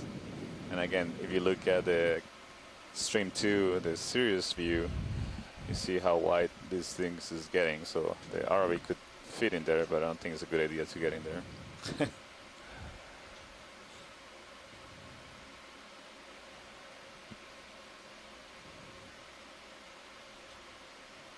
Just moving a quick lateral move to see what's outside of the fissure here on the left. Not a lot of attached organisms here, so it's interesting why that may be.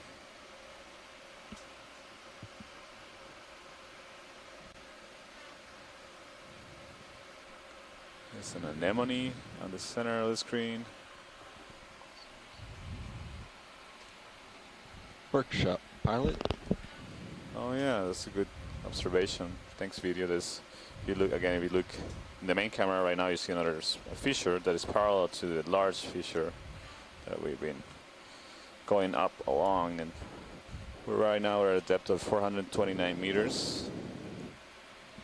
So we've been following this fissure for at least 50 meters vertical.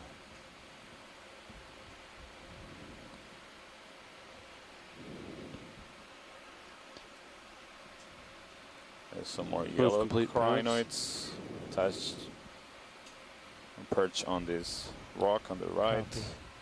The outcrop. Workshop pilot. You can just ask the bridge to page ROV team member or ROV pilot to the control room. Is it just me, or is It can be any there one I minimal want them to. ferromanganese coating at this point? You guys ready for another move?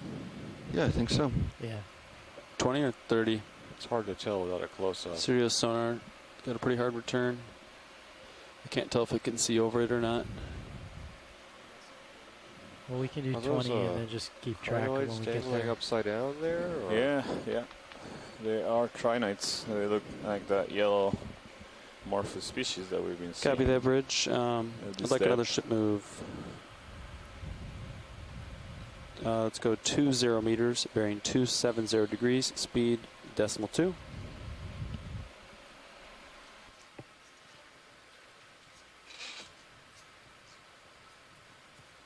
It's a good copy, bridge.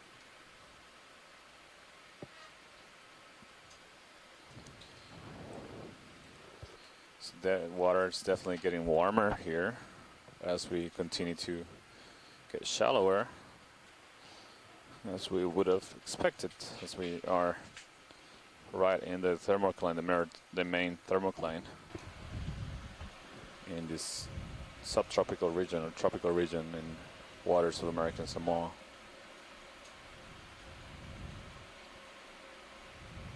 So the temperature right now is about 11 degrees Celsius. Thank you, bridge.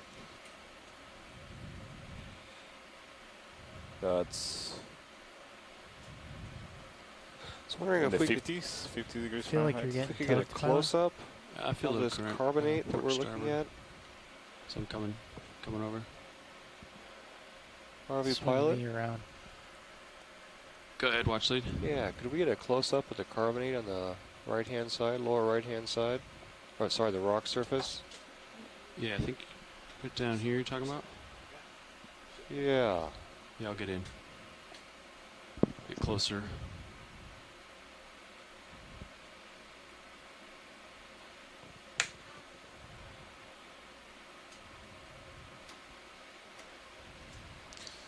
Co-pilot, pilot.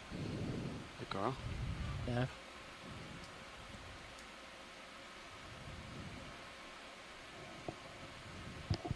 Okay, video, let's come in on this.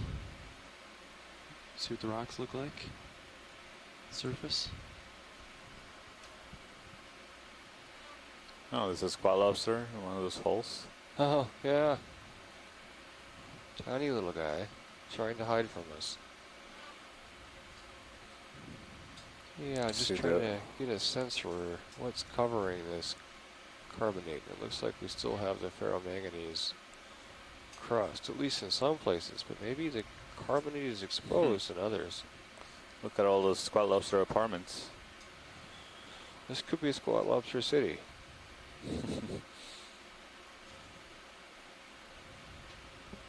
Huh. Yeah, that's good. Thank you, ROV Nav. Okay, video, you can come out. And ROV Continue Pilot. to see some shimmering of water here. Thank you.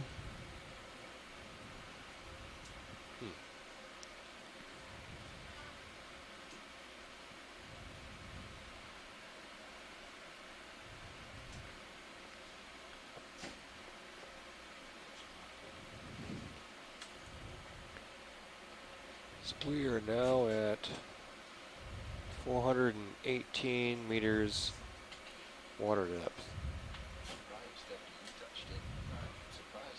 So in the last 70 meters, we've seen an increase in temperature around 2 degrees Celsius.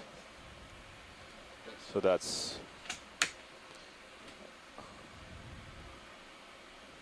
4 degrees Fahrenheit or so.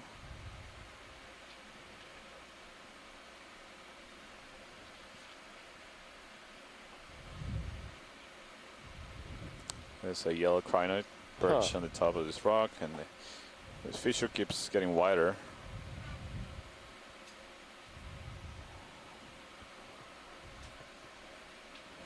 You can see the transition on the Sirius camera really well as it keeps the width of the fissure, the gap between the two carbonate walls becomes wider and further apart.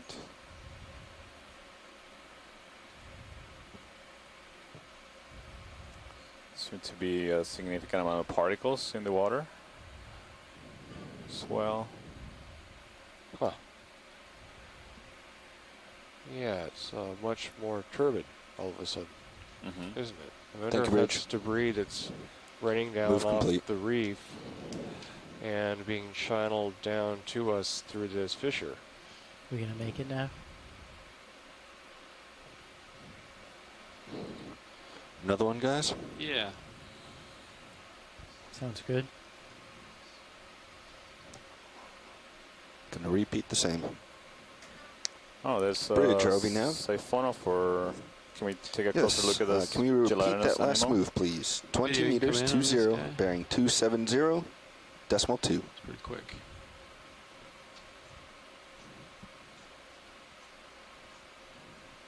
Good copy. Thank you, Bridge. Yeah, wave action from above is constantly pummeling the shallow water reef above us. Thank you, video. And so that's constantly being eroded. Ship move in. Same as the generating last. Copy that. Carbonate debris 270, right? that continually Correct. rains down the side of this atoll.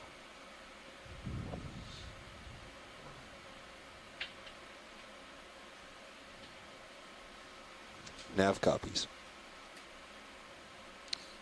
Pilot, can we zoom in this? I think it's another mushroom coral. Absolutely. Huh. So this one looks different from the distance, and it appears to me similar to the one we were seeing in the shallower depths of Tau, the second dive. We'll find out soon. Just off camera on right, saw 2 of those crabs with the anemone on its back. Okay, video, you can come in.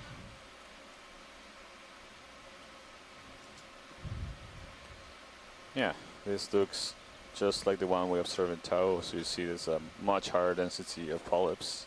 You see basically the place where they come up, the large polyps is white, just like the one we observed in Tau.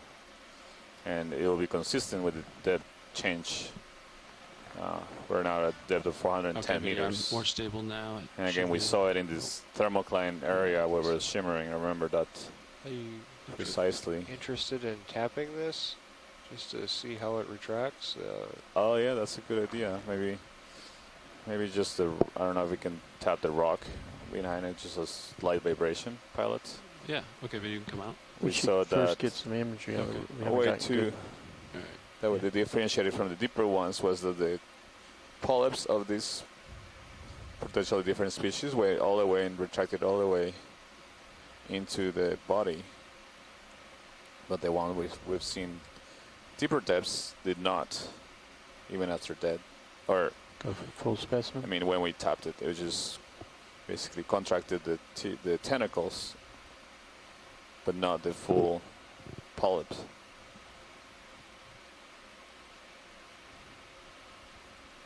Thank you, Oh, video. Okay. So I'll probably get close to it, but I don't want to hit it. I'm afraid I'll. Yeah, I wouldn't want to hit the coral. Just gonna tap the rock around it, maybe. You want me to grab your rotator, pilot? Scare it a little. Just get close to it, maybe. Here. Are the lasers on, pilot? No, I don't think. Copilot, can you get lasers? Copy.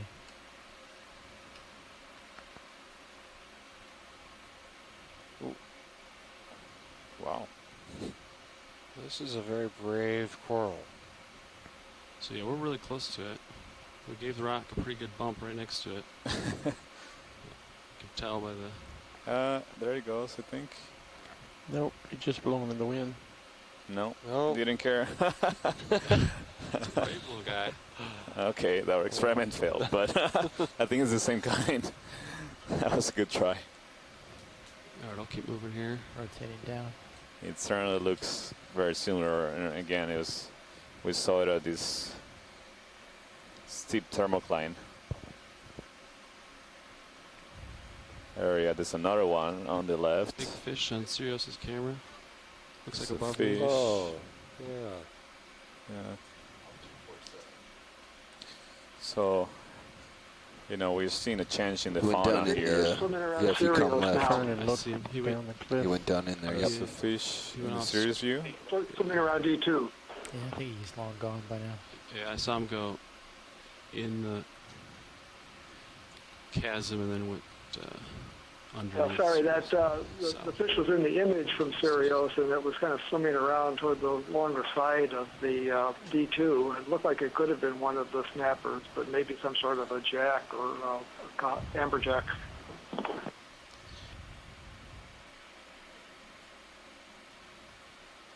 Yeah, he was. I think he actually hit your bumper, because then Yeah. he scurried away on your port rail. Okay. Oh, I see There it it is. in the top left Oh. corner Yeah. of the screen. The two fish? Well, maybe that was just another rockfish. You guys may have been seeing some translucent Yeah, this debris is floating in front of the exceptionally camera. turbid. There was definitely a fish there, but Okay, video. I think the only other place we've seen No, water this full turbid wide. was in the You are full wide. Okay, in the thanks. volcano yesterday, the active volcano Yeah. crater. But this turbidity is extremely unlikely to be from a hydrothermal event, but much rather from the of course, process. yeah, I think this is from Yeah, the yeah. reef above. Mm-hmm. Rotating out. But yeah, I agree. I wonder if we can pick it up with the turbidity sensor. thank you, Rich. Not so Moves much. complete. Want another? Do we have turbidity let's see. plotted versus depth? Can anywhere? Sirius see over this rock in front of me? It's behind Let's it. see. That's... I'd be okay with a 20-meter move. Not on camera. So that fish was the type of thing that we're hoping That's all I to was see on thinking. this dive, the I don't see targets of anything this in the dive. sonar, though, really. The tether length. Yeah. 40 meters away. Same as the last. Bridge, ROV nav. Yeah. Yes, can you please repeat the move? 20 meters, 270 degrees, 0.2. You know, I was really hoping to see more basalt, but I have to say that seeing these deep submarine reefs for the first time is really quite a treat. Yeah, it's a really interesting contrast from the geology that we were seeing yesterday. In Yeah. completely different origins and morphologies.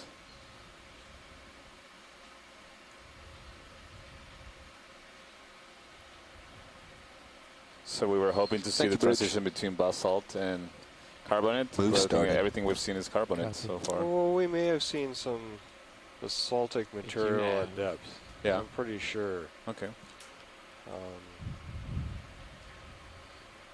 At least we know that at least on this rich eastern part of the atoll, that transition happens deep. yeah, I'm guessing at least half a kilometer depth, if not more. Mm-hmm. That's a lot of subsidence for a volcano, but, you know, well within the range that people have observed previously at other locations.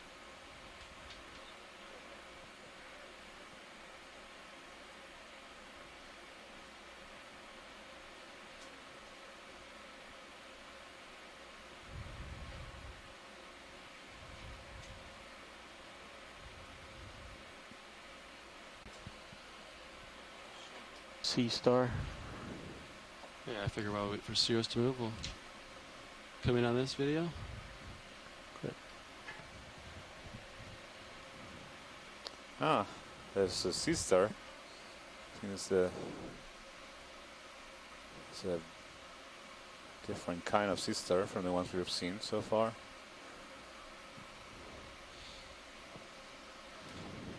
Watch leads nav. It just wanted to give you a time update. We have about 2 hours and 40 minutes remaining, and to waypoint 3 is about 2 hours away. So we're doing our best to keep motion here and get to waypoint 3. Lower left corner. Crawling down. Exactly.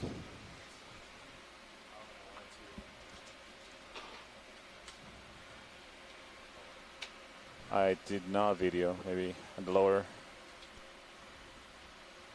Is your time about rolling? Oh, there you go.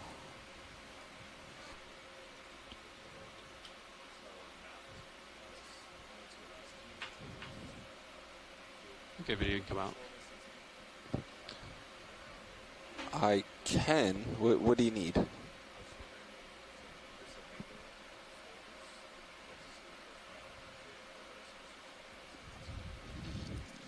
Yeah, we can pull up the CTD computer, see what it's providing.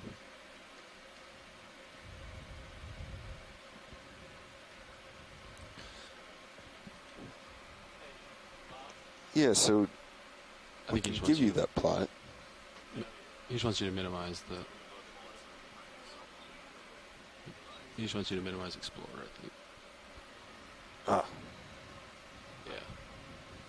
You want this out of the way. There you go. That's where you want. All right. Thank you, pilot, for translating there. Yeah.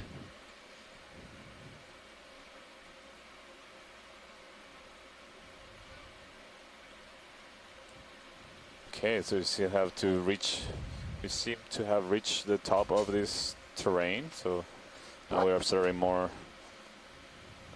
gentle slope and more uniform terrain. With Thank you, Bridge. Some pockets. Co-pilot, you still set small depressions. 270? Right. Yep. It's in the center. All That right. looks like Guys ready for another? coral. So Yeah. Copy. it'd be great to take a look at that and Bridge, RV nav.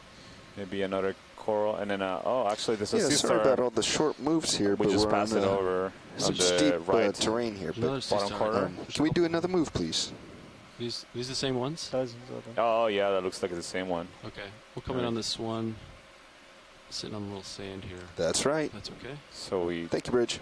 start seeing different fauna here. A depth of 392 meters. Partial.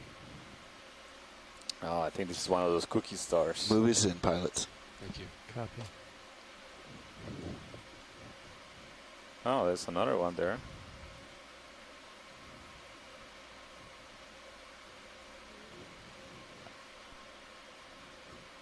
Okay, video, you can come in on this lower one here. Tilt down. Yeah. And this looks like a completely different one from the ones Thank you, we've Bridge. observed before.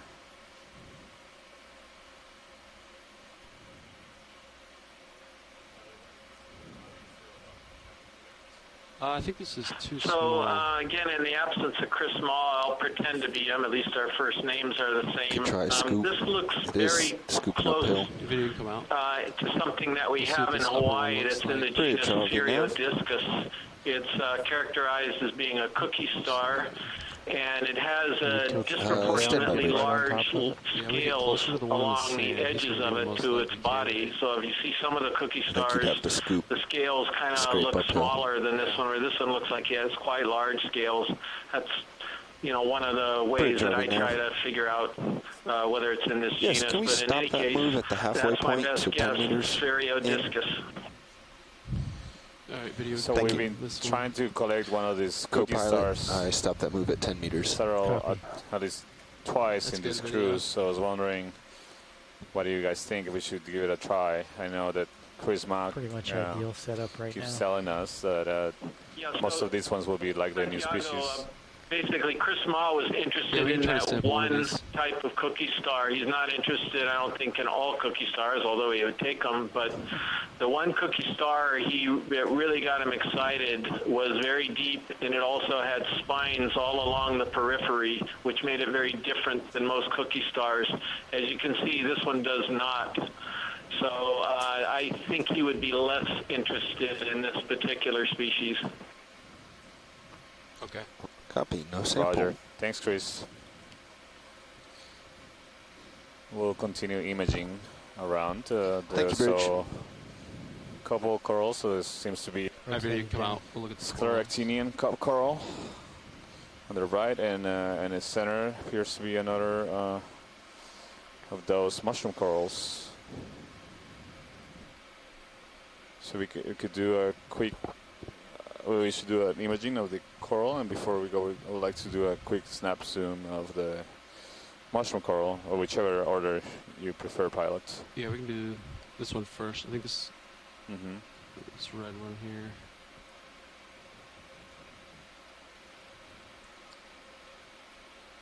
Just wanted to confirm that this is the same kind we observed just Video, you come in.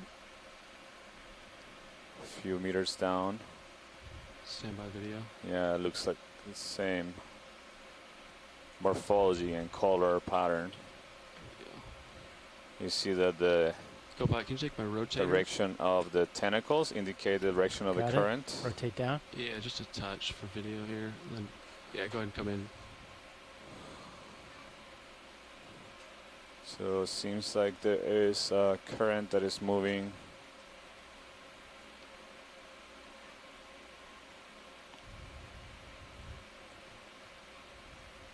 from the west. Is that correct, pilot?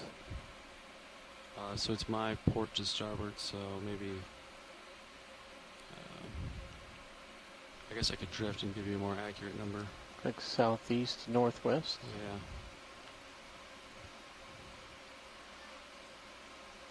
Yeah. Almost like it looks like it's coming Maybe into you, it's actually. Yeah, that's it. Can't really center it up. I'd say south, southwest to the north. To the north, okay. I was trying to look at the... It seems to be coming in to the port quarter of the vehicle. Video is clear with this pilot. Right, yeah. Port Yeah, forward, you forward, can come out. quarter. The port, okay, yeah, I see the heading of the vehicle. Yeah. Thank you. I think we can check Can you the rotate down a little bit, pilot? Or you Yeah. want top back? coral now. So the See current the- seems to be coming That's good. from the south. Okay, I gave it back to you. Thanks.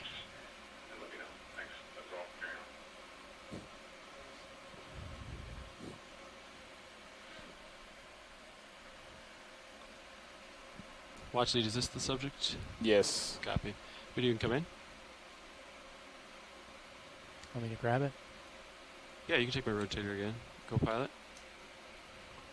Thank you. Nice. Max. Yeah, we observed this cup coral, at least a very similar one, and again at the similar depths of Tau Island.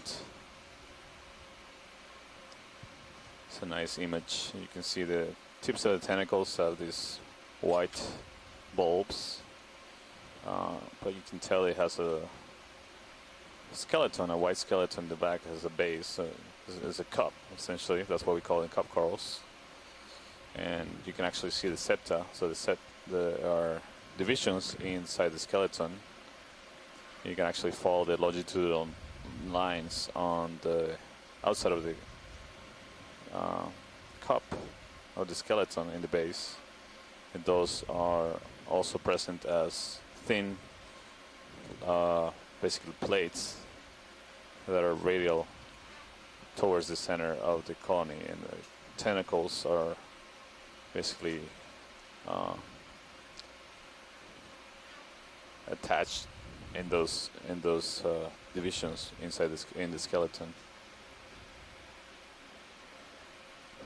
Okay, video when you're clear. Watch lead. I don't know if you can see the port rail camera here, but if you look at all the particles, yeah, they're still coming into the kind of port forward quarter. So I would definitely say the current's about 225. Similar. Roger. Thank you. Rotate a little down for flying. Pilot? Yeah. Thanks. Okay, watch it. We're going to move forward if there's nothing else you want to see here. I think we can continue. Thank you. Thank you.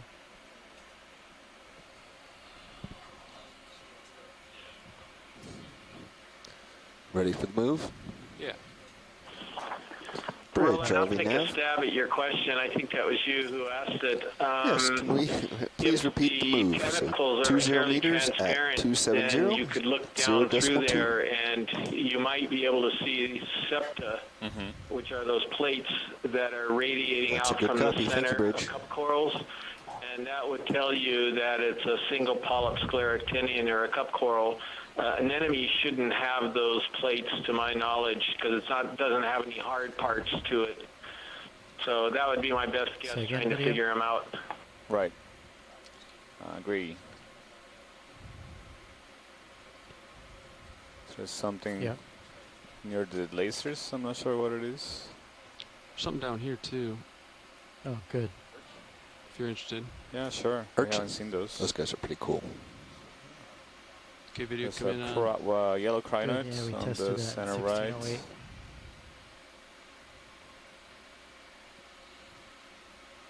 There's a cup coral that is laying on the ground. Thanks, Bridge. Wow, anemone. What's wrong? Yeah, this might be Serianthid anemone.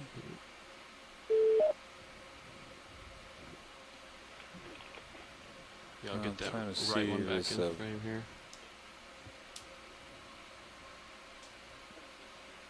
You want me to grab it, pilot? Are you going to try and... I think they're Serianthid tube anemones. I'm trying to see if it's perhaps some of the cup corals, but I think it's more likely they are these tube anemones. And that we hadn't seen so far. And again, you can see the direction of the current. So we just got an estimate from the pilot that's coming from about 255 degrees. Okay, video when you're done. So south west, essentially. Yeah, the one laying on the ground, yeah. It's a cup coral. Wow. And I think that's some other power monitoring rolling. It comes on and off, depending on ground fault status. Actually, maybe an anemone in the center. We'll get closer.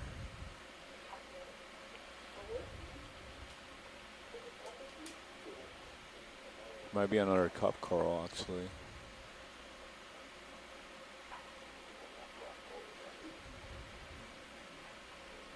Yeah, I think this is a cup coral. In fact, I think it's even in the genus Polymyces. It looks like a dead ringer from it when you look at it from the side. If you can see the outside of the cup, which we did on the first one, this might be a little bit different one, but the other ones, you can see striations on the outside of the cup, and that's one of the diagnostic features of Polymyces. Yeah. But this one's hard to see. I'm not sure it is the same thing. Yeah, this looks. Now that you're looking at it. This looks different to me, and that there's several more coming up. I think that we get us a better view on the side of the skeleton. This is a great view of the tentacles. Do you think this is an anemone or a cup coral? Just with that mouth, it looks a little strange to me. Yeah, it's strange, but it's also, you see the white bulbous tips of the down and try and get the base tentacles. Usually they'll find those in either corallimorpharians or cup corals, or scleractinians, yeah. Get a very slight tilt down. Let's take a look. Centering the mouth. Yeah, maybe it would be worth taking a look at the ones further upslope, pilots. I think we can get a side view. This is a great top view. Okay. Yeah, video. When you're done. See if we can get more imagery of the base of it, I think. Oh. Huh. That was the editable highlight view. Starting to pass over you, pilot. Oh, copy that. Shoreside, please check your microphones. We got a unmuted mic. RV pilot, there's a me. small rock just to the left There's yours. side of the field of view. Sorry about that, go back. No worries. Where? In There's the top left? Right in the middle of the screen to the left. Thank you, Bridge. There's a mushroom shape. Up here? Yeah, yeah. The darker subjects here? Maybe those as well. Maybe those are better subjects. I'll get in. Yeah, sorry, I think those are all going to be very Move solid. is complete. I think you're seeing shadows Copy. of little caves. We can try to get a profile shot of this guy. I think Roland might be right. Those are not rocks. You want me to Those are grab it, shadow pilot? rocks. No. Shadow rocks. I think we're probably They're gonna related to the shadow fish and the rockfish. watch. Is there anything here you wanted to look at, or? Yes, please. Can we take a look at those? So there's two potential cup corals in the field. There's one that's purple, Okay. and there's one other one that's white. I think the white one is the same one we imaged from the lateral view earlier, In but the order to purple get one that- might be the lateral view of the one we just imaged from the top. Get closer to essentially. it, maybe. Octopus. There's an octopus in the upper right Just of up and the right coral to the that's coral. Oh yeah. It's moving. It's whitish. Center Take a look at view. the octopus towards the before grave. Your Yep. lasers. it leaves. Moves on. Okay, video. Come in. Oh. Oh, this Go by. You can looks take rotator. Copy. exactly like the one we saw in Tail. I You got it. see this Keep it in view, and translucent I'll do my best as well. He members wants to between the hide. legs. Not an expert. It looks He's, very similar to the one we saw in Up Tail. on Saturday. He's hoping for a nice, relaxing weekend until the ROV appeared. Is that a hunting thing that he's doing now? He's sticking his There's tentacles another into the tube holes? anemone in that entrance of the little cave. You can see the two cup corals coming into view as well. He's not too So excited. the white one with the, He's trying to avoid the enemy. Lasers are clear. I think it's, can't see very well with the bright Get lights of the lasers, ROV right now. Go by. Running from one. Oh, there's Oh, there's a another, little shrimp. another scleractinia. It's gonna touch it. See, it's gonna run into the coral. There might be a little cave behind the coral.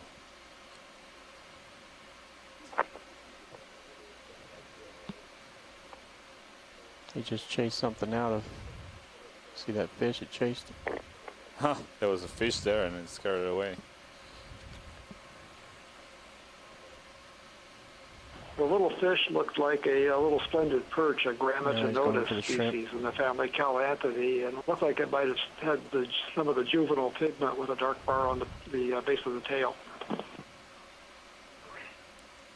Oh, you see this is a skeleton of the cup coral right behind the Rotating down a little bit. octopus.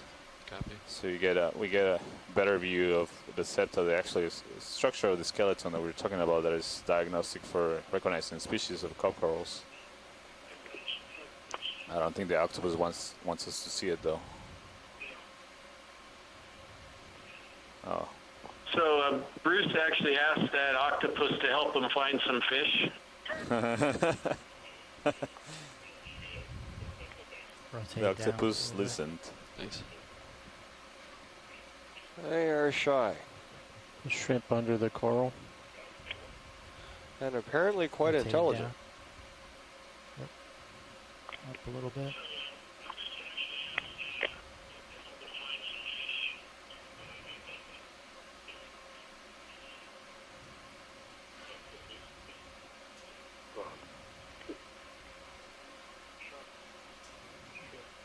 Du warst gar nicht auf dem Dive-Trip da, ne, wo du das gemacht hast, da warst du nicht dabei, ne?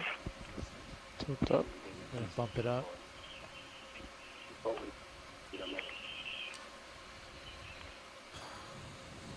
I feel like you could watch this all day, but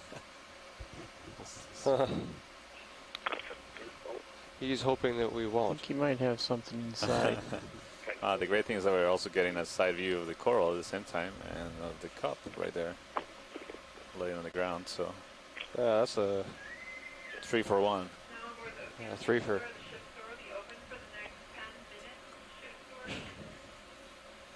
That goes super Yeah, tight if we to can the get eyes. the rock that those are attached to. Okay.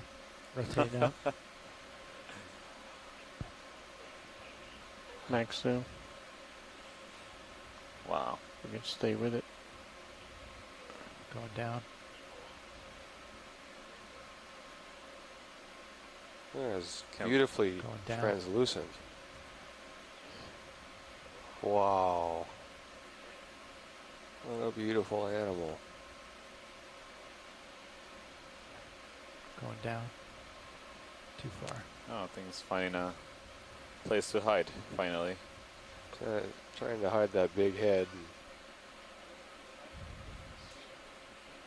Yeah, Huh. I think you're right, Roland.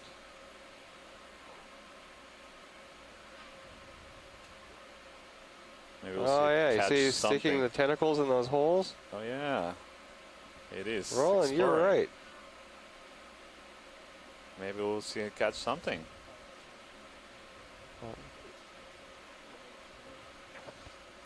Yeah, so our video engineer Roland was, we were just commenting Bump it that it up. seemed like it was running away, but he mentioned that it's likely trying to hunt, and we're just starting to see poking its tentacles into holes, and definitely seems like it's trying to see whether or not there's some potential prey in there. Bump it up.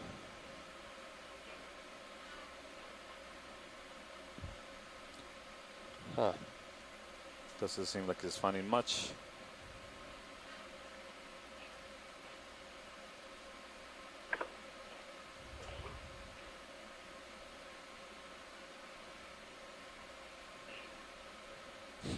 He's a Reminds me very little good bit searcher, of, very thorough. Noodling for catfish. You reach in there and you never know what you're going to come out with.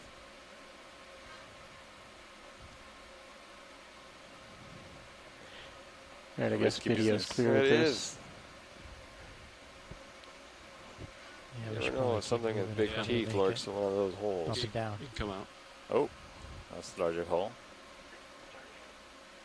Ooh, Oh, seems like he got something. yeah.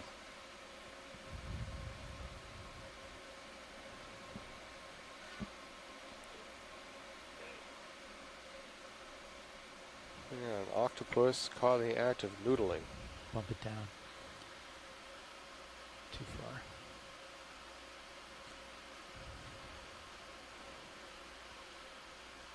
Nope, he's still searching.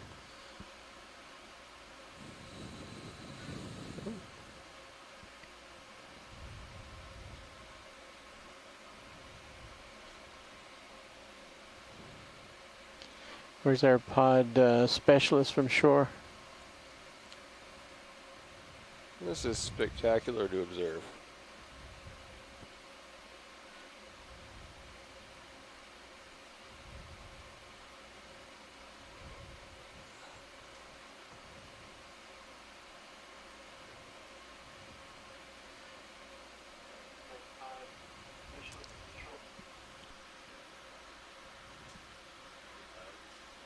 Go ahead, watch lead.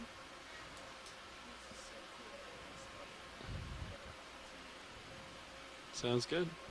Everybody, you can come out. Okay, I'm going to rotate down and then give you the rotator back. There's a fish in front of it.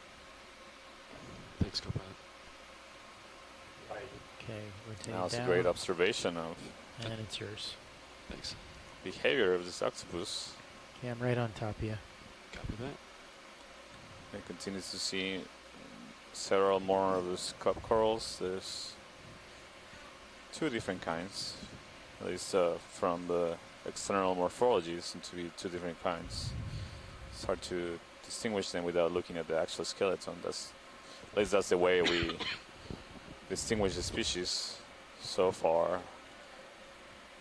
Although by increasing our knowledge of what they actually look when they're alive, not just the skeleton, we'll start perhaps being able to identify them better in their natural environment. So I think it's notable that the ferromanganese crust is all but disappeared at this point. So the carbonate is clearly exposed at the surface now, first to view.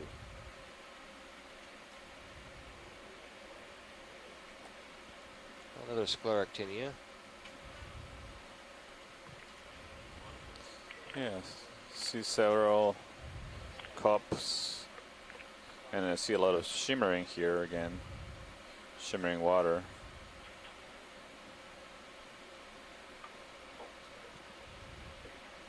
So again, indicating we're going through a transition, rapid transition in density in seawater.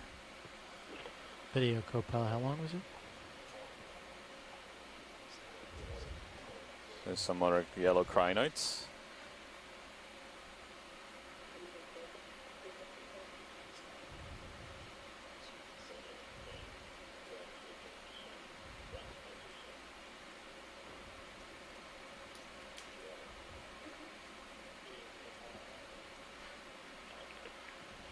Santiago, for your friends in Lehigh and Pennsylvania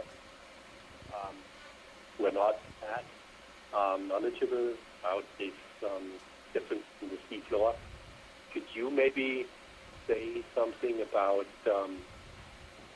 why, let's say, a coral reef is so full of animals compared to like what we see here? I mean, it was amazing to see this octopus, but still, I mean, the density of animals isn't as high as it is, let's say, in coral reef. Sorry, Matthias, I think you're asking why we see not as, for example, not as many animals. So we see shallower? Is that the question? All right, pilots, we need to pick up our pace a little bit. We lost some time there with the octopus and just the zooms in general. Copy that. Santiago, I think you was wondering why it seems like you, on a typical shallow water coral reef, you seem to have so many animals in comparison to this drowned coral reef where there's animals but not nearly as many. Right, yeah, that's yeah, what. Because, I mean, you... Yeah, that's what I thought you said, but I just wanted to confirm. We're not. Yeah, cup so coral coming off bottom. I mean, there's several reasons why we see less abundance of animals here at the depth. Number one is that on the coral reef you have, yes, can we repeat the move? Foundation species of the ecosystem are the coral reefs, the corals that form the reefs, but they are doing so in association with symbiotic algae that are harvesting the energy from the sun via photosynthesis. So there's a much kind of star there. greater source of energy, direct source of energy. Rotating down. Right now, what we're seeing, the kind of corals and animals we see. So right now we see a mushroom coral in the center, and the top left corner is a yellow coral. And we were taking a closer look at it just now. But these actually don't have any of those symbionts. They're living in an environment here at 363 meters with essentially effectively no light, not enough light for photosynthesis at all. So everything you see here is independent from the direct source of photosynthesis. It still depends from photosynthesis because the food they get comes from the particles and the production that sink from the surface. So the whatever carbon can be incorporated. Starfish on the coral. Into as organic carbon by harvesting the energy of the sun through photosynthesis, sinks down, and the particles that sink down from the surface is what these animals are mostly feeding on. Got it. So this is an example of a stony coral, like the corals that produce the large reefs in shallow water. In fact, the corals that produce most of the substrate that we see now that is sunken down after a long periods of time. And this looks like the coral we observed in Tau at these similar depths, and we call it likely to be in the genus Dendrophilia. And you can sort of different from go the up one we to were the observing shallower, sorry, Cardinal deeper, star. that we thought think were he's maybe up in the left, genus yeah. Antomasus. All right, rotating on. So again, yeah, these are not having those symbiosis, so the amount of energy that Bump you it see up at these again. depths is a lot less. So that has a direct influence of the amount of biomass, so the number of animals that we observed deeper.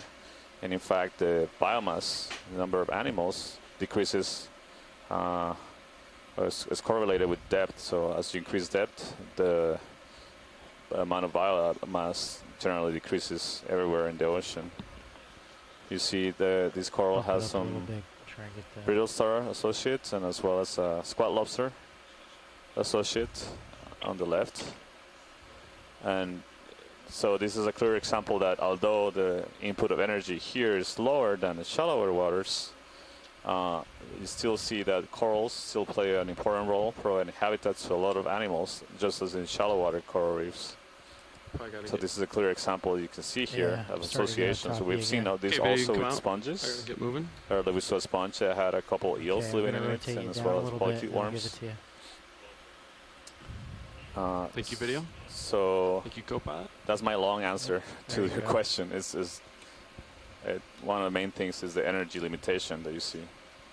But still, amazingly, you still see that actually, at least for corals, 70% of all the coral diversity, the number of species that we know of corals, actually live in the deep sea. So deeper than the layer of ocean where you can carry out photosynthesis and have symbionts. So this is most representative of what the environments that most corals experience, and the largest environment on the planet is like this. It's dark and cold and energy limited.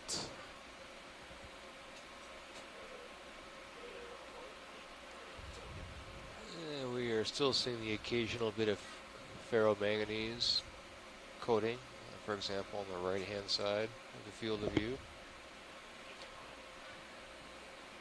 And we observe more colonies of the mushroom corals, the same morphospecies that we collected. Okay, super. Thank you very much for this explanation. I think it's really good also for other followers Thank you, who Bridge.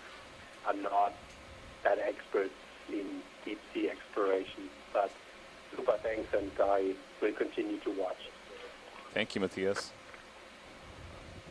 I see several more, again, the mushroom corals. Oh, pilot, can we take a closer look at this mushroom coral that is coming in the center?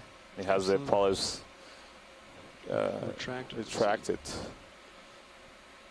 Huh.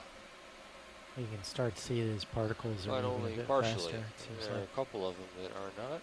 Am I seeing that?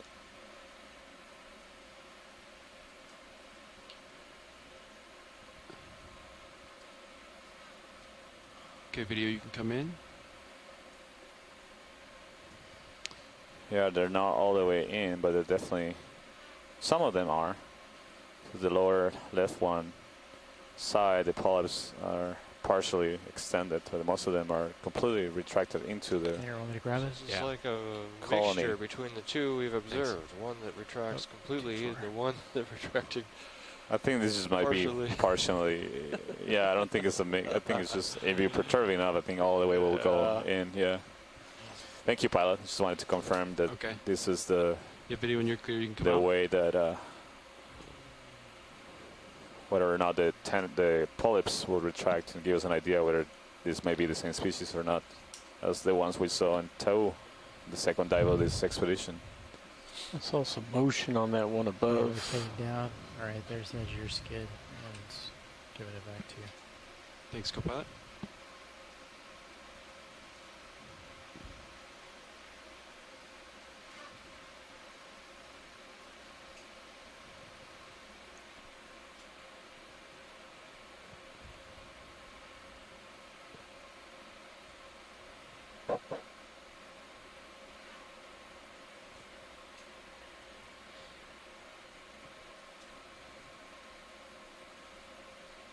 Seems like we're going through a shimmery layer.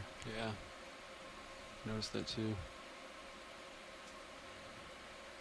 Hey, pilot, maybe can we tilt the camera up, just sort of Co-pilot, how's left and 250 right, sound? look at the edges. Direction. Show everybody what I'm the not really getting a landscape strong looks like. indication, so if that's what Bathy shows, Yeah, it works for Bathy me. Yeah, you sure can see shows these that. areas that kind of form plateaus Bridge, here. Charlie Those Nav. plateaus are the areas that still have a Yes, ship move, ferromanganese please. coating. So I wonder if the ferromanganese 20 meters, helps 20 meters, bearing slow the rate of 250 dissolution at of the carbonate 0.2. beneath it. Or at Video least co-pilot? slow the physical Great, co-pilot. Were you talking to me? No, I was talking to ROV. Copy.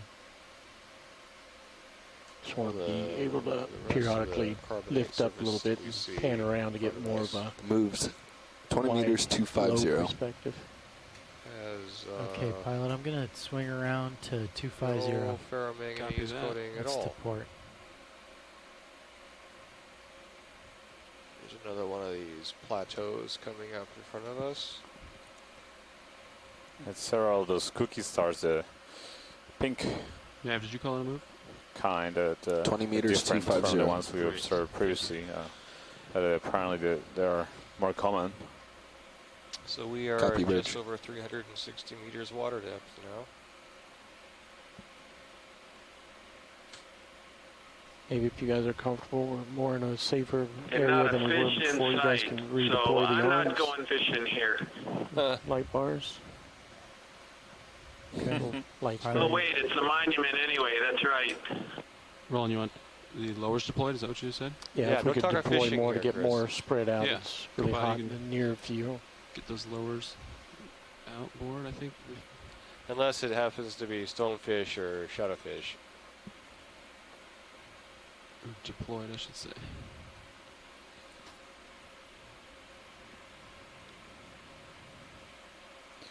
See more of those yellow crinoids.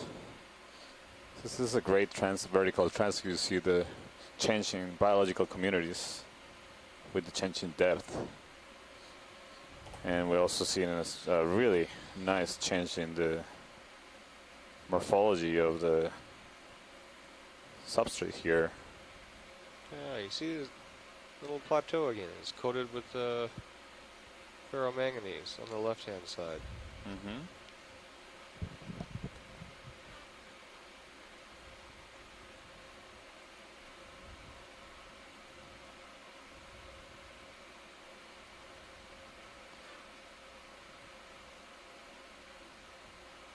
Okay, so we're talking So about... Matt, do you know if there are significant variation in the rates at which ferromanganese crust precipitates with depth? Well, there almost certainly must be, but I don't think that that's well constrained. Okay. Yeah. Something moving. Yeah, whoa, good eye. What is that? Oh yeah, bottom center part of the screen. Pilot, there Bottom seems to be left. something, maybe some structure being disturbed by the current and close or far away from me? close, right in the base of this yeah, okay, got it. outcrop. What is that? It actually just looks like some sort of mucus material just attached to the rocks. Huh. Maybe a small coral on the... Yeah, it's supposed That's to be another like, cookie star there on the right. And there, yeah, there's something in the center that looks... Oh, it's a holothurian, yeah. Oh, is it? Sea cucumber. Same morpho species that we saw earlier. You spotted too. Okay, video Barnacles? when you're Any clear. living specimens there? Okay. There seems to be a lot of those barnacles on attached to this rock. Growing Yeah. in lines. Copy. See that? The what? They're Lines? growing in they form these linear shapes. It's not a I don't really completely see random anything distribution. disturbing on sonar. So Yeah. Did you see that? Yeah, this yeah. was, push ahead. That's interesting. Are we moving right now? You see that on the rocks that come up to Yeah. you see this rows. We are, but moves of what wrapping up. are like the barnacles. Copy. Pilot, can we zoom in one of these rows on the that are attached to the Yeah. rocks? Maybe just These like lines. conga lines of barnacles. Yeah. Huh. Going downhill a little bit here. Yeah, your back skid just cleared There's that some one. crinoids, some more yellow crinoids on the left. And there's a red animal on top. I wonder if it's a Maybe a... Well, I don't know what it is yet. I could take a closer look. Okay, video, zoom in just a little bit. Yeah. Want me to grab it? Yeah, go ahead and grab my rotator. I'll try to keep my... Still don't know what it is. Is that a basket star at the top of the screen? Rotate up a little bit. Yeah, it's... Oh yeah, I was talking about something. Yeah, right there in the center.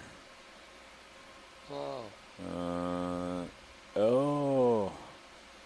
What do we want? Oh, these are so cool. Whole scene? I think this is one of those... Tilt up a little bit. Basket stars. Maybe the genus Gorgoncephalus. So these are closely related to Ophiuroids, but each arm is more like a fractal, so it branches off in two, and then in two, and in two, and it ends up with this spaghetti of Any chance we can get a view of appendages. It's opposite but yeah, it can come out. Starts out. Get over there. It's really interesting. We haven't seen any of this before in this expedition, but we sometimes, rarely, every once in a while, encounter them in a deep sea during a dive. Should be okay here, I think. What is that? That was just moving through the screen. Yeah, it looks good. Okay, that's about as good as I can get you rolling. So judge on landing here. Rotating up. Okay, yeah, you got my rotator. Great. Okay, video, you can come in. Bridge, RV nav. Ship move, please. 20 meters, bearing 2600.2. Trying to keep up. Sorry, we'll get you back in here. Okay. Good copy. Move in, guys. Thanks, Bobby. Copy. Don't have a good toe Yes, here. this is a basket star. Sorry, I was trying to talk to you for a while, and I had my mic on mute. But yeah, this is a basket star. Closely related to the Ophiuroid stars. Max zoom. This is really a treat to see these kind of animals, because you find them in deep sea, but normally don't find them very high abundance. Every once in a while we encounter one. Copy, Bridge. Actually, yeah, there are a group of brittle stars. So brittle stars are the ones we've seen normally with 5 arms. In general, these also have not as many arms, but what you see is each one of the arms splits into 2. Not sure what the exact term is, but we'll call it like sub-arms, and then those again split in 2, and then again in 2, and so on. So you end up with this sort of spaghetti entanglement We have of 1 hour and 56 minutes on bottom. Appendages. And still about an hour and a half to waypoint 3. Usually you see them with the arms extended also into the water column to capture particles. Yeah, this one is line of barnacles. is clinging to the rock. Rotating down. You also see the barnacles coming into focus. Those are the ones we were trying to originally observe, but by looking for barnacles, we ended up finding this really amazing animal. Maybe just see some of the barnacles left. are alive there. You see them Coming move. left. Although I don't see any of them with their filtering appendages Very smooth. extended. Bump it down. Copilot, the move's 260. Copy. Oh, slipped. Okay, video, come on. I gotta get moving actually. Thank you, video. Might be an opportunity to... Okay, you got your rotator back. It's not clear we're going to have any more basalt moving up. Pretty much. So Kind of getting on top of you. Yeah. This presents an opportunity 260. perhaps to sample... Copy. Swing into You essentially need to just follow this ridge until we find slope. Yeah, we're committed to a move right now. Yeah, just keep following the ridge. It looks like there's slope off in the geological distance. structure in the distance.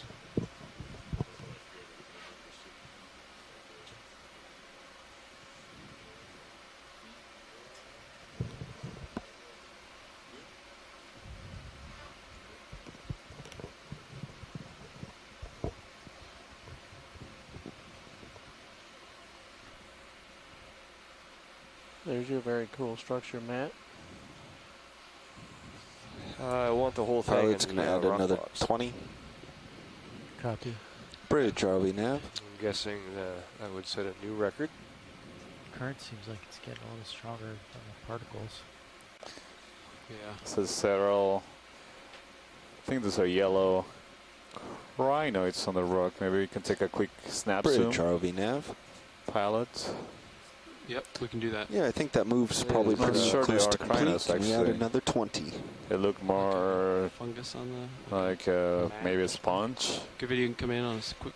Carbonate will frequently show. Won't be very smooth. But these Another 20 added at 260. really beautiful structures. Oh, there's another one of those basket stars right here. You should get that one. Okay, let me get the These are, rotator. as I was saying, these are not I very just gotta get common to settled see. here. Although sometimes I remember seeing a Watch your couple of dives, or one dive last year in the upper Marianas, swing arm. just a field of all Thank full of these basket stars. They were different color. They were white. Thanks, Bridge. Upper It's swing amazing ups, to see. clear. Yeah. So, pilot, can we take a closer look at this? Or Not too much closer because there's current. I'm kind of floating. I don't have a good spot to get a toe down. But I'll do my best for you. great, yeah, it seems this is a hard spot to image right now because it's a current, and currently the ship is ahead of us. Yeah, You any come out idea for a what the second? yellow splotches Try are, Santiago? I can't quite understand what those are. Me neither. I was trying to maybe we get a I would maybe look suggest at coming over it to the while right we side. Put try a to toe zoom there. on the Look back. Gorgonocephalus. Your basket swing arms star. are out though, so yeah, that's the one catch. I was gonna try sitting. I think the ROV pilots gonna- are trying to get a more stable position here. There's Just a want- little fish that's something different in the lower center. And it just went behind a little flange in the rock, so it's gone. Oh, Okay. He's Okay. gonna be a long ways away, but we're gonna. so I just wanted to throw the idea to scientists. What do you think it will be a interesting collection of one of these Gorgonocephalus basket stars? I mean, they're really amazing creatures, and as I was mentioning, we don't commonly encounter them in the deep sea. In some areas, yes, but for the most part, they are a treat to observe. And I bet this is something that hasn't been described from this region. What's the pilot? So that white anemone is really quite interesting. I'm pretty sure it's something. It's in the family Actinernidae, and it could be Bridge, over Isacnernus now. quadrilobatus, or at least Easy stop, please. Isacnernus. That's the first time I think we've seen this anemone on any of the dives, if I'm not mistaken. I think you're right too, Chris. So making really interesting observations here.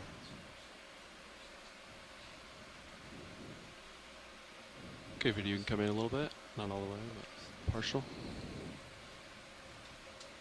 And we've Yeah, seen at least good 3 or video. 4 different kinds of fish Bridge, swimming over around nav. taking shelter in the different crevices. Yeah, of can this I get a feature 10-meter as well. move? So let's keep an eye out for those, if any of them are cooperative Stand by one. photography.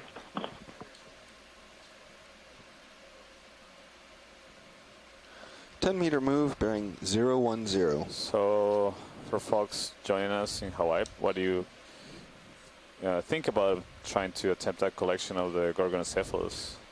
Correct, 0.2. Watch lead pilot. Co-pilot. You're talking about doing a sample. Co-pilot now. Which one was it? I just Purple send. one? Go ahead, I'm okay. sending you 10 meters at 010 to get you on the other side of this ridge where D2 is. Copy. So directly Video, to you come starboard. out. Copy. I'm just swinging my heading around. The one right here. Probably not, unless we find a different subject in a little better position. So there's Looks like there's two another here. one over there. So there's one right here, and there's one on the Thank right. you, Bridge.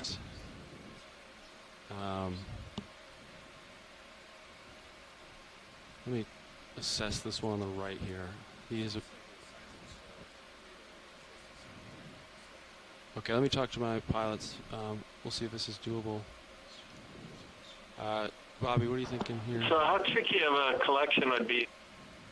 Yeah, I was just discussing that with pilot there. with an evaluating. overhanging ledge there, and it You'd have to go into might take a autos while. and hover.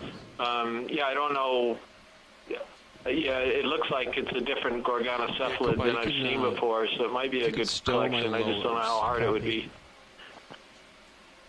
Yeah, I just asked that question to the pilots. I think they're discussing it right now and see how feasible it will be.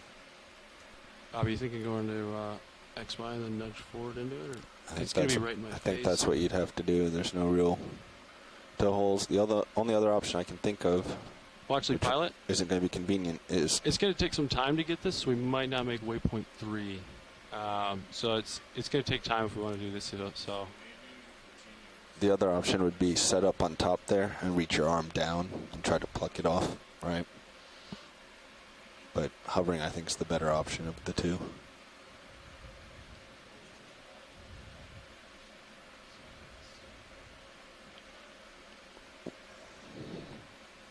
One thing at a time video.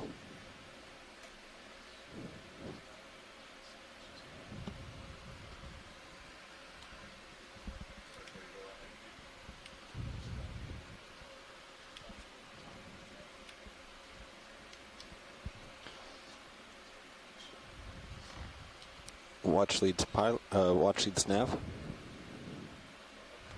Your pilot's right that if we take the time to grab this sample, we will likely not make waypoint 3.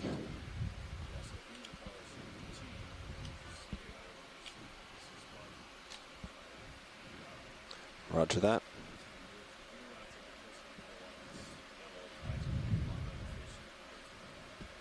sounds good. Yeah. There's a little scorpionfish nestled in a slight indentation on the rocks, different species than what we saw before.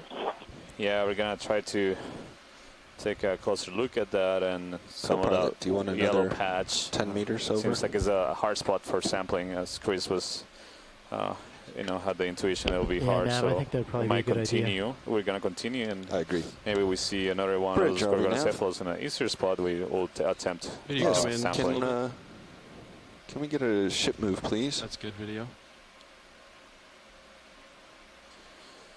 Let's go 10 meters at Continuing on up 050. to somewhat shallower depths could be good too after we really check this feature out. Yeah, pilot, watch your brow. You're pretty close, but you got some time. You got some space. Yeah, this is not cooperative. He's got Thank a head hidden in the shadows.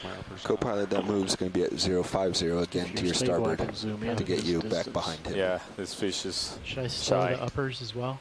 Not now. I'm afraid that when they swing in, they'll So, have Santiago, my best guess on the yellow stuff is it's some type of crusting demosponge, but I don't know if you have another thought. It could also be some type of crusting tunicate as well, I guess.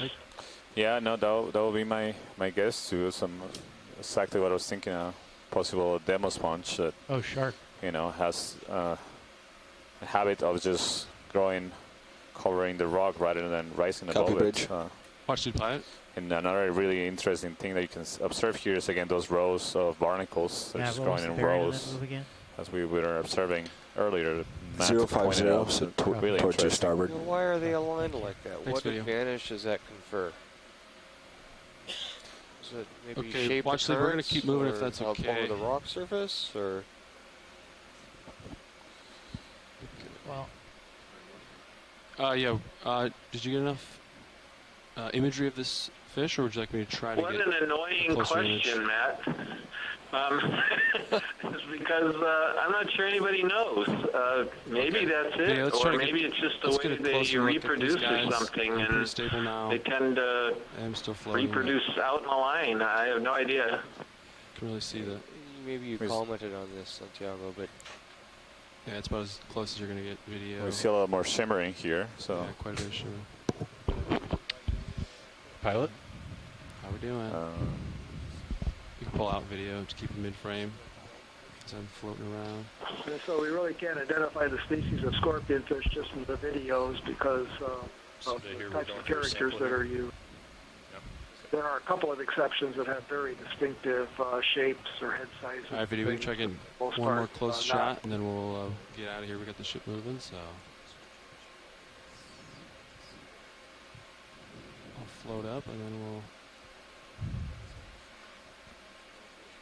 you can see some of that yellow encrusting stuff is actually overgrowing some of the barnacles. What was the bearing on that move? So whatever it is, whether it's a mat or It was whatever, 050 it can to get overgrow you things. off the That's about bridge all we that can he's say staring about off. it, I guess. Staring at, it was just 10 meters. Come on, a little bit video. The general All right, trend thank you, is Chris. 260. Okay. Okay, you can come all the way out video. Well, it's time for me to move, so. All right. Yeah, this is really interesting territory right here. Things we hadn't seen so far. An update for all channels. We have 1 hour and 44 minutes on bottom, or 104 minutes. And our distance to waypoint 3 at 1/10 is going to take about 90 minutes. Roger. So we're only got about 15 minutes of buffer. I'm bringing my head back around. And that's assuming a 1/10 move, so we need to probably keep moving because we're averaging a bit less than that. All right, we'll continue. Thanks for the We'll update line up now. on 260. 260Y. So we continue making tracks, so making good progress. and we Co-pilot, now have that we're lined up, you ready for move there? over an hour and 40 minutes left of bottom time. So we continue making the pace. Bridge, are we now? We're making the Dark last Holothurian. hour. Hey, or 2 Bridge, hours back to we'll the be original maybe moves. able to Let's make do it to 20 the meters, last bearing waypoint at 260 the at shallowest depth of this 0.2. dive. So we continue to see these rows of barnacles and the yellow potential sponge growing on the rocks and also growing over some barnacle Copilot, can you take my shells. rotator? You got it. Let's go for this yellow stuff in the barnacles. It's a Maybe really go intricate terrain video here. Come You in see on this barnacles, then we'll come ledges up to yellow. and Tilting up. Moving. crevices and holes. Thanks, Nav. Holding here. I think they wanted a closer look at this yellow stuff, so this is a better position to get it. There's a closer look at the yellow.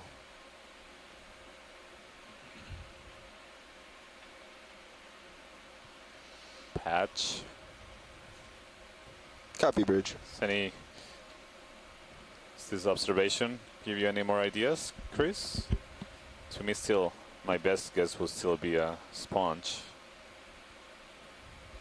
Yeah, I agree, Santiago. I'm thinking sponge as well. Okay, video, Great. you can come out. Yeah, those are weird creatures. Thank you.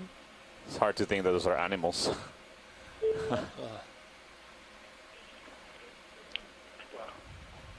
What speed are we going, Nav? 0.2. Decimal 2. We have like an hour and a half left on bottom. Correct. Hour 44. That dark thing, a Holothurian, what is that on the left? Take my rotator back. You got it?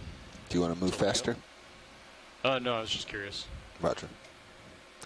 Roger, Rogers. Santiago here, Matthias from Lehigh. I'm really amazed. So I think you found some more basket so, I mean, stars. there are animals anywhere. It's just smaller than the coral reef closer to the surface. Really amazing to see that and how dense here the biology is. I mean, the animals. As a cell biologist, I'm completely fascinated. Really amazing. Yeah, it's, this is definitely a 265. much more alien world than the one we 265 are meters. used to see near the surface. Good for another 20? Of the Stand by one. ocean as well as on land. Might This want to is sample this guy. really strange creatures, and there's several more of these Gorgonocephalus basket stars here. Watch the pilot. Go ahead, pilot. If you're interested in sampling this guy, I think this would be the candidate. Okay, let's give it a try. It seems like this is a better candidate for a collection that we discussed earlier. Seems a much better spot for the ROV to settle and attempt a collection. Repeat. How much was that move, the last move? 20 meters. Do you want to just go ahead and stop it here? I think it's already stopped. Oh, perfect.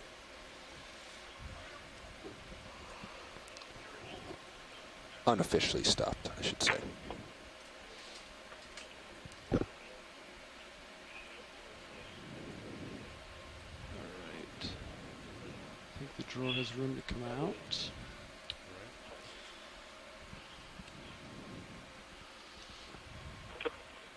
Good luck. Co-pilot, the report is that there is a sponge with Thank you, possible yeah. worms or eels in it in the port side box. So we should try to get this in starboard if we can. Okay. This seems to be a good spot for collection. Watch lead pilot. Is this going to be very brittle?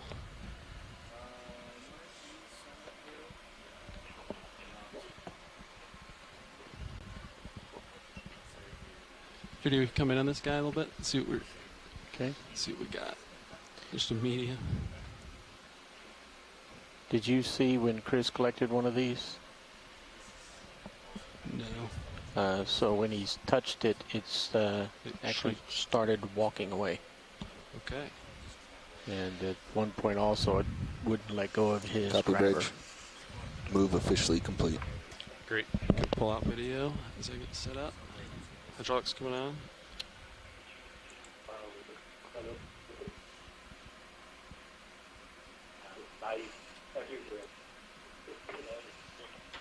And I've got your starboard bio box ready to open. Okay. There's nothing in the starboard. Both are empty. Incorrect. There is a coral in one of the boxes inner. Starboard outer. It's, Do you want to zoom for anything? Well, difficult box. We'll check with watch leads. Watch leads, Nav. Go ahead, Nav. Yes, it was passed on to us that there was a sponge with potential eels placed in the port J box, and that there was concern of these eels potentially swimming out. Is that still a concern? Yeah, I think so. Okay. Go back. Can you get my mini Zeus on the right monitor? I think we Got have a center up subject. Watch lead confirms that it's still a concern. So if you can do starboard J box or starboard box. Starboard outer. Yeah, starboard box would be better. That'd be best. Thank you, Copilot. Okay, we're gonna. Video can come in on main HD. And right there's good. There's some tiny squat lobsters you see on the top center of the screen.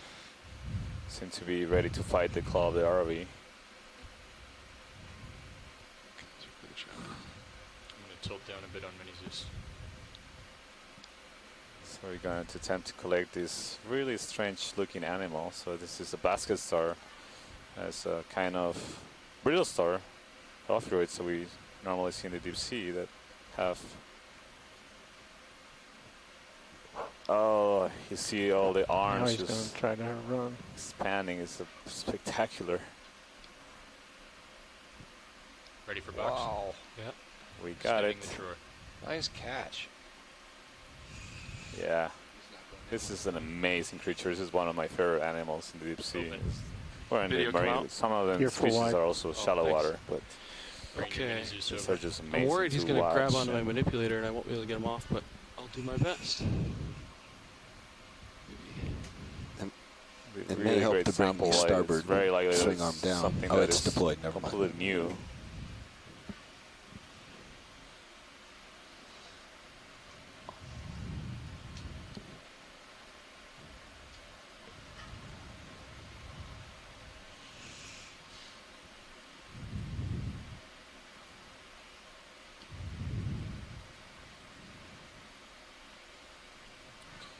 This is going to be specimen 4 of this dive, a biological specimen, basket star, and is going to go in the starboard outer bio box. We maybe center up on HD2 and I can zoom in. Yeah, moving your camera over. Go ahead.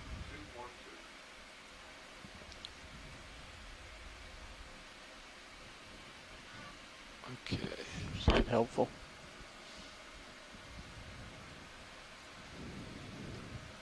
Just trying to place the animal right now in the bio box of the vehicle. Yeah, this is, I would say, as critical or another critical step, just like grabbing it, like making sure it goes in the bio box is also critical, because plenty of times try to put it in the bio box and it falls outside the bio box. And this one seems to be tight, wrapping on the claw of the arm. So you can. Yeah.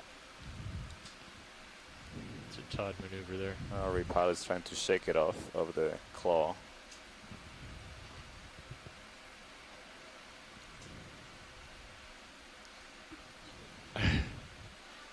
Oh, nice. There he goes into the buy box. Great. Closing it up.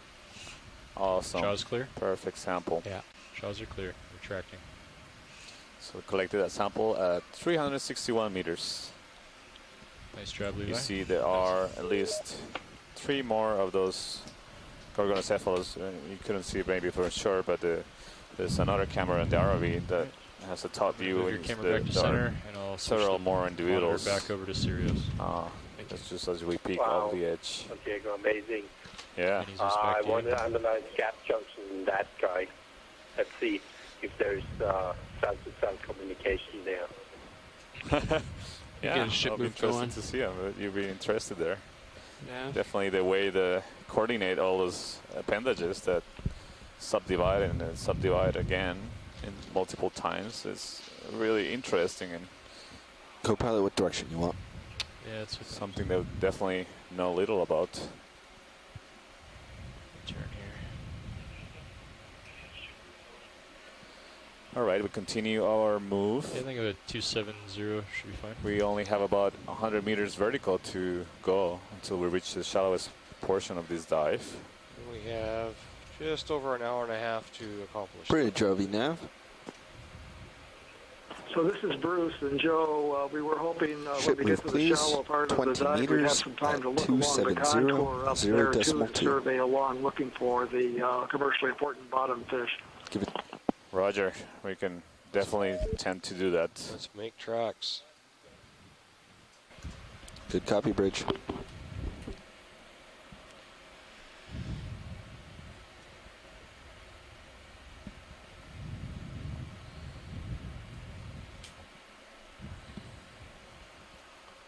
So as we continue, So you're getting shallower, getting up pretty far. You might want to just water kind keeps of getting warmer. zigzag back and forth And again, this is something normal take your time for sweeping the horizontal. when you plane as do move vertically Copy that. near Go the for it. surface of the ocean. So we're in a There's tropical region. Some small The whips. temperature of the surface of the ocean here is, very nice temperature, around 29 degrees Celsius. So that's Video's going to swap out. something like 80, I think, 80 degrees Fahrenheit. Let me Copy, Bridge. give you a better estimate. Yeah, 84 degrees Fahrenheit. Very nice, comfortable water to swim in. But as you go deeper, the deeper you go, the colder it gets. Basically, most places, most oceans in the planet, perhaps except for the Arctic. And this is the reason for this is that temperature is one of the main factors that determine density of seawater, and the colder you get, the colder water gets, the more dense it gets. So denser water sinks to the bottom, and warmer water, or less dense warmer, sits Co-pilot, on you can top. deploy lowers again. We tucked them in for a This feature.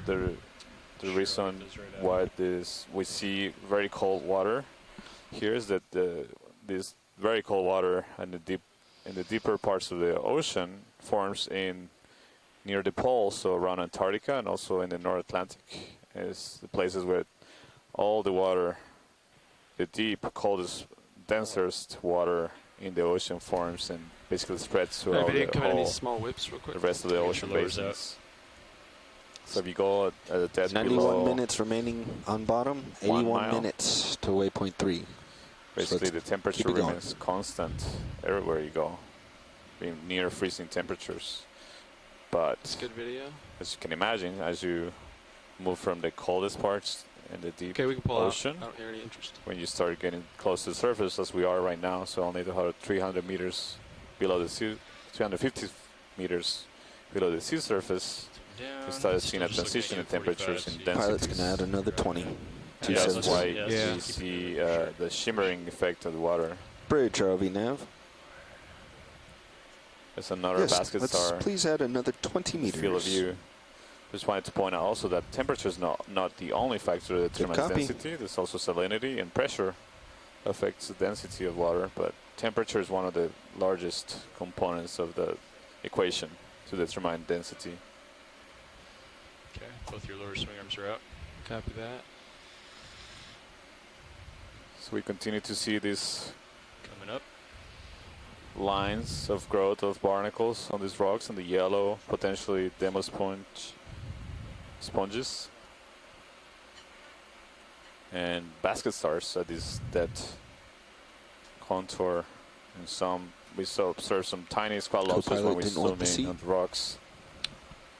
He can take it for one more. That's fine. Good copy, Bridge.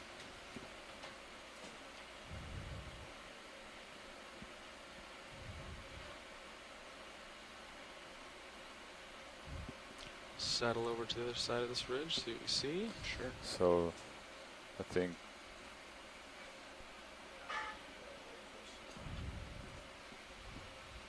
Watch lead, we have ship moves already pending and moving.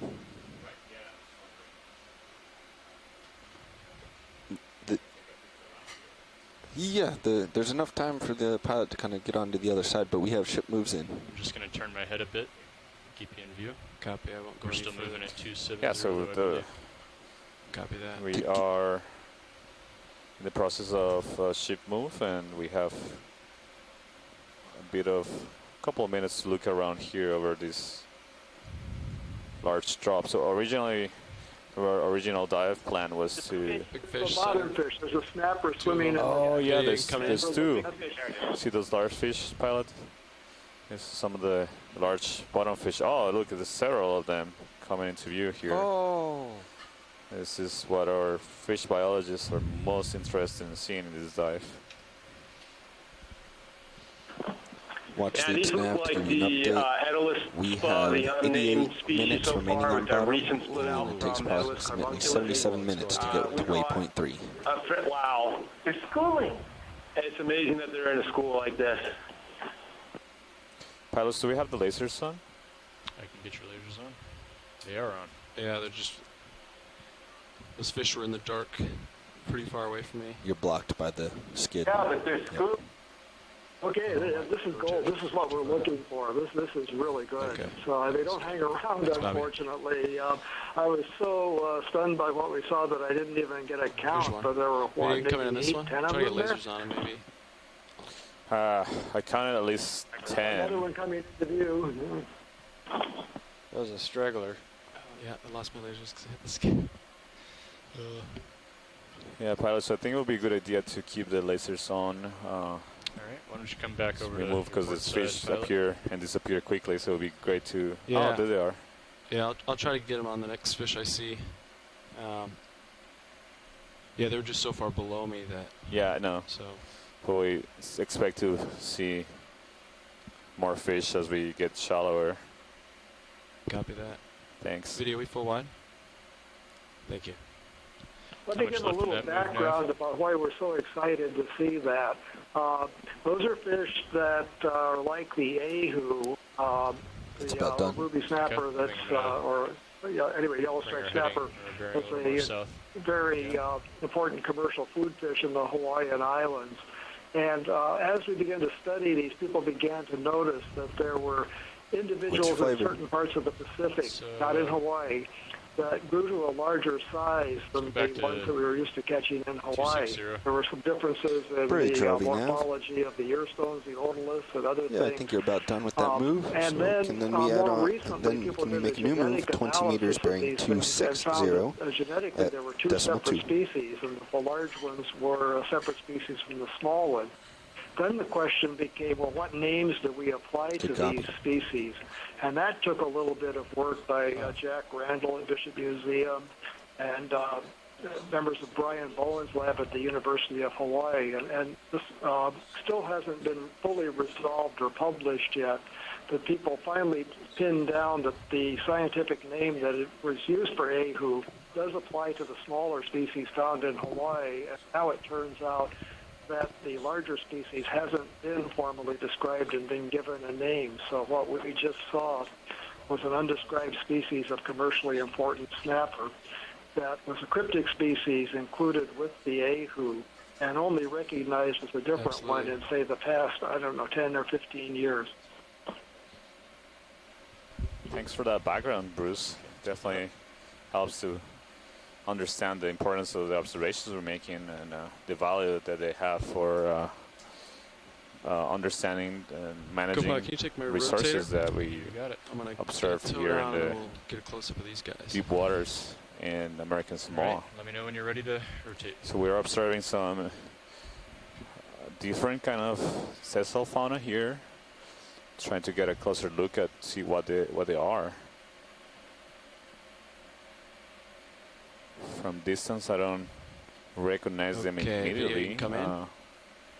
Seem to be a couple of things. So there's a fan coral, and these are rotate at will. These look like soft down. corals. And holding here. Oh, yeah, these ones are octocorals. They're really tricky to identify. I'm not. Yep, absolutely. Would love to hear what the other coral or scientists on shore think. And these are soft corals. They're octocorals.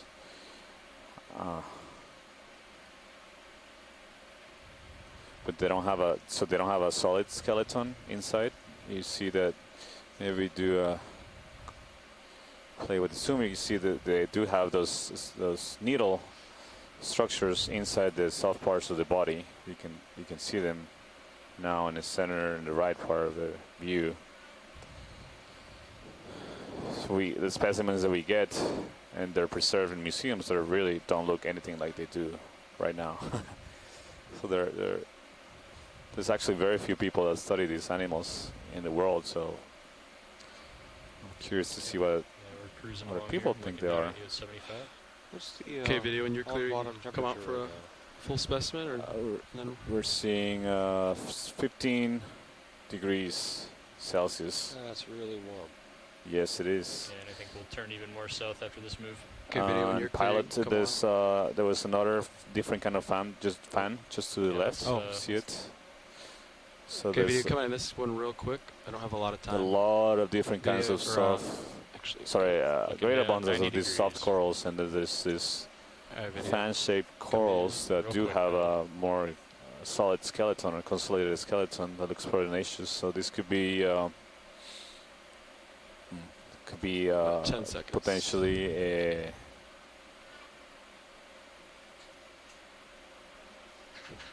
move is just about different done. kind of Perfect. octocoral. Yeah, I'm going to turn my head more south after this. Okay, So video. I'm pretty sure this is Acanthogorgia Santiago. Oh, thank you, Chris. I was trying to find the word in my head. I was getting tangled up, but that's exactly what I was thinking. Thanks. Let me go ahead and turn my head here. I had a brain freeze right there. Wow, so you get to see this great abundance of soft corals and Acanthogorgia octocorals covering these rocks. We're right now at 349 meters. So again, we see a really marked transition in the fauna here associated with depth. Copy, move, complete. Wow, there's a lot of them here. Go forest. Wow, there are a lot of these Looking at soft high corals pack, here. high pack's and estimating small 215. Acanthogorgia sea fens. You want to try a 220? That looks about right on the sonar.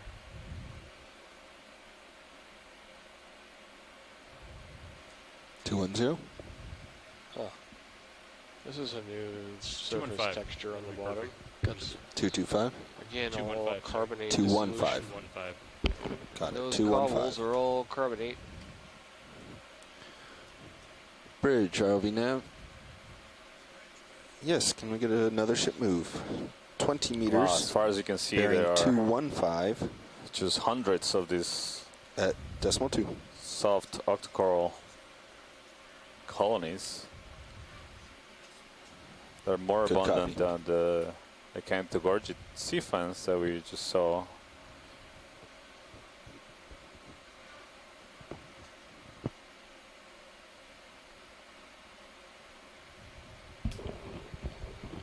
Sorry, Bobby. Can you hear me better now? Okay.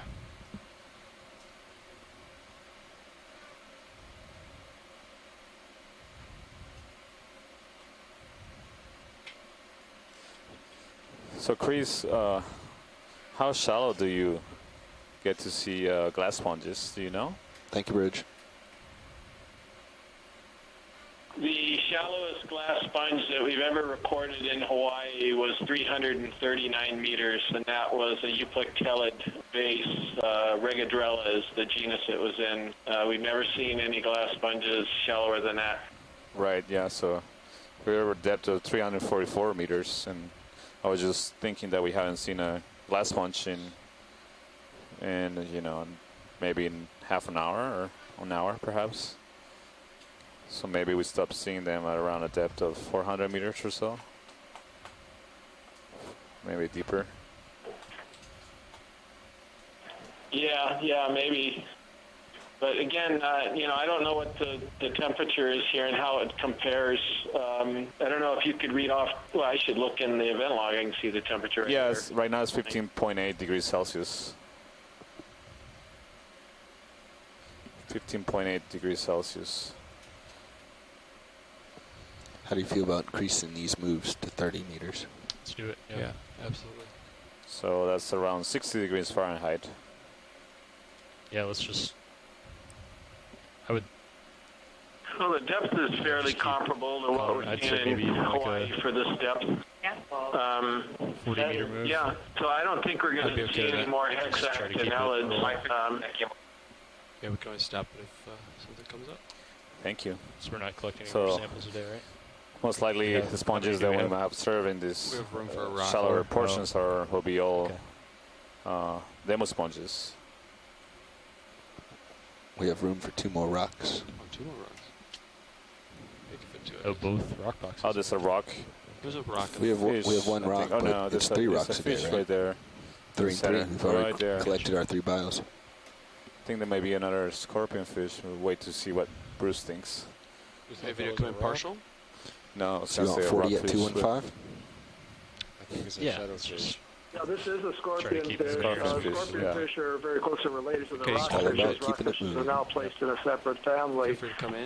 Still a little far away, but it looks like a Bridge, large-headed Nav. scorpion fish in the genus Pontinus. Yeah, when that move's complete, and basically can call we that add group on? a common Can name we because of a make a large move head. of 40 One of meters, the 40 distinguishing characters at of 2 these and are 5, these large 0.2. cirri, which are the tentacle-like structures coming off the top of the head just above the eye. You can see one of those above each eye. Yeah, you can just plug it in as 45. Large Take my head. rotator. They're Thank you. called hogu in Hawaii. They have a different name in Samoa. And they're good eating, actually. So fishermen catch them. They keep the large-headed scorpion fish. I noticed in looking at information from New Caledonia that there may be a couple of different species in this region. There's only one that we know of in Hawaii. So genus Pontinus, scorpion fish. Thank you, Bruce. And pilots, if you, when we're done imaging this fish, when you zoom out to the left, I saw what seemed to be a different kind of coral. Copy, Bridge. Okay, video, you come out when you're done. All right, let's find that coral. Right on the, yeah, there it is. So just to the left, it looks like a black skeleton. Okay, video, come in. Right on top of the Looking down at you 70 left degrees. lasers. Yeah, right there. This one in the back? Yeah. Okay. All right, video, you come in.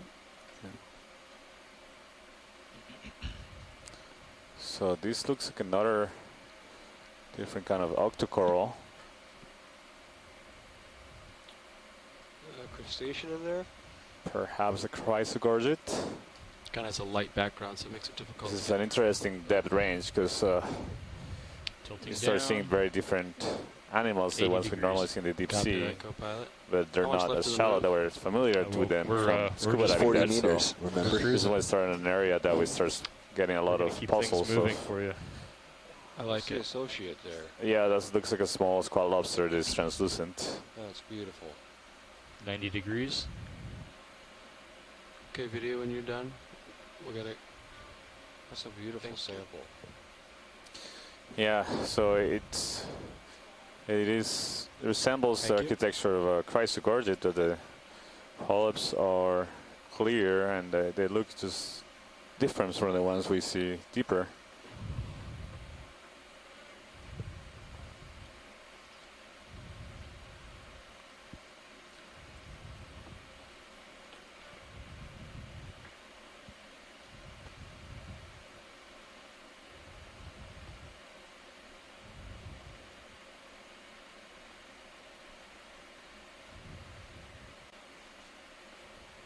I think there might be a fish over to the left off the frame. If they could swing the camera to the left, right under that little ledge.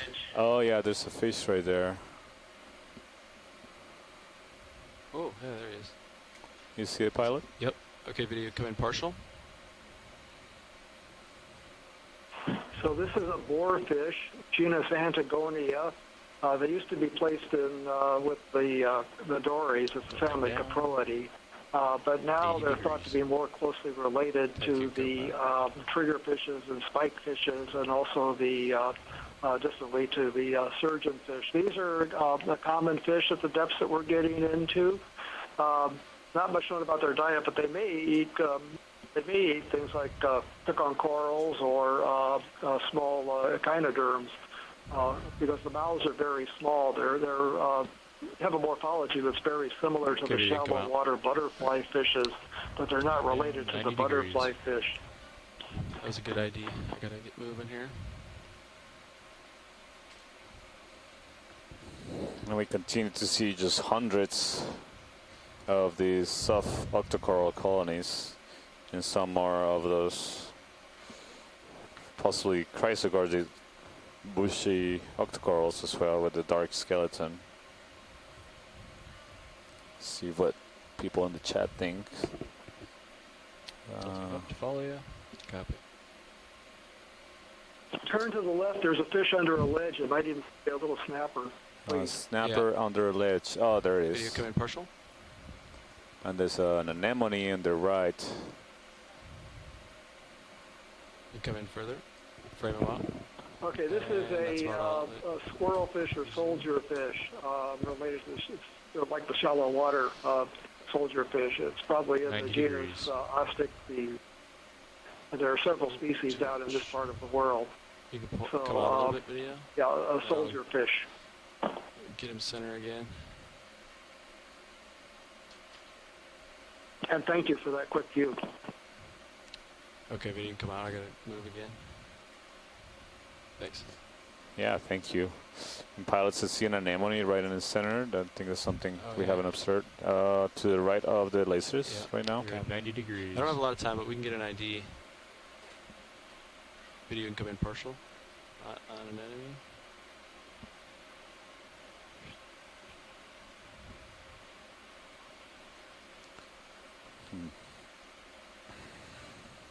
Got about 10 seconds. Wonder if this is those kind of what we call it, like fried egg anemones that we saw on the top of Tau. That's good. On the shallowest depths of Tau. Okay, video. It does look like it has a yellow center right there, so it might be one of those. I'm try to. I would just pick up and push out.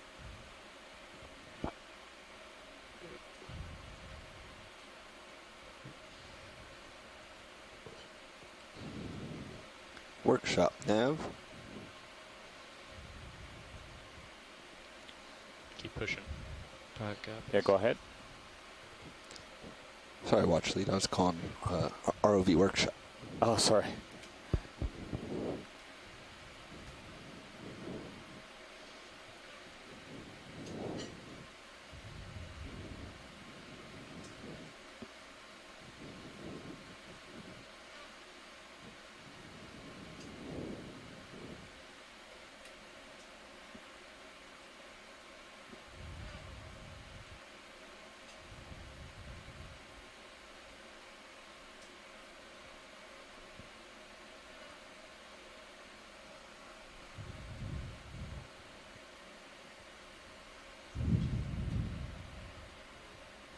There's a fish in the upper left, but it may be moving away, and there's another one right in front of us. Okay, video come in. Partial. I'll grab one of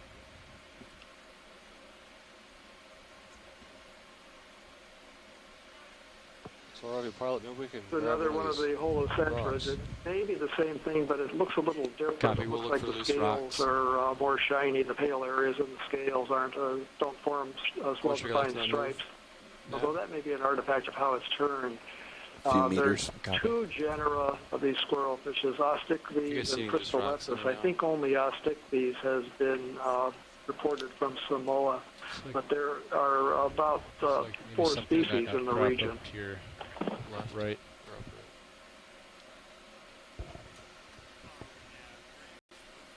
Thank you, Bridge. It's looking TriLab. Nav. at us. So, Watch lead pilot. Kind of shit. Would you like a closer look of this fish, or move on? It's just, looks a little suspicious to me. yeah. He's not sure It's about giving me us. that shifty eye look. I don't know. Yeah, you can zoom in just a I little. see another fish coming up. If you zoom out the Oh, camera, yeah. pilot this Pull up. out video. There's a There it different is. fish. Looks like a similar guy. Actually, there's three. Move of is them. complete. There's a couple of these. You can pull out video. I think there's another one up. Yeah, so these are the same. These are Right there's deep water representatives of a family that's more, has more species. Oh, three of them, yeah. Family that has more species in shallow Let's zoom in water. this- The shallow water Actually, let's species frame are them up. nocturnal. Keep all three They mid-frame. shelter in caves or caverns during the day and come out at night, so they're sort of pre-adapted These to rods this are pretty deep water environment. We're at the large depths one, now, that's too though, where big. there would be some light downwelling in the clear waters during the daytime. So you see these have very large eyes. Unlike the really Kind of deep pace we living need to fish, keep these to probably make it- do get images from their eyes, even though might they put us might be About what we're dim. doing. And so they're in a group, in a family Okay, that's come generally full wide. We're nocturnal gonna look or for a somewhat deep sea, possible but not geological sample here. not very deep. Great. It's hard Okay. to say, but Oh, wasted time. maybe up to your right. You see that patch up there? 69 minutes of bottom time remaining. 48 minutes to waypoint 3. Oh, okay. All right. So we're, It's we've been a little more relaxed, I thought. we've been Made up hitting some that time. 15-20 minute buffer for samples. Watch lead pilot. Yeah, we have really we have some rocks in front of us that could have potential. Maybe in front of us to the left.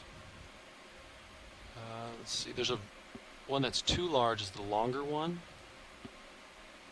That big long one is too yeah. big. But Yeah, is there above any that. above that? Some smaller ones. There's a kind of a reddish color one front and center that's kind of smaller. That would be it. Zoom over to the. Oh. This one right okay. here. Yeah, That's go down. Can you zoom in on that? Yeah, video command a little bit. He's pretty small, but that's a very good candidate. That could be like coralline algae, the pink. Yeah, it could be. Anyway, how about the one to the left? The flatter one here. Yeah. Yeah, I can give it a poke and see if it's loose. Okay. Yeah, I'll do that. Video come You out. know, Matt, you'd make some onshore scientists extremely happy if you picked a rock that had one of those soft corals on it. The thought has crossed my mind.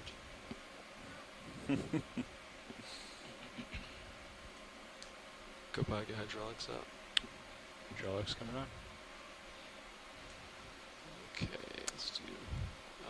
We are in a predicament if we do that watch leads. Our bio boxes are all full. We'd have to open the port side with the eels. How about a smaller one to the left? Maybe go over to the left a little bit.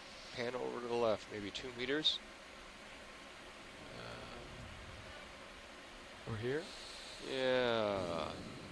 In this Pan to pile? the left, 2 meters. Over here. Way over here? And then up about 20 centimeters. And to the left a little bit. Oh, right here? Right there. That guy? Yeah, that's right. He might be. Yeah, I can park in a spot where maybe I can reach both. The one on the left up here, I think he might be stuck in there, but I can definitely give it a poke. Yeah, please do. Thank you. Yeah, absolutely. All right, I'll set up for that one on the left.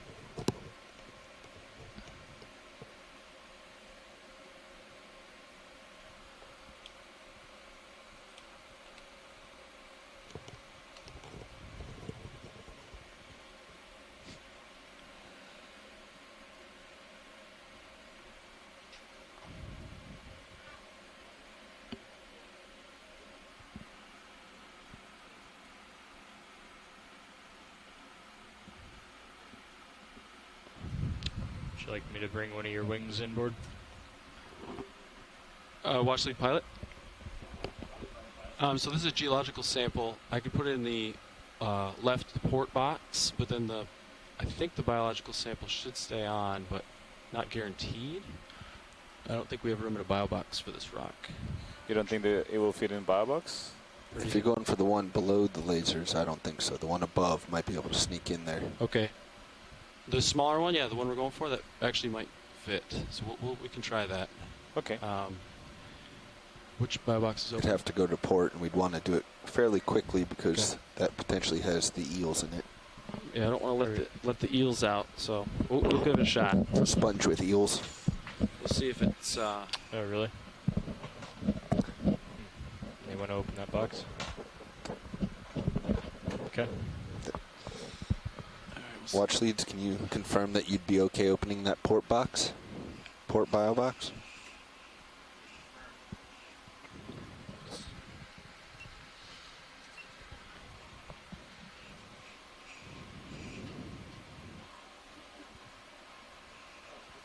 So port bio box. Yeah, it seemed like a squat lobster. Can I get mini Zeus on the right monitor? Center up. You got it. Centering it up.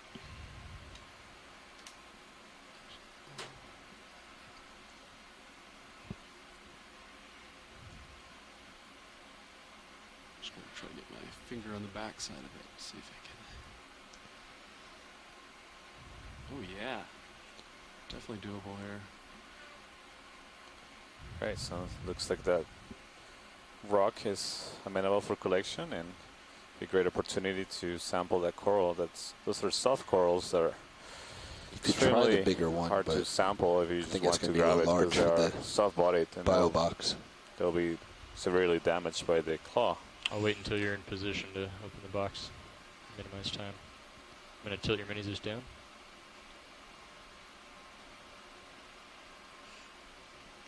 Alright, video I'm come going in. to take a quick imaging of the sample before I put it in the bio box. Video come in. Get this guy. See the polyps Think have my drawer can contracted, come out? and you can actually Dan? see very clearly all the calcium carbonate needles. They're called sclerites. It might be able to. Inside the I think it'll tissue of come this out. coral. Okay. This is great. Okay, video, come wide. Let's try to get this Looks guy in like the your box. port side is going to think hit, it's gonna but hit. maybe not. Can you wing in and then A little go out? vertical That might would also actually be help. good with this scenario. Yeah, so it'll force water in the box and maybe keep the floating. Santiago and Matt, how are you guys going to record this? Are you going to do this specimen 5 and Okay, Bobby, 6 see if you can- TO and bio, or I'm just asking for the C-scribe? So you ready to come out? Open the drawer? Do you want me to wing in and try to extend it staying here, or do you want me to Well, I'll come up. come up? And then you'll You're just, muted. you'll draw out. I'll put it in. Yeah, so This what you will can do be is geo. you could put it in auto depth, bump up your set point. Okay, so So that you specimen get a 5 little bit of GO a upward commensal motion. soft coral, right? Delta? Yeah, correct. What's that? Delta's good between us? Yeah, I got 60 meters. I can come up a couple meters though. Alright, so as long as you're ready to open. You want to do that then? You don't need a lot of speed. Yeah, just bump it up, bump up your set point.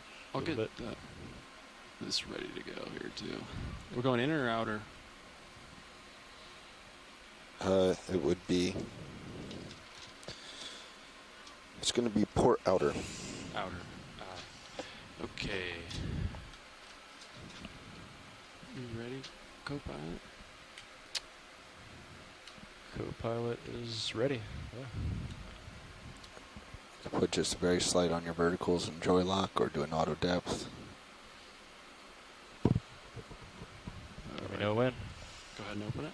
Opening the drawer.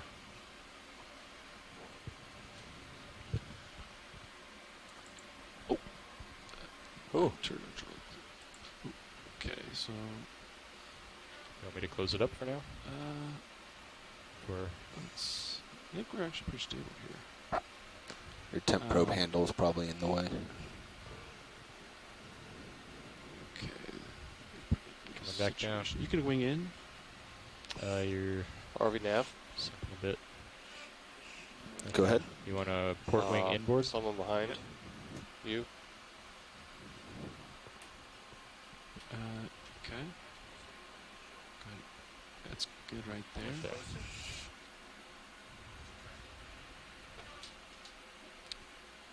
Just be Careful you don't push down on the wing. Copy. You want me to tilt your rotator down? Yep. Okay. Coming down. Holding there.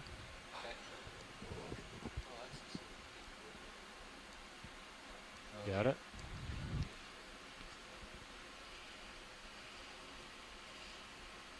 Bringing your port wing outboard.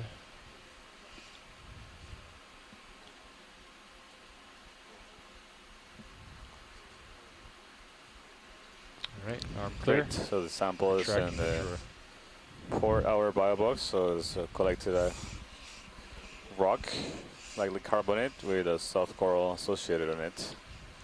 At a depth of 325 meters, specimen 5 geo. All right. Put my camera back on the monitor. You're all set. Thank you. Camera back to you.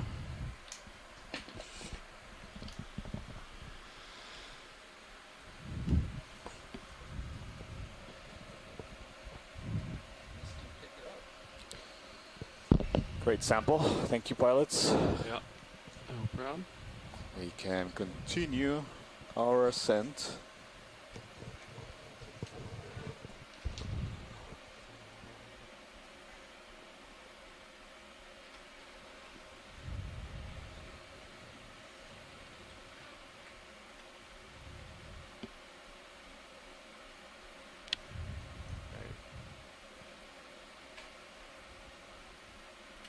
All right, probably get a ship move in, Bobby. I think, let's see, right now There's concern from Bridge that we are getting close to shore here. So CO is just in here. Video come in partial. We'll try to get the fish. Could we get a close-up of this RV fish? nav. This is a new one for the day. Yeah, how are you looking up there? You can The zoom in a CO little bit just more, Vinny? stopped by here to note how close the beach is. Yeah, this is a Pristopomoides zonatus. In Hawaii, it's known as Gindai, part of the Deep about 7 that. How bottom much fish further are complex. you So it's willing to commercially go? valuable. Sorry. There we go.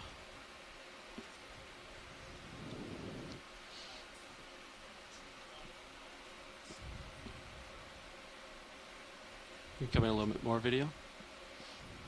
Thank you.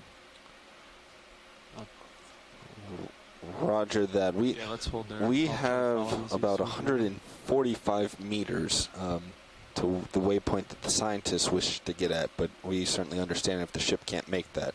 I'm not sure what our conversion is here.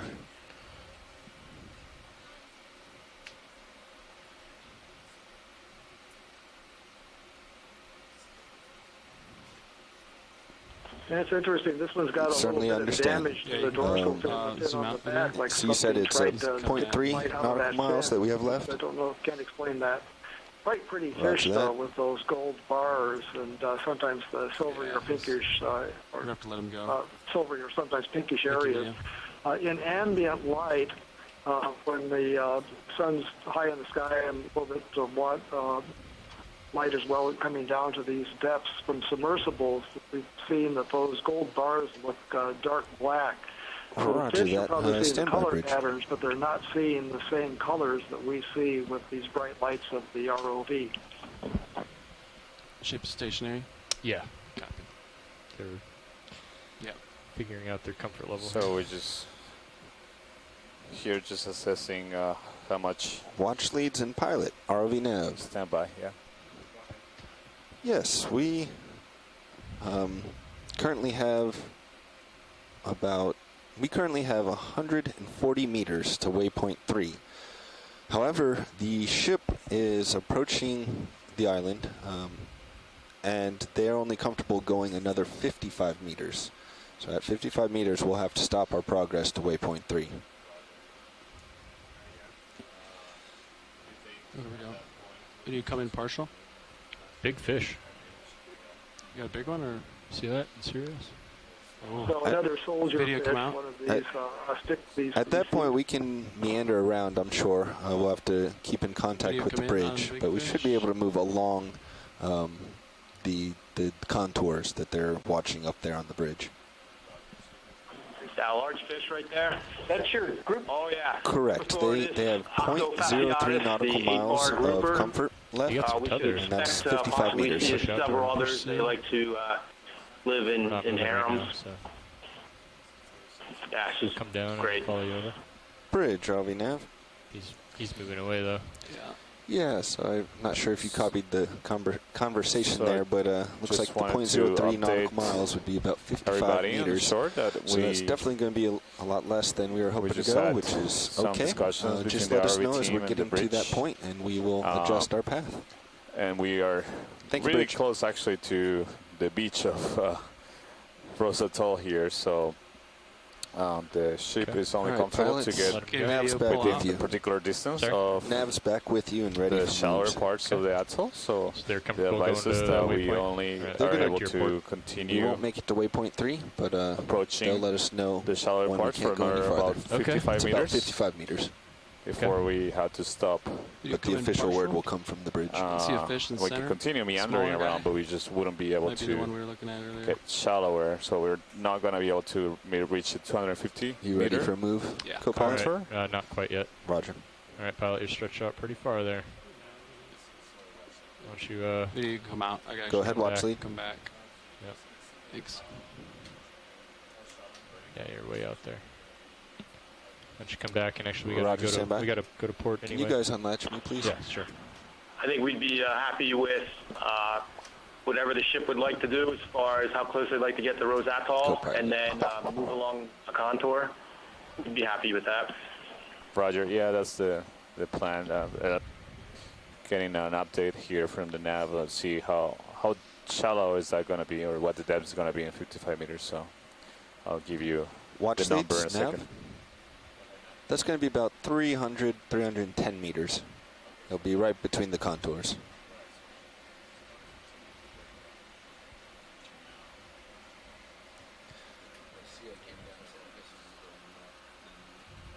All right, I'm gonna line up with the. So it seems like we will be able to get just another 15 meters shallower. 235. So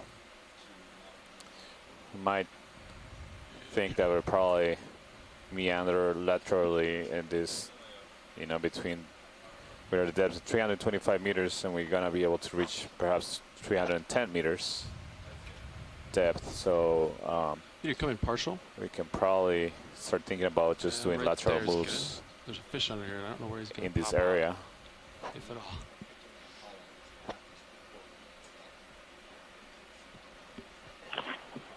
Okay, that's great. We're obviously in some good habitat for bottom fish, so whatever you guys are comfortable with, we're great with. And stay safe. Okay, Betty, you can come out. I Thank think you. He's probably scared. Thank you. Oh, there he is. Go ahead, watch lead.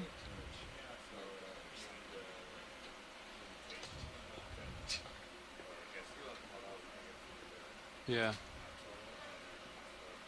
There's a yellow fish right under the ledge, straight in under the lasers. Did you come in? Passed right underneath it. They're coming back and right above the Might get a lasers. move prep, Nev. Say again, co-pilot? We can get a move prepped. Yeah, towards the yeah, limit. I think like 240. Don't be shy. Okay. Do a tether length. So 30 meters, 240? Yeah. So unfortunately, You we're can come in video. not getting a good view of this to tell what it is. Both Chris and I think this might be a wrasse. There are some deep water wrasse species, and there's one that had a yellowish color that I saw on a submersible dive here at Rose Atoll. It's a type of hogfish. Okay, let me know I'm when going you to want me have to to call look it up in. the name. This might be that species. I'm not sure if I can't remember if the one that we saw before had the barred pattern. But Trying as low as I can I'll to look take a up in look, here. see if I can come up with a name. And again, this is guesswork because we can't see the whole fish here. It's in that same genus, but it's a slightly different type. And Go ahead, watch lead. Santiago, can we stay on one of these soft corals that are zooming in on right now. It certainly looks different than the one that was collected to the upper left. Sounds great. I don't know what others think about it.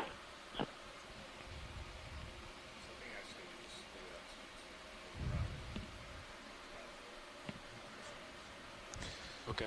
Well, we still have 50 more meters, so 2 more moves till we're at the 300-meter contour. But you can come out. So we got that'll time. take some time.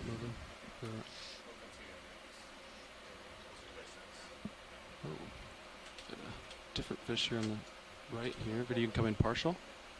There's a lot of kinds of fish here.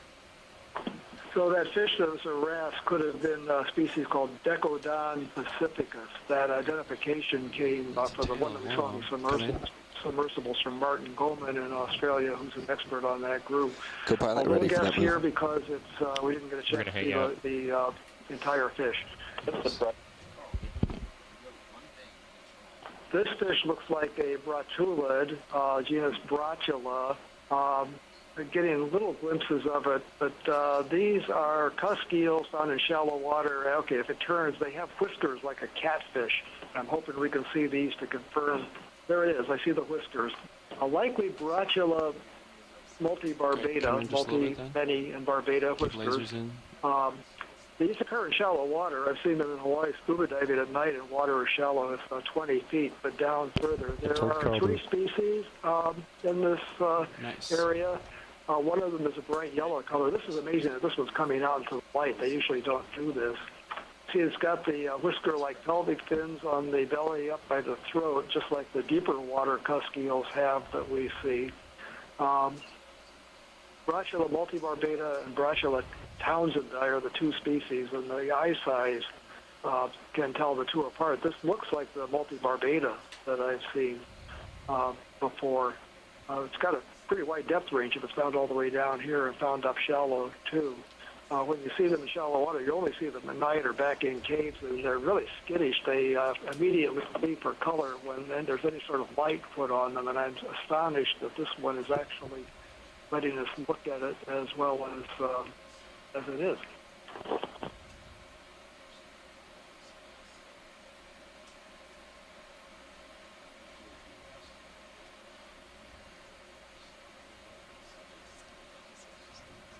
Yeah, we got shimmering going on, I think. Change in pressure, temperature. Yeah, we see a lot of shimmering in the water. So again, more boundaries of density layers of seawater. Yeah. Okay, very interesting to see, but they actually also make it difficult to get a good I'm ready for a move when you guys clear observation of the animals who are interesting here, particularly all the fish that we are seeing and we'll give it a expect to continue seeing at these depths. Bridge, ROV Nav. Yeah, it's a ship move, please. 30 meters, bearing 240, 0.2 knots. Thanks, Vinny. We can come out. I'll have to get closer to him to reduce the shimmering effect, I think. Okay.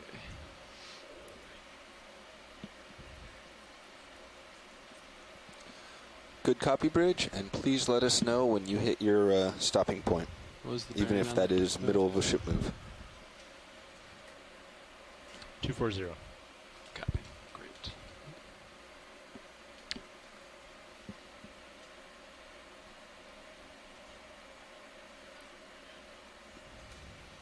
Copy, Bridge.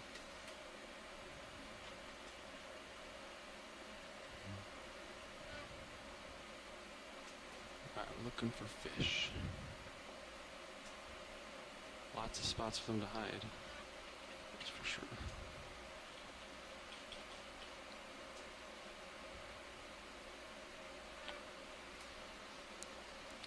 $45 minutes remaining in partial on the bottom. Yeah, some of our fish in the center.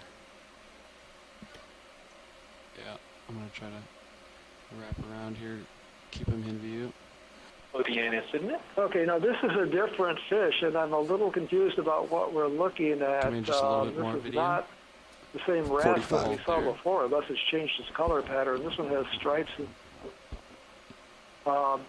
This looks like a genus called Polylepion.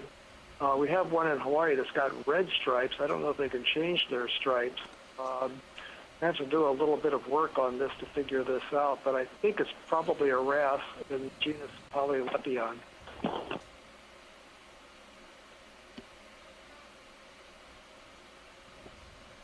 Pull out just a little bit. We've seen a significant diversity of fishes here. Fascinating to be able to see all these animals in the natural habitat and get a good sense of Come full wide.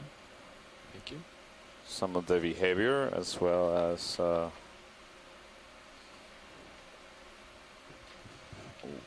their interactions with the surrounding environment. So let's see a different anemone, this pink one right on the right from us. Absolutely. We can just take a quick look before we continue imaging fishes.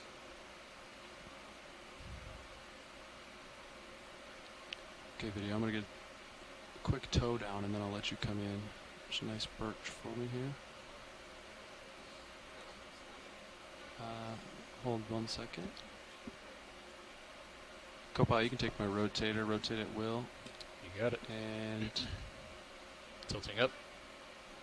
Video, you can come in. You can go in all the way if you want to. Holding there.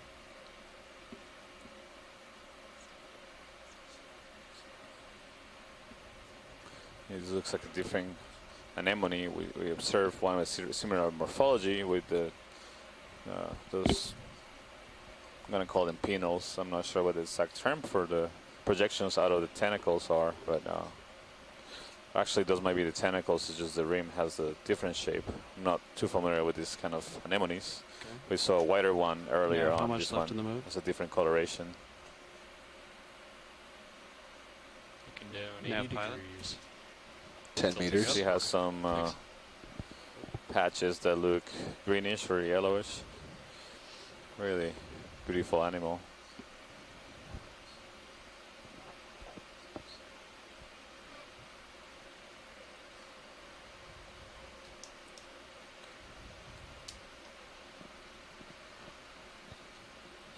Yeah, thank you, Pyle. This is great. I think we can continue with the fishes. Okay, Just was video, curious when you're about this clear, anemone. you can come out. Camera's back to you. Yeah, this is another one of those Isactinarnus, and they can have various different colors to them. We think it's the same thing.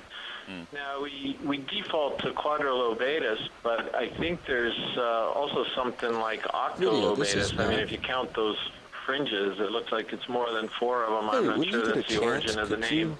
Anyway, turn the iris Isactinarnus, I down think, on is the correct deck on the whole. cameras, actually. Thanks, Chris. Yeah, I'm not. I'm trying to see where that island is. I'm familiar looking at all with at those anemones. starboard HD. I can quickly switch over. 5 copies. Again, as I was mentioning, we entering depths that are a little bit shallow for the typical deep sea fauna, but too deep for the typical shallow water fauna or even the mesophotic fauna. So this is a depth that we rarely get to see, and a lot of the animals that we see look unfamiliar to many of us. Still looking down 70 degrees. Except for the fish. Copy that. Keep moving. Fish seem to be much better characterized at these depths. Whoa! Is that? Oh no! I thought it was a fish. Yeah. I think it's just a geological feature, but I thought Yeah, it does. This is like the 3rd time this dive that I confused a rock for a fish. Perfect. Thank you, video. That's what I was looking You for. see the tail sticking out of where that rock is. Exactly. That's what threw me off.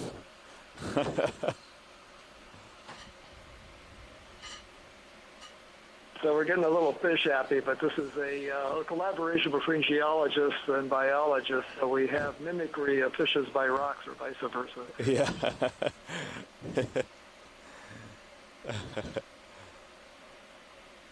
You notice that we lost most of the soft corals now.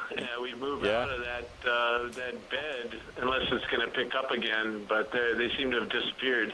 Yeah, I was just about to remark that. Same observation, and we have increased temperature by another degree.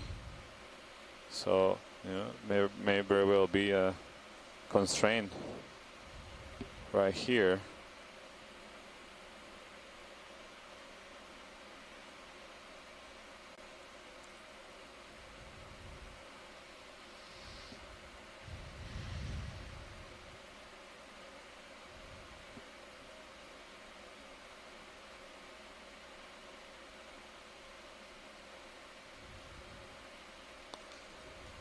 Now we've seen a lot of these yellow, small organisms. Maybe we can take a look at them and let's see if, is that a fish on the, or it's just a rock with, that it looks pink.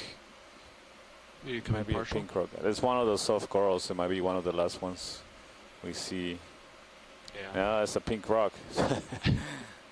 Yeah, so this might be some of those rocks that are covered with pink coralline algae, encrusting algae that found at shallower depths. And actually, these pink rocks actually give the name to Rose Atoll. It was the pink coloration of these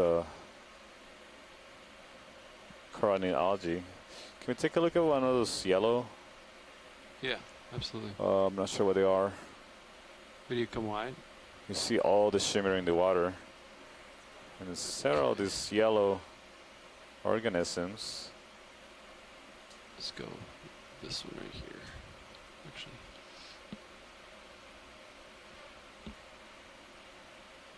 Okay, video, you can start coming in if you want.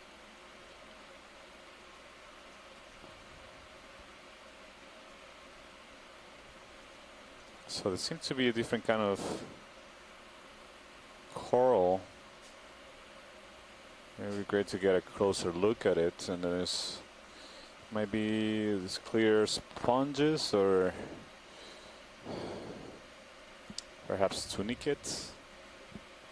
Okay, video, you come in.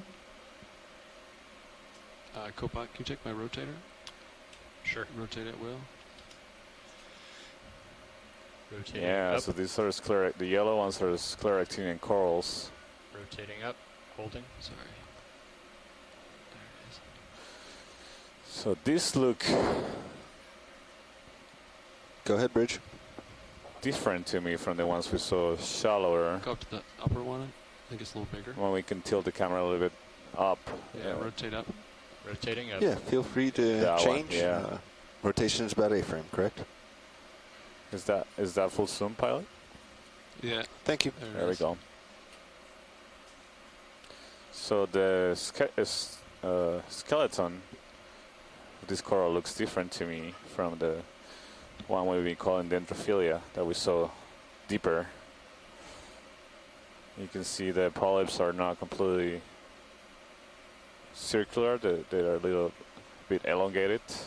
A lot of shimmering here. And this is not growing in that more fan planar disposition of this skeleton, but these are more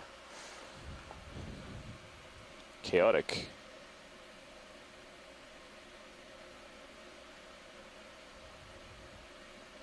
Not really sure what these corals may be. See the yellow, they look like similar in coloration to the deeper ones. But I don't think that color comes from Zooxanthellae. I think it's still at a depth that is not enough light for sufficient photosynthesis for that to be the main strategy here for acquiring Can I turn food. off your starboard manip cam? Oh, you can change it to something else. Actually, yeah, good. Or we could switch over to analog. This might be something different.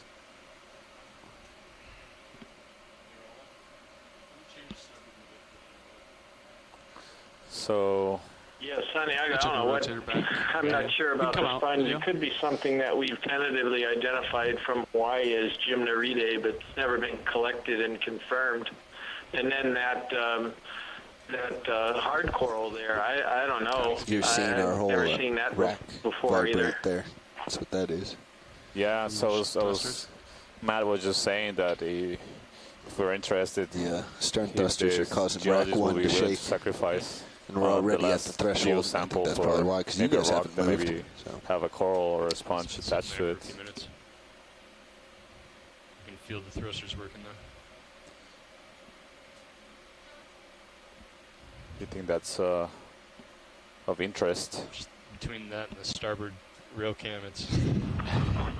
Oh, fish on my. Yeah, it's fish below me. I would certainly vote for that if you would do that. That would be terrific. Yeah. A lot of weird stuff here. It is. Fish come out on the right side. Yep. So I think, should we get lasers on it? imagine that. Lasers coming oh on. wow! Look They're at on, this they're fish. They're on. They are. It's really large. It's going off into your darkness. It's about a meter long. Hypersaurus octofasciatus, the 8-bar grouper. Grouper. The one we saw earlier. Yeah. You're going So backwards, pilot. This is watch lead. Go ahead, watch lead. We're wondering if we could get in position to collect a sample that will have one of those yellow corals or the sponges that we're just seeing. Yep. Or even better if there's both of them on one rock. That'll be excellent. Yeah, I'll talk to my pilots about what options we have. I think we just have a rock box, and I'm worried that if it's getting jostled around on the surface. Boy, if he could get both of them on one rock, that would be amazing. I think both of them are pretty new. Unless, could we double? Okay. Yeah, watch leads. You have to pick which collection you want it to join. The basket star or the rock we just collected. Okay. Okay, video, you can come out. We're going to find a rock. It's got the yellow guy on it.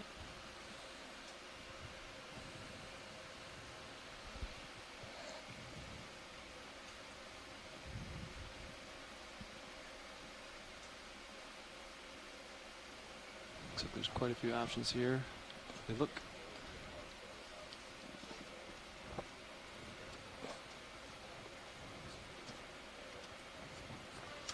So yeah, you're rocking. Yeah, I'll let it. Oh, what am I? Yeah. This probably just needs to be re-enabled. Check your Dutch page. What's the current on them? Here, I'll disable. Are you ready? Or I'll let you do it, pilot. Stand by one, yeah.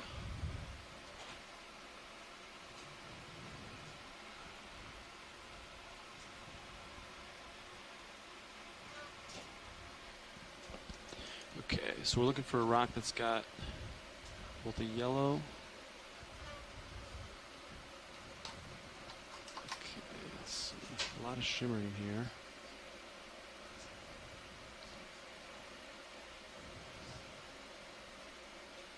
I'm going to come back to center up with you, Dan. I floated to starboard. Sounds good. We're not moving or anything, so it's okay.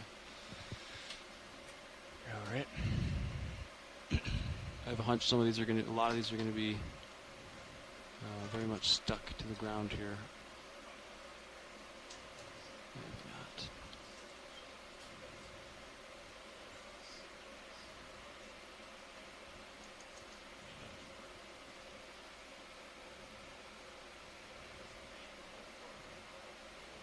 Okay. A lot of options.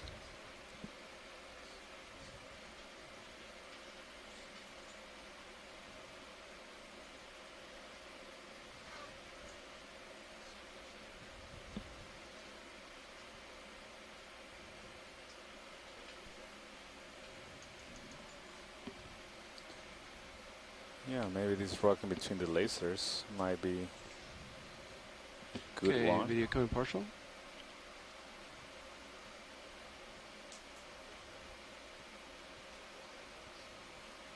Well, there's actually sponges growing on the corals. Holding. So this will be, I don't know. Problem is that these corals are quite brittle.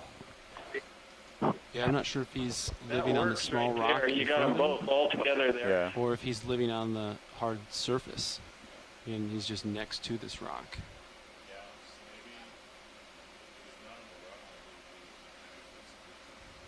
I was going to say you could just scoop Scoop along the along rocks and get the coral and sponge. Okay, video. Let's zoom out to see lasers, just so we get an idea how big this is. So this is quite a big. That's a big scoop. That's bigger than our scoop, actually. If I'm going for the rock and the, we could scoop the. Yeah, we could scoop part of the yellow guy. Probably not with the rock, though. Okay, that is okay. Copy. Yeah, we'll try. I think maybe the best way to collect this will be with the scoop. Video come wide. Thank you. Okay. I'll set up for this guy. Situation. See how you're pressing down pretty hard on the verts, and then your back end is coming down, yeah. Pushing down. There's a little bit of current, so I just. So again, a lot of the I think if you invertebrate animals that we see downward and a little bit forward right now wedge are you into quite alien, even something in for front of you. marine biologists that have spent their careers working in deep sea environments. All right, co-pilot, can you hit my joy lock? Or shallow water environments. We have some experts also that have had a lot of experience in shallow water and also mesophotic reefs. And really, it's just yeah. My problem is I had to switch it. I gave you HD version, and I had to switch it off. So making the final second, when you're at press that now, range, I have to first make a that is conversion. normally not So a you're range looking at that what we was in the target converter before I in deep sea selected that. observations. Thank you, Roland. Or in shallow water scuba diving work. I think I might just video swap it out. The conditions here change rapidly, so there's rapid transitions in temperature and often associated with environmental transitions in things like oxygen I think I and must just grab it and cradle. Try it. Watch the pilot. salinity. I'm thinking I'm just going to grab it with the fingers, cradle it, and then bring it in. Does that sound like a plan, or is it very, very brittle where it'll break and fall out of my fingers?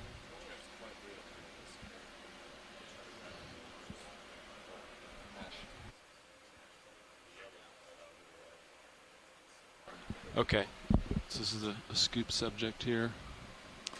Yeah, the only way I think you could get it is get the rock base and then cradle it over. But if you can't get the rock, it's probably going to fall apart. Okay. Right. So yeah, we can try the scoop method here. We had good success with the scoop and a similar kind of coral at the second dive. Copilot, can we hydraulics? You got it. And then can you get Mini Zeus? So for the fish, Zeus coming up.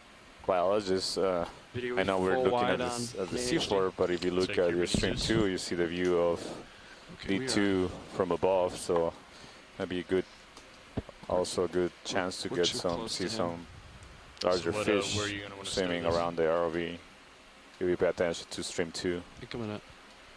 We'll talk about stowing in a second, but I'm too close to him. He's gonna be kind of. Will we attempt this collection? It's up to you.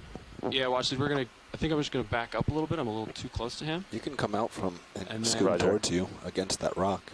and then we're gonna try to scoop it. Sounds good. You may want to scoop towards yourself. Okay.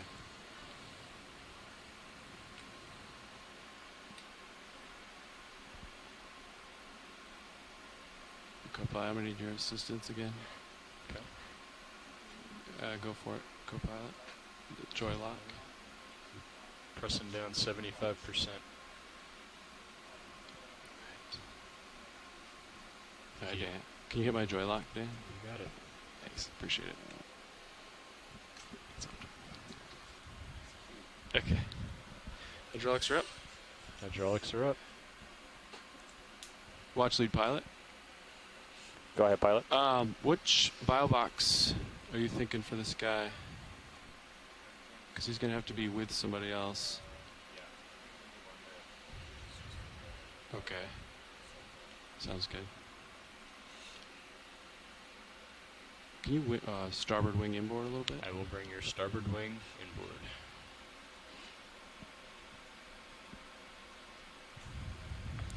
We're going to That's try good to right collect this association of substrate and coral and sponge that we see here. So be an excellent sample to get a good representation of both the geology and biology of this depth. At this depth, 314 meters. You see, we move. Every time we move about 5 meters, 10 meters in depth, we see a really marked change in the biological communities, as well as the terrain has been changing a lot.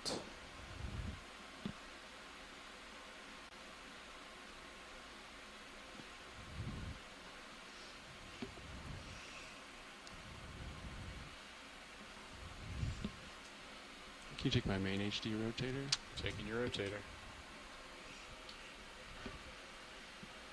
Where would you like it? Let's see, we've got a couple options. Just rotate up a little bit. Rotating up. Holding there.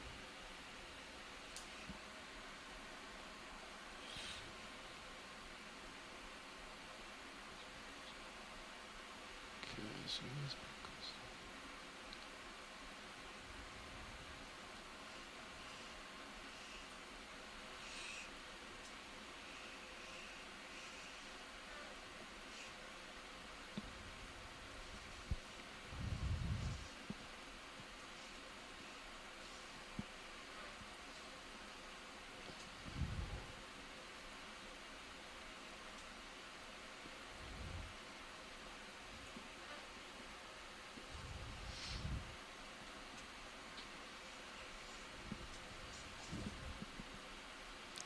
Where are you scooping there? Make use of the scoop tool. That has been a good tool to collect scleractinian corals in the past. So I think this will be a good use of the I tool. want my wrist for the scoop. Try to grab it with the claw or the arm. I think it will be hard since it'll probably crumble.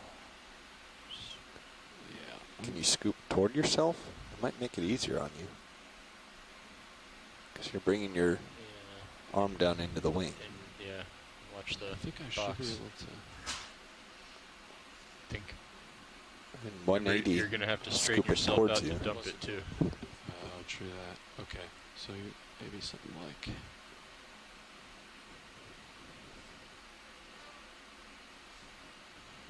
Yeah, shoulder. Right, there you go. Yeah, kind of that angle. I'm going to tilt up on Minnie's just for you. See how your wrist is there. Yeah. So my wrist is bound up. Basically. So how do I get angled? Can you straighten out your wrist? Because then you can use your wrist later to give you angle.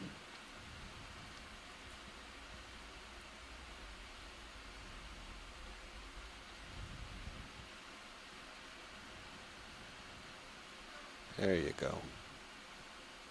Just gotta figure out the scoop guy, huh? Tilting down. Holding there.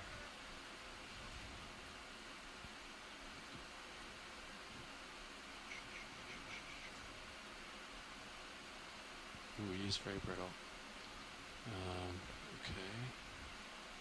Well, Hold on. The rock. It looks like that rock is connected to the sponge, so you might be able to go back to your original plan and just pick up that rock and drop it in. I agree. Didn't seem like it was attached, but after you moved it, it's clear that it's attached. So be careful not to push down too hard, especially since you have it inboard. Wing inboard. Copy. I don't know if you've seen.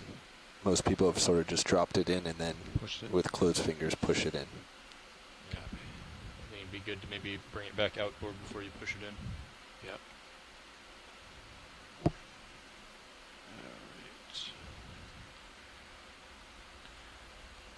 Yeah, the coral should be fine. Gonna Since bring your with starboard these wing outboard. temperatures, it's used to warm temperatures, so the cooking effect, the shallowest water should be minimized.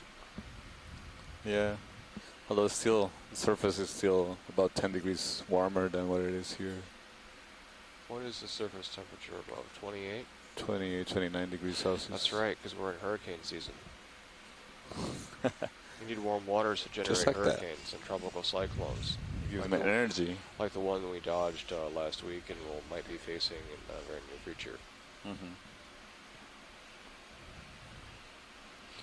I like this a lot better. Way more comfortable with this. So which box are you going to want this in?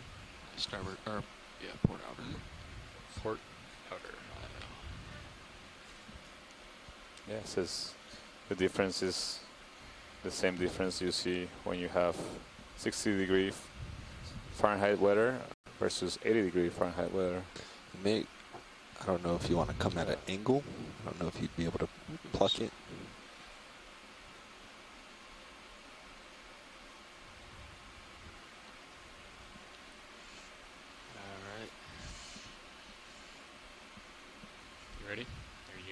at it first? Take a look at it first. Okay. Okay, you can rotate up. I think you have my rotator. Coming up. Video, or you you could come in on this. Ah, nice. Or I could bring it down. Yeah. Or you could have it, if you want more light, you can bring it out with it too. Okay.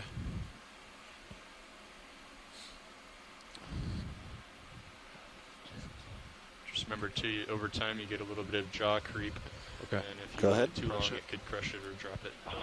That's great. video. You got them both. And you even got a token of rock for Matt. Oh, excuse me. This is a rock sample. Dan.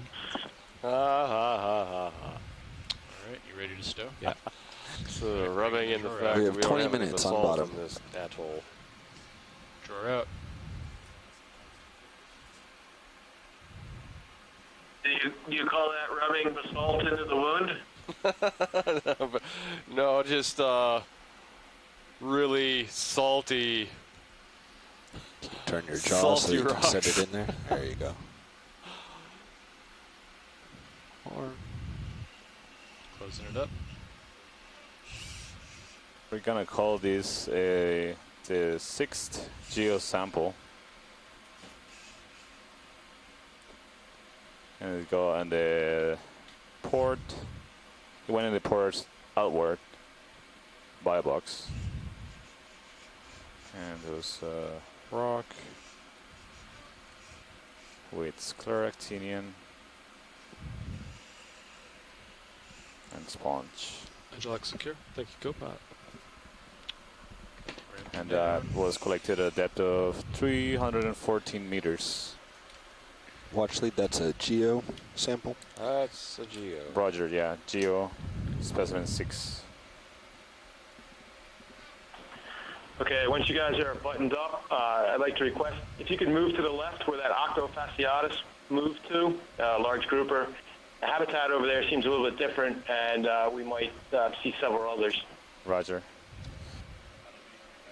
Yeah, I'll come to port here. Come left.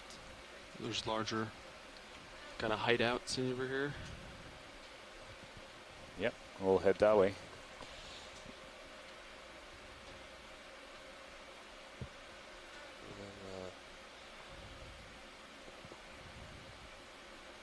A little bit higher for hurricanes, but not much. We need more energy. Oh no, north or south you need.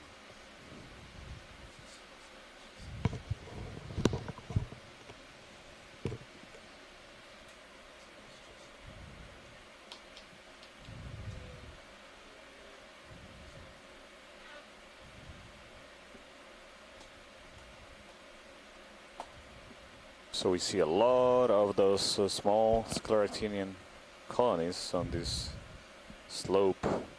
Seem to be quite abundant, so replacing those soft corals that we're just seeing just about 10 meters deeper. As this yellow scleractinians are very abundant here. Okay, yeah, that's the edge.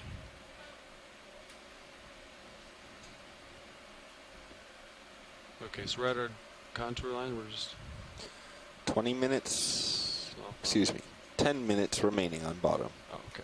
Understood. Okay, video coming partial. You said 10 minutes? Yes, watch lead, 10 minutes. Roger. So we have about 10 minutes remaining on the bottom.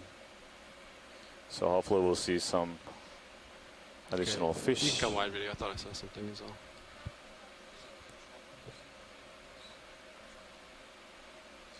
Yeah, so if we just kind of cruise along this contour, that would be good. Thank you.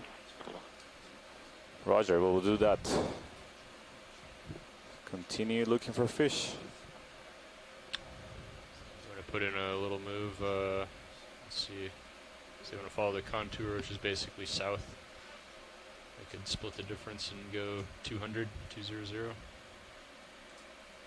want to go south or northwest?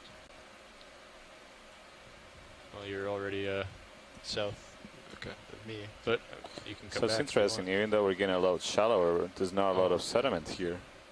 Only small pockets where there's depressions in the rock, so. Copy. In fact, I think we saw larger aggregations of sediment deeper. Might be that it gets periodically washed off by currents here. Or are they still doing a heading change? It's really more like sand here. It's coarse sediment. I think that was a heading change. Didn't she say she was going to bring it over to 050? Right? About the A-frame? Looks like a fish on top of the rock on the left there, and that's also the kind of habitat where there would be more fish. We'd think that might even be a home base for the grouper that we saw. I can't hear you. Huh. Do you want to move? Video can come in. Yeah, this fish is quite a ways away from me, and at the end of my leash. 20 meters, might be some 20 meters at 080. If you have video, you can come in. We can try to get them. Bridge, RV nav. We're gonna have to move the shape. We can move a little bit 20 to reach meters those at rocks. 080. Pretty far out there. Yeah. So why don't you come back, because we're putting it move that way. But stand by one bridge. 080. we could look at something a little So there was closer. a soldier fish, another one of these stick-these species under the rock Bridge, on the left. Yeah, there is a fish in the distance between the two rocks that went kind of underneath the one on the right. Due south. 0.2 I'm not sure the thing that we saw on top of the rock is actually a fish. It's something else. We'll be taking a closer look. I just need to move the ship a little bit, as well as the so I would look at something other vehicle right now. Maybe you can see in Sirius and the second screen, and the Sirius view, you see that the tether from Sirius to the ROV is fully stretched. So it's just out of the reach of view of the ROV at the moment. But we're headed that way. Maybe we can just explore this area laterally a little bit while we wait for the last, probably the last move with dive. Still pretty far out there. Copy.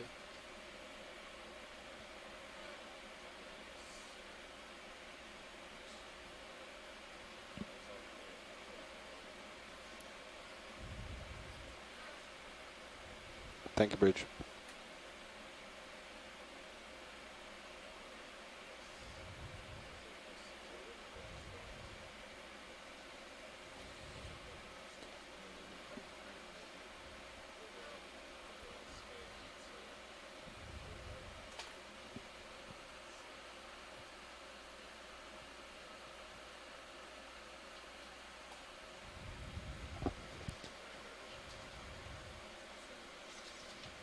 Pilot's watch leads. Yeah, I'll come back and get the sea star. About 5 minutes remaining. Go ahead. Yeah. Thank you, Nav. Thanks. Yeah, so we are just being advised we only have 5 minutes remaining on this dive. Maybe we can image this sea star right here. And so the substrate here looks a little pink to me.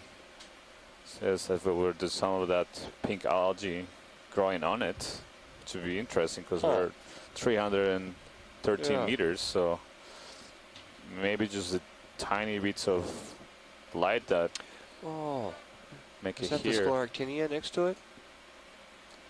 What do you mean? Which one? The yellow? Next to it.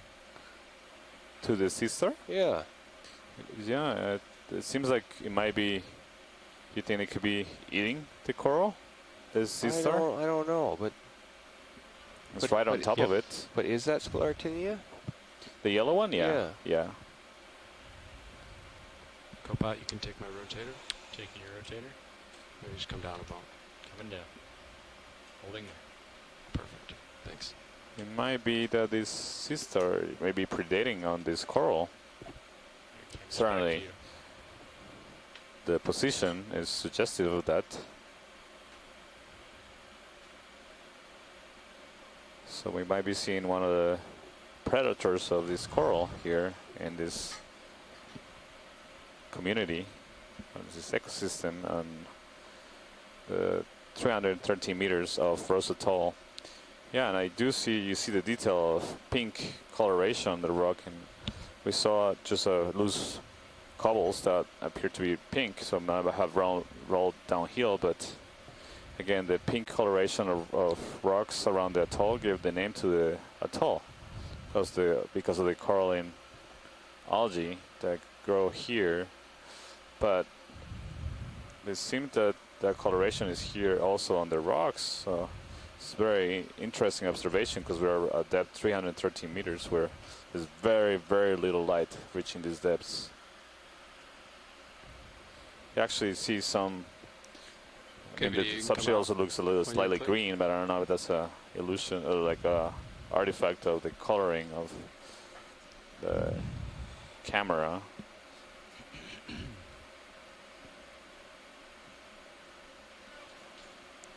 So might be right at the boundary. It seems like we're right at the boundary where there's just barely enough light to carry minimum levels of photosynthesis.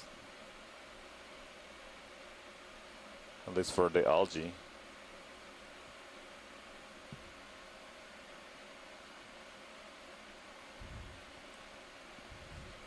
We might be seeing the deepest part of the depth distribution. Pilots, once you get around this rock, it's time to get in formation. Copy that. So we're going to take a look around this rock before we have to get ready for... Thank you, Bridge.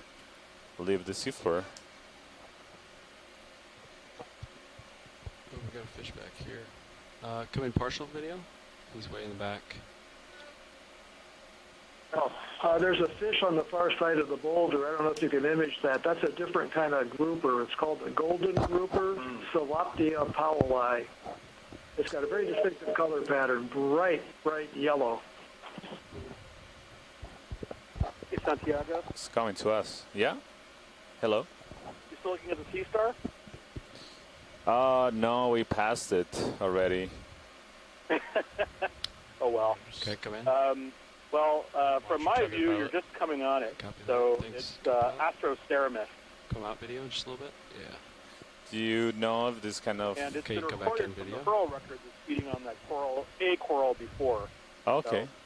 So, there you go. Great, thank you. Thanks for... Shy.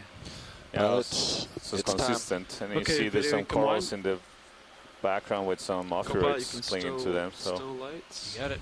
Just getting a glimpse again of continuously in the transition, the faunas here as 309 meters. Watch sleep, or be Nav. Go ahead, Nav. Yep, unfortunately it's that time. That time again. I hate it when that time happens. Yep. Well, it seems like we had to leave the bottom, but this is a really great dive, and thank you, pilots, and for a great job today. And everybody that joined us, we had a really interesting dive today. We started at a depth of close to 700 meters, and we went upslope on a ridge on the eastern side of Atoll, and we just were constantly seeing really interesting transitions of fauna. So well-defined layers of the distribution of the species that were likely associated with the change in environmental parameters, particularly temperature, as we went to shallower areas approaching the top of, or really the atoll, top of the Rose Atoll. Turn to port. We saw perhaps some exposed basalt of the underlying geological structure of this basically old seamount, or becoming a seamount, old volcano. But for most of the dive, we were seeing the substrate we were seeing is carbonate that was likely created by reefs that at some point in history which were much more shallower as the island and now atoll was being subsided, so it just basically was sinking as the rock cooled, and also the tectonic plate that where this volcano was sitting on also cool. That's a process that happens. Okay. All right. And we ended up in a really interesting tethers area where we're seeing a lot of front end. So if you stay stretched out, fishes he's that be giving are you tethers of commercial interest that are rarely seen in their natural habitats like this. And also made really interesting observations of really unusual animals at the shallower depths of the dive, and made some really valuable observations and collections. And we look forward to taking a look at those samples that we just collected. Yes, I should be back 15 on the minutes boat to 50 meters. in 15 minutes or less. Negative. The vehicles are still on bottom. We just want the announcement. So wanted to invite the scientists on the line to join us in the brief discussion that we might have about tomorrow's dive. Get to the bottom of the bubble. We're not gonna have a lot of time to do this. All right, calling you off bottom. Since the transit or the time is gonna take for the vehicles to get back on the ship and for us to collect the samples from the vehicles will be very short. But maybe if you are interested in continuing the conversation, we can do it after we process the samples later tonight. So maybe I can describe quickly what the plan for tomorrow is. Maybe we can your lake pool. have enough time to get one of the coming up a little bit. Mapping team show us a map of tomorrow's feature, but right now we are planning on dive on seamount that is to the east of us, southeast of us, southeast. So maybe Matt can tell us a little bit more about that. About 110 nautical miles from here. It'll be a long steam. If you want to start coming ahead a half mile underground. May relate to the older portion of the Cook Austral hotspot that comes up. Cook Austral hotspot Z-bias now, maintaining that generated seamounts that have heading out. since So been just- rafted you got into 50% the region forward way on, of and just Samoa go down to like 20. as a result of motion of the Pacific Plate over The more time. forward way you have on, the less efficient west-northwest birds are. motion. Copy. So we'd sure like to get an ID on these seamounts to see if we are looking at the older portion of the Cook Austral hotspots. Yeah, there's something the Samoan region. about So the get some samples. way the prop wash affects the And, efficiency of the thruster. so we can Or age if you date have a them. lot of forward way on. Older birds ages will don't be give you as much consistent thrust. with the Cook Austral So Jeff origin. was saying a while back. We'll also look at the So the geochemical more forward signatures way of on, these the lava. less thrust you'll So have, tomorrow will be a deep dive, going down about Doesn't sound 4 right to you? kilometers. So it'll be a long transit there and back with a deep Seems dive. good. So I'm a little fast. hopefully we'll get a few Pretty hours on the Charlie bottom. Nav. Yeah, the vehicles are now off bottom, so So we if can anybody's go into around our that wants standard to recovery discuss mode following the 15-minute call-out. So that would dive be tomorrow. disable port prop, port rudder, change center rotation, and prepare to transfer control to the aft station. We can go half knot through the water. Feel A lot of open mics and all. I don't know if you're trying to Thank talk you. to us And out can you here, also but make it's sure really you're hard listening to hear. to Decade? Yeah, it sounds like someone's got a TV or radio on in the background. So if we're doing a half a knot through the water, you're probably going to be, the ship will be drifting Santiago, I don't know if you still can south, hear and you're going to me. start to swim to your Seems to be a starboard lot of side. voices while the vessels are coming up. Could you maybe Well, if we're drifting south, comment gonna swing. on why, Okay. like every 10 to 15, 20 meters of depth, the animals are completely changing? Yeah, so we, as I was mentioning, we do see a very drastic change in the around. temperature, Going up 30 particularly meters per as we minute. get shallower. Because as we approach the surface, we see this area that we call the thermocline, where there's a very rapid change in temperature that occurs from the cold deep waters to the warm water. So you can get these very narrow bands of temperature and density that constrain the distribution of animals that may adapt to live in those particular narrow ranges. So the most likely explanation is that those rapid changes in temperature particularly are constraining those distributions in very narrow bands for many species. Nav, dive super, comms check. Dive super nav, loud and clear. Loud and clear, Nav. Pilot, dive super, comms check. Dive super, this is Pilot. I got you loud and clear. Loud and clear, Pilot. So right now we're Bridge, trying dive to bring super, in comms the check. stream I have you tree, loud and clear. the Loud and clear, bridge. multi-beam map Deck, dive data super, comms check. for tomorrow's Loud and clear, dive deck. on Seamount D. Copy that, big time. So you should be able to see it momentarily in the stream tree Thank you. Yeah, thanks to you, Matthias, for joining us today.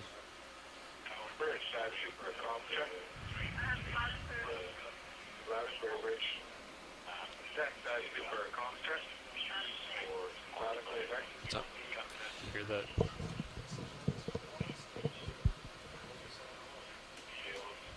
Couldn't hear, did you hear Dev Super on deck A? Yeah. Doing all the comms checks? Yeah. Oh.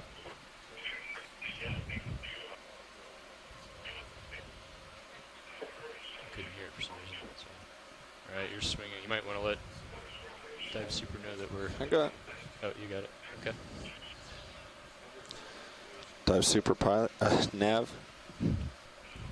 Habits. Yes, pilot nav. Yeah, as you'd expect when you stop by here, we're definitely heading straight south. Vehicles are streaming hard to port side.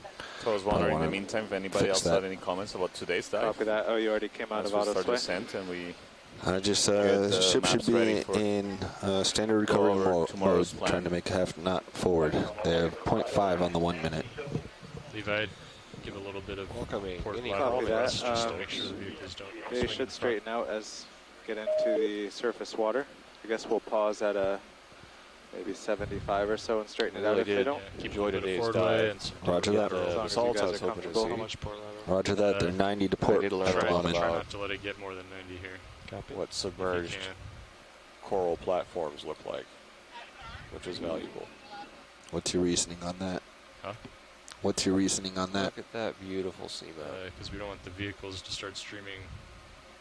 You know, we don't want D2 to be ahead. So right now in Sirius. stream 3, you can now see the option is make more forward way through the water. mapping data from the north forward and Well, east if he doesn't, part if he doesn't do of anything, Bobby, he's going to Simon swing D. out So the target that we are going to That's dive what's on, happening. or plan to dive on tomorrow. We're not heading that direction. And though, so we guys. attempted a dive on this For Simon. recovery? I believe it was a fourth dive. We're not at the moment. Yeah. we're not Your going. vehicles are going to Unfortunately, swing after we put the south vehicles in we're the not water, we going had half to an recover through water right now. Are we? because the Are we weather nav? started to And deteriorate. this is Bridge. Go ahead, Bridge. Yes, we have We had to a vector of a abort stern, the dive which and is move north, and we bringing spent us several closer days to the island than doing we dives want to in be. the northern part of America. Do we have a solution of maybe going Now we're faster back south and and thrusting hoping to we will port to counteract basically the ROV getting follow so far the original dive plan that we on our had port? Because I see on high pack it's pretty for far that to port. dive. Over. Dive Super Nav, do you want to take that? Yeah, I think you could have them come ahead, 0.75 through the water and start thrusting to port of it. Bridge, do you copy? I copy. Do you want that taken care of at the bridge or at the aft station? We'll always do it at the bridge while you have control. You copy that. So watch your Dive Delta Super, this is pilot. Winch. I'm gonna Go slow ahead, down a Winch. bit. This Thanks. looks I a just lot wanted to like do a comms Utu's check. seamount. Oh, yep. Good copy, It Winch. has the I'll be loud and clear, too. pancake features Slow at the down to base, 15 meters per minute. the steep sided, and the steep sides on top of that. It is Dive just suit bridge remarkably like Utu's and seamount. RV I feel net. like what we're seeing here is Go Bridge. yeah. And also, how do you guys feel they about also going look to a lot heading like of this as 1? well, didn't it? Let's With the play steep that. sides. 0, 1, 0. I wonder if it has a central Directly to the current. crater. So that we get some good Yeah, we streaming missed that. and Yeah. if we do move astern, we'll It'd have be a nice little bit more tomorrow leeway. when we transit back. Over. If we can map out the top of it, just go over the top of it, maybe. ROV Nav is comfortable with that move. Dive Soup? Early. You're So I was not. wondering if we yeah. had a few hours to spare on this That's a, expedition. That's really good news to hear. Sounds like a good plan to me. Yes, I was muted. All right, sorry. I'm coming port We should to get a here heading with a of couple 0, hours to 1, spare. 0 directly into Oh, the yeah, current yeah. We're going to spend to our get time better here. streaming. We're going to beat feet to get to the seamount so that we can ROV Nav hopefully, copies. Take it off the list So for the ship's 1704 mapping. So The we're reason all I'm the way out hesitant to have you guys lateral so hard is because that I just affects found what it we're on seeing dive out tracks, here so- on high pack. Right, but I mean, we're- I understand why you're doing it, Yeah, but so it's hard we to judge did the streaming have if a you guys dive put in plan. 60 lateral on, right? The original dive plan for at that 100 dive meters, forward we that really we don't had want to to have the D2 abort. I know, but if you're correcting that We're just with pulling that up so you can see it, and maybe we can just talk over it.